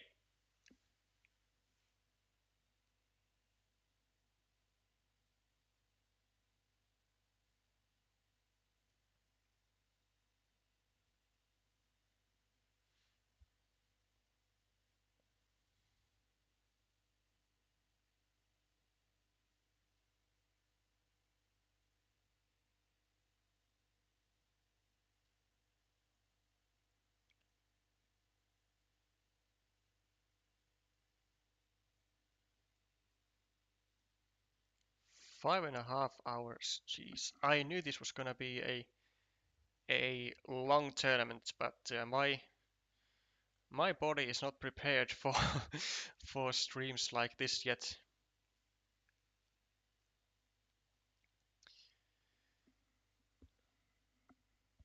But I can say now that it is done. Is for now the longest stream that I have made.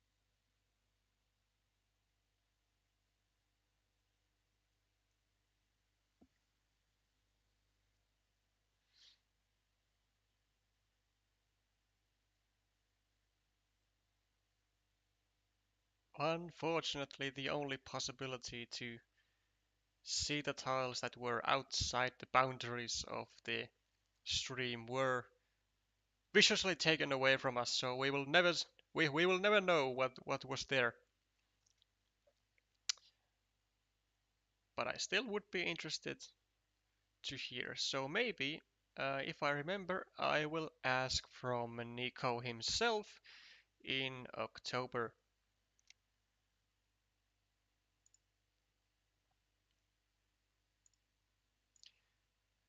Thank you everyone for tuning into the stream. It was a pleasure to have the opportunity to have a long stream, especially of the caliber of tournaments such as this, such as the Belgium Live Championships. I will be back again in, well, at some point, either with either with an analysis video or with another stream of some kind. Until then, I wish you all a great rest of the day and prosperity for y'all. Bye for now.